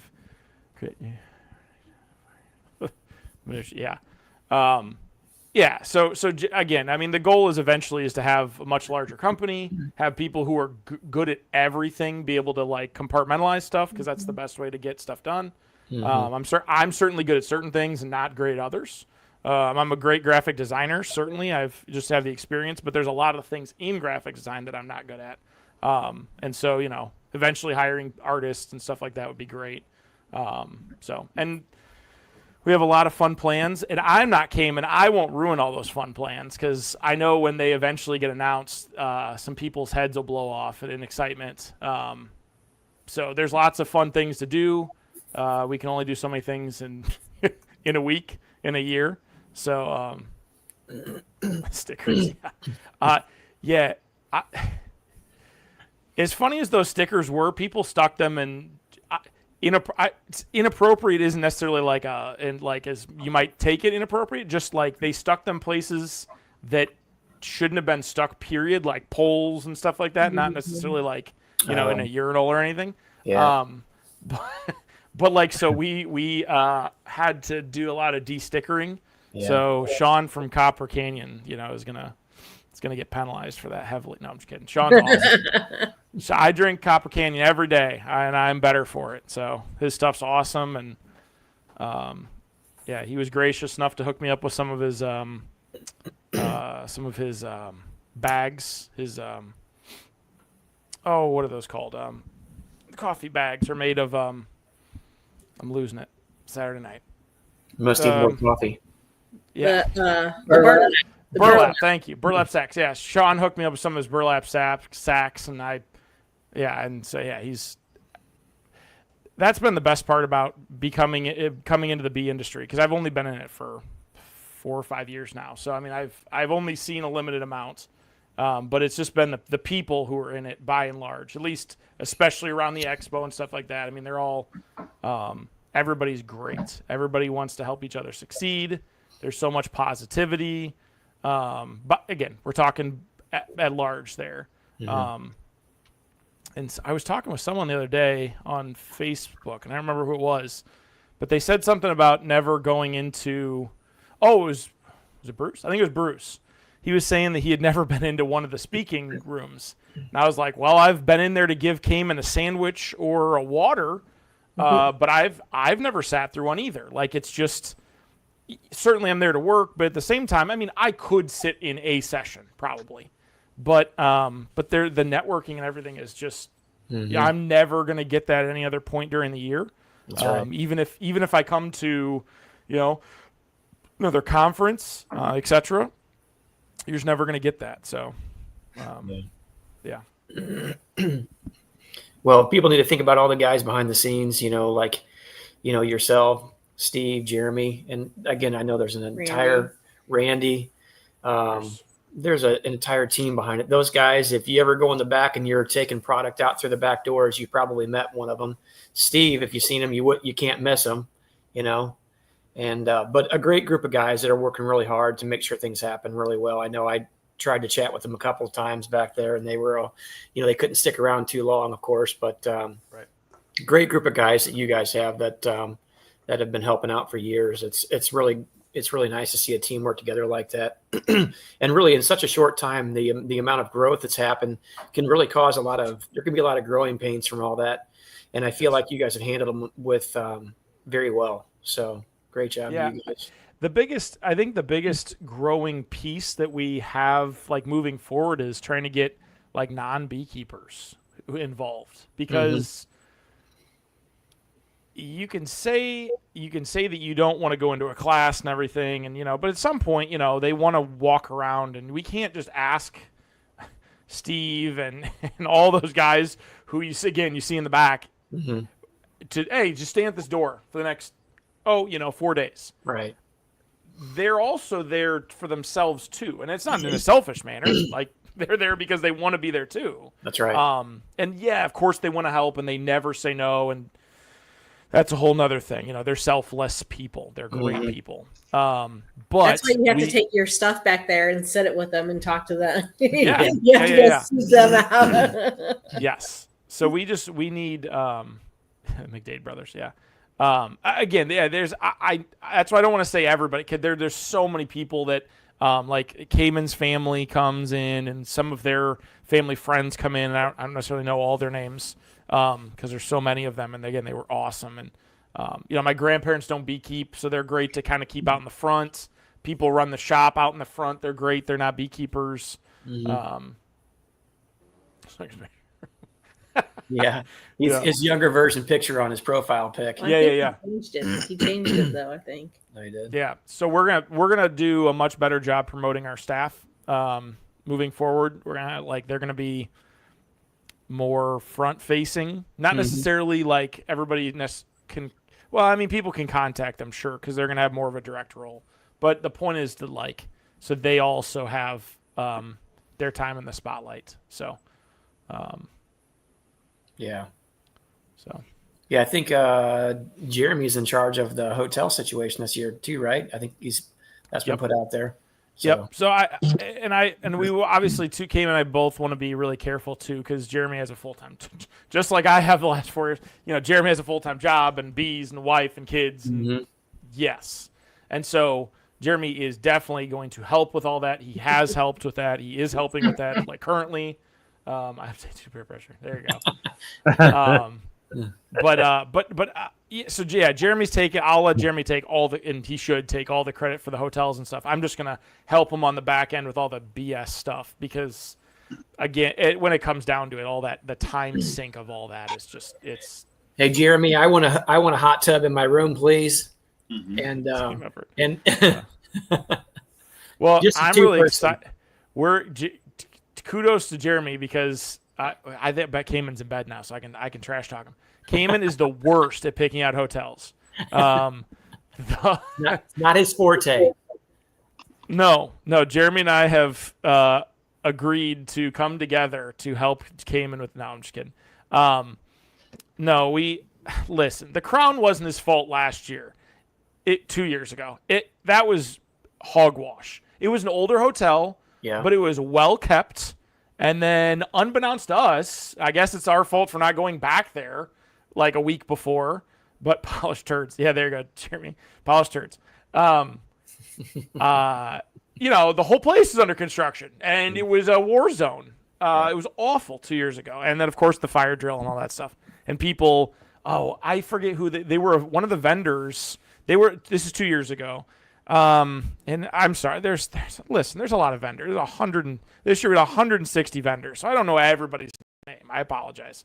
2 years ago, they brought in I call it like a carnival trailer, but it had like a window in the front. They were towards the back in the middle, and there goes the camera. There you go. Thanks, camera. And they pulled their whole trailer and they sold, like wax and I don't remember. Whatever. Poor guy had his Toyota. He had both his catalytic converters cut and stolen in the Crown parking lot. I think I heard about that. And to his credit, he was super professional. Never once complained to me about it, which he very much could or maybe should have. Yeah. And in all fun hilariousness, the Crown had actual dedicated security, and I know that because Jeremy and I watched him. He sat in a car and would drive around the parking lot. So that was a nightmare. And then this year was fun at not Four Seasons, 4 Point. They weren't great they were better, just not great. I got like bloody sheets the first night. Wasn't my blood. And those were clean sheets that were handed to me. No way. So yeah. Couldn't do that, man. No, they also sold Cayman's mom's room out from under him, even though he had it reserved. Oh boy. So there's some things. So Jeremy, long story short, Jeremy stepped in, and we have a new hotel right in the area still, but that Jeremy was familiar with. He stepped up, and we're working with the. Yeah, Jeremy, that was great. When Jeremy said we bribed the security guard at the Crown with muffins. True story. That was only right before we tried to be arrested by security at the Expo Center. Oh, I've never seen a car slide in real life where they like slide into a spot. They're driving and they hit the e-brake and they like slide in. Mm-hmm. Well, the Expo security that night, 2 years ago, literally slid. They had their lights on. They slid in like we were some like armed criminals as we're rolling up the door with our muffins. But yeah, we're gonna have hotels. We did hear a lot of people give feedback that they want hotels downtown, like a little fancier hotel. Availability to closer to bars and distilleries and fun downtown. So we're going to try to have a couple options downtown. Obviously, that's difficult if you want to bring anything home with you, as you'll be on a hotel shuttle. I'm sure there's going to be some great stories about people who stay downtown who try to bring a extractor home or something. That'll be I can see that. I'm excited at that prospect. If you, yeah. Oh, God. I'm sure. I would say if you're staying downtown, exercise good judgment. Louisville is a city. There are unsavory folks there, so proceed with caution. Yeah. Yeah, bed bugs, all that stuff. Yeah, and if in case you guys don't know too, downtown Louisville has a gorgeous expo center. It's beautiful. They literally from the ground up rebuilt it. Call it 10 years ago. I don't know how many years ago. Semi-recently. And it's gorgeous. It's really cool. The whole thing is glass on the outside, and then in the middle is kind of the actual expo center. It's really, really pretty. We decided that people trying to take trailers and large trucks up a spiral ramp of a parking garage wasn't gonna work. Not gonna happen. As we pulled in to go to the meeting, we pulled into the parking garage, and I like looked at Cayman. I was like, "That ain't, that's not gonna work." And he's like, "No." I was like, "We should still have the rest of the meeting, just to be nice to the woman, because we felt really bad." But yeah, so they have a really nice expo center downtown. So they have some really good restaurants down there too. Yeah, and so that's why we want to. We realize the longer this goes, people might want to stay downtown and maybe like drop their trailer at the expo center. Mm-hmm. I mean, technically, the expo center does have security.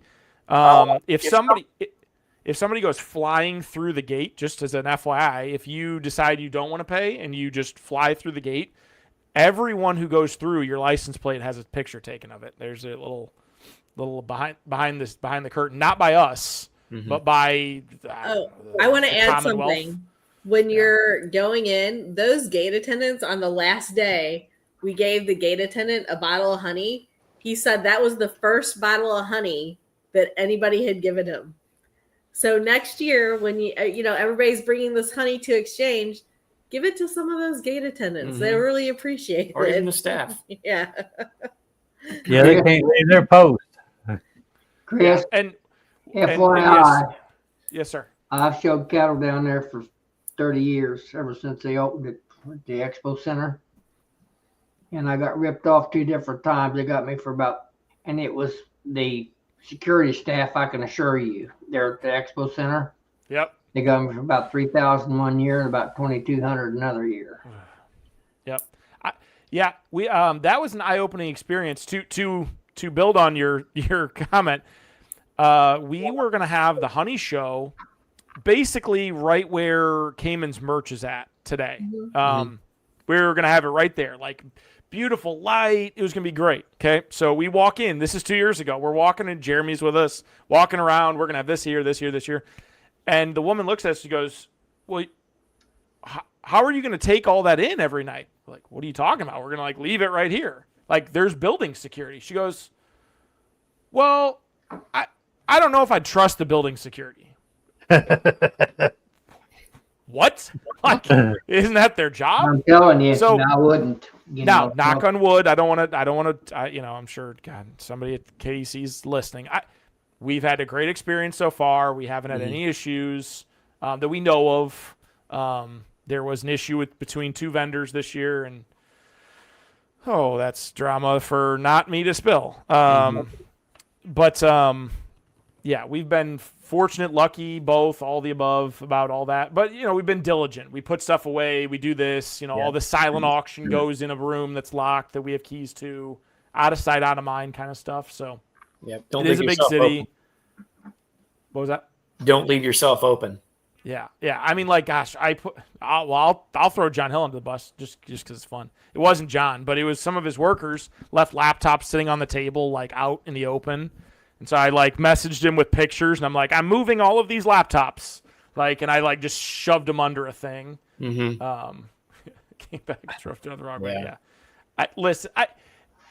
Yeah. I mean, I watched 2 dudes who were sweeping the floor take 25 minutes just to walk across the floor once. So and it's not an indictment against who they are. It's just maybe, those are the type of people they're hiring. It is what it is. Yeah. Yeah. So, but listen, Cayman and I have spent a lot of hours looking at venues across basically from St. Louis-ish east. And it's slim pickings when you want a list like this. You want to have ample parking, good parking. You want to have hotels nearby. You want to have speaking rooms and trade show.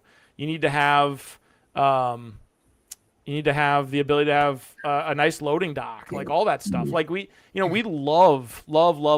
Sevierville, but it's just, every once a month we go, how can we make this work? Unless they add a whole wing, I guess we could sponsor them adding a wing. It's just it won't work. We would love it to work. I mean, I'll peel behind the curtain. I've proposed to Cayman to try to do a multi-venue expo with Sevierville and Pigeon Forge have Pigeon Forge has an expo center, and actually, I don't live in Gatlinburg. I love the area. I'm like a self-proclaimed expert in the area. I probably know more about the area than Jeremy does, because Jeremy hates the tourism around it. You know, he always says he goes to the hotel and goes home, and I get that. But my wife and I love that area. But and then Gatlinburg has a really unique convention center. If you've never been, it's like half in ground, half underground, and there's escalators, and it's really interesting. But they have like, I think 3 semi bays at Gatlinburg, and obviously no parking in downtown Gatlinburg. Yeah. And Pigeon Forge is cool, and there's lots of parking, especially in early January, like as much parking as you'd ever need in early January.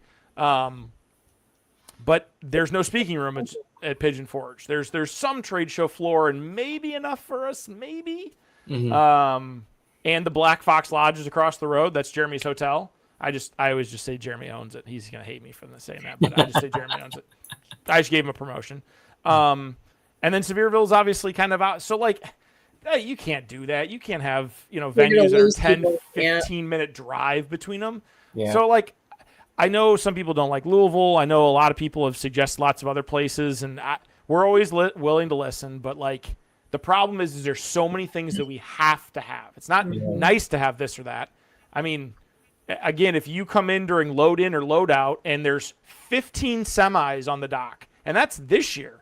That's not next year. Next year we could have 20. There's only 30 docks. At some point it's going to be full. But like, it's ever growing. So yeah. Those areas are really cool. The Sevierville and Pigeon Forge. I'd love to go back there too, but I completely get it for you guys.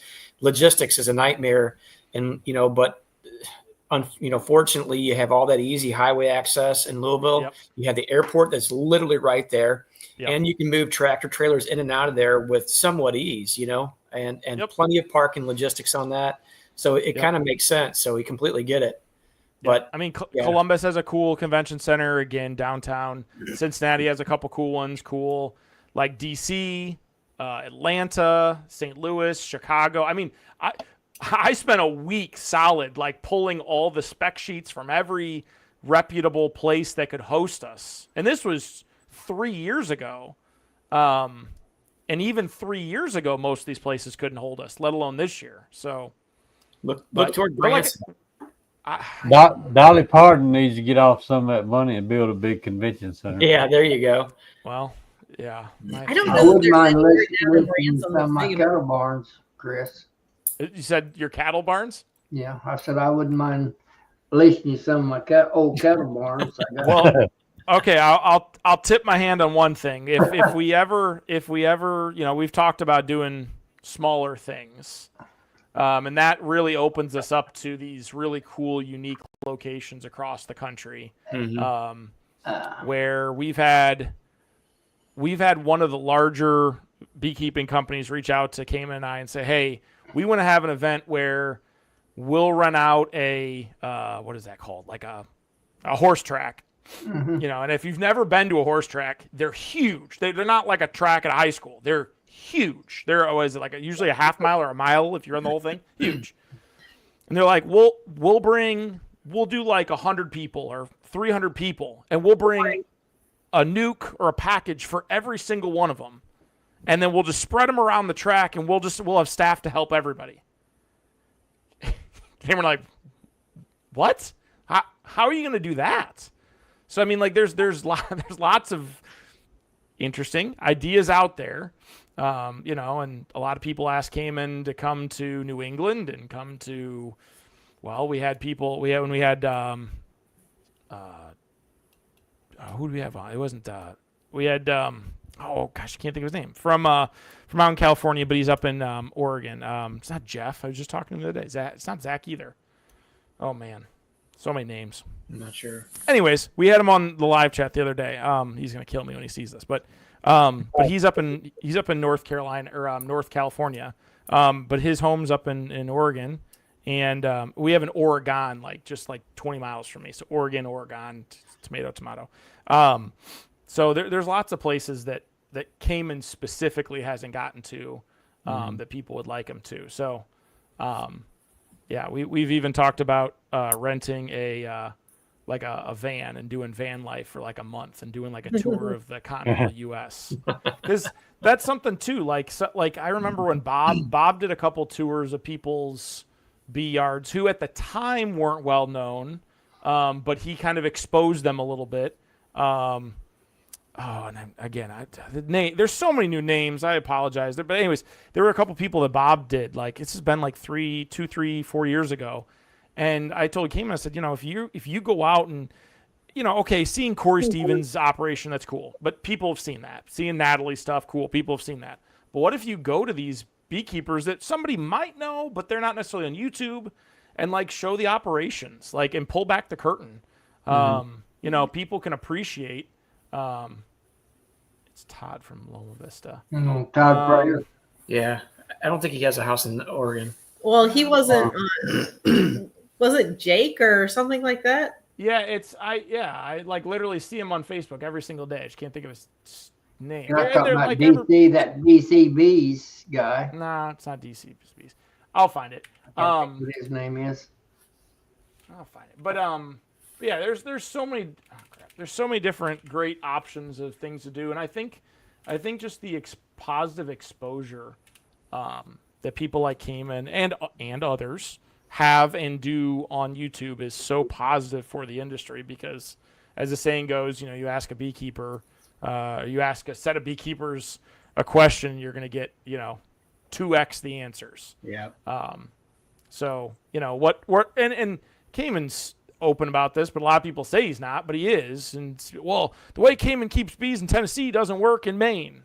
It's like, okay, but like the fundamentals by and large do. Mm-hmm. But fine. That's correct. So why don't we go up to Maine and talk to Rainier or someone like that? Jacob Waller. Thank you, Jacob Waller. I thought it was Jake something. He's gonna kick me when he sees me next. So there's just so many people. But yeah, that's on the list of things. So I got to peel him away from Laurel for a while. Although maybe she'd like not having Cayman in the house for a week or two. So she gets stuff done. Yeah. No, my wife would definitely rekey our front door if I was gone for a couple of weeks. That would, you guys haven't met Hannah yet, but she would be. I'd be keeping the van for van life after a couple weeks. So. You'd be living in that van down by the river, right? Yeah, like by my bees. Yeah. That's fun. Yeah. All right. Hey, Joey, I'm gonna get off of here. Enjoyed it. All right. You ready to have a good evening? We're about to close her down anyway. 4.5 hours almost. Yep. 4 hours, 21 minutes. Good night, everybody. Been a good one. See you, Philip. See you later. I'm gonna go ahead and close the chat down, and appreciate everybody coming into the chat side there. Appreciate it, James Noel, for the super sticker. Mm-hmm. And I'm gonna go ahead and close this down. Y'all can just hang in here for a minute if you want to. Will do. Good night, everybody. Night, everyone. See y'all. Good night.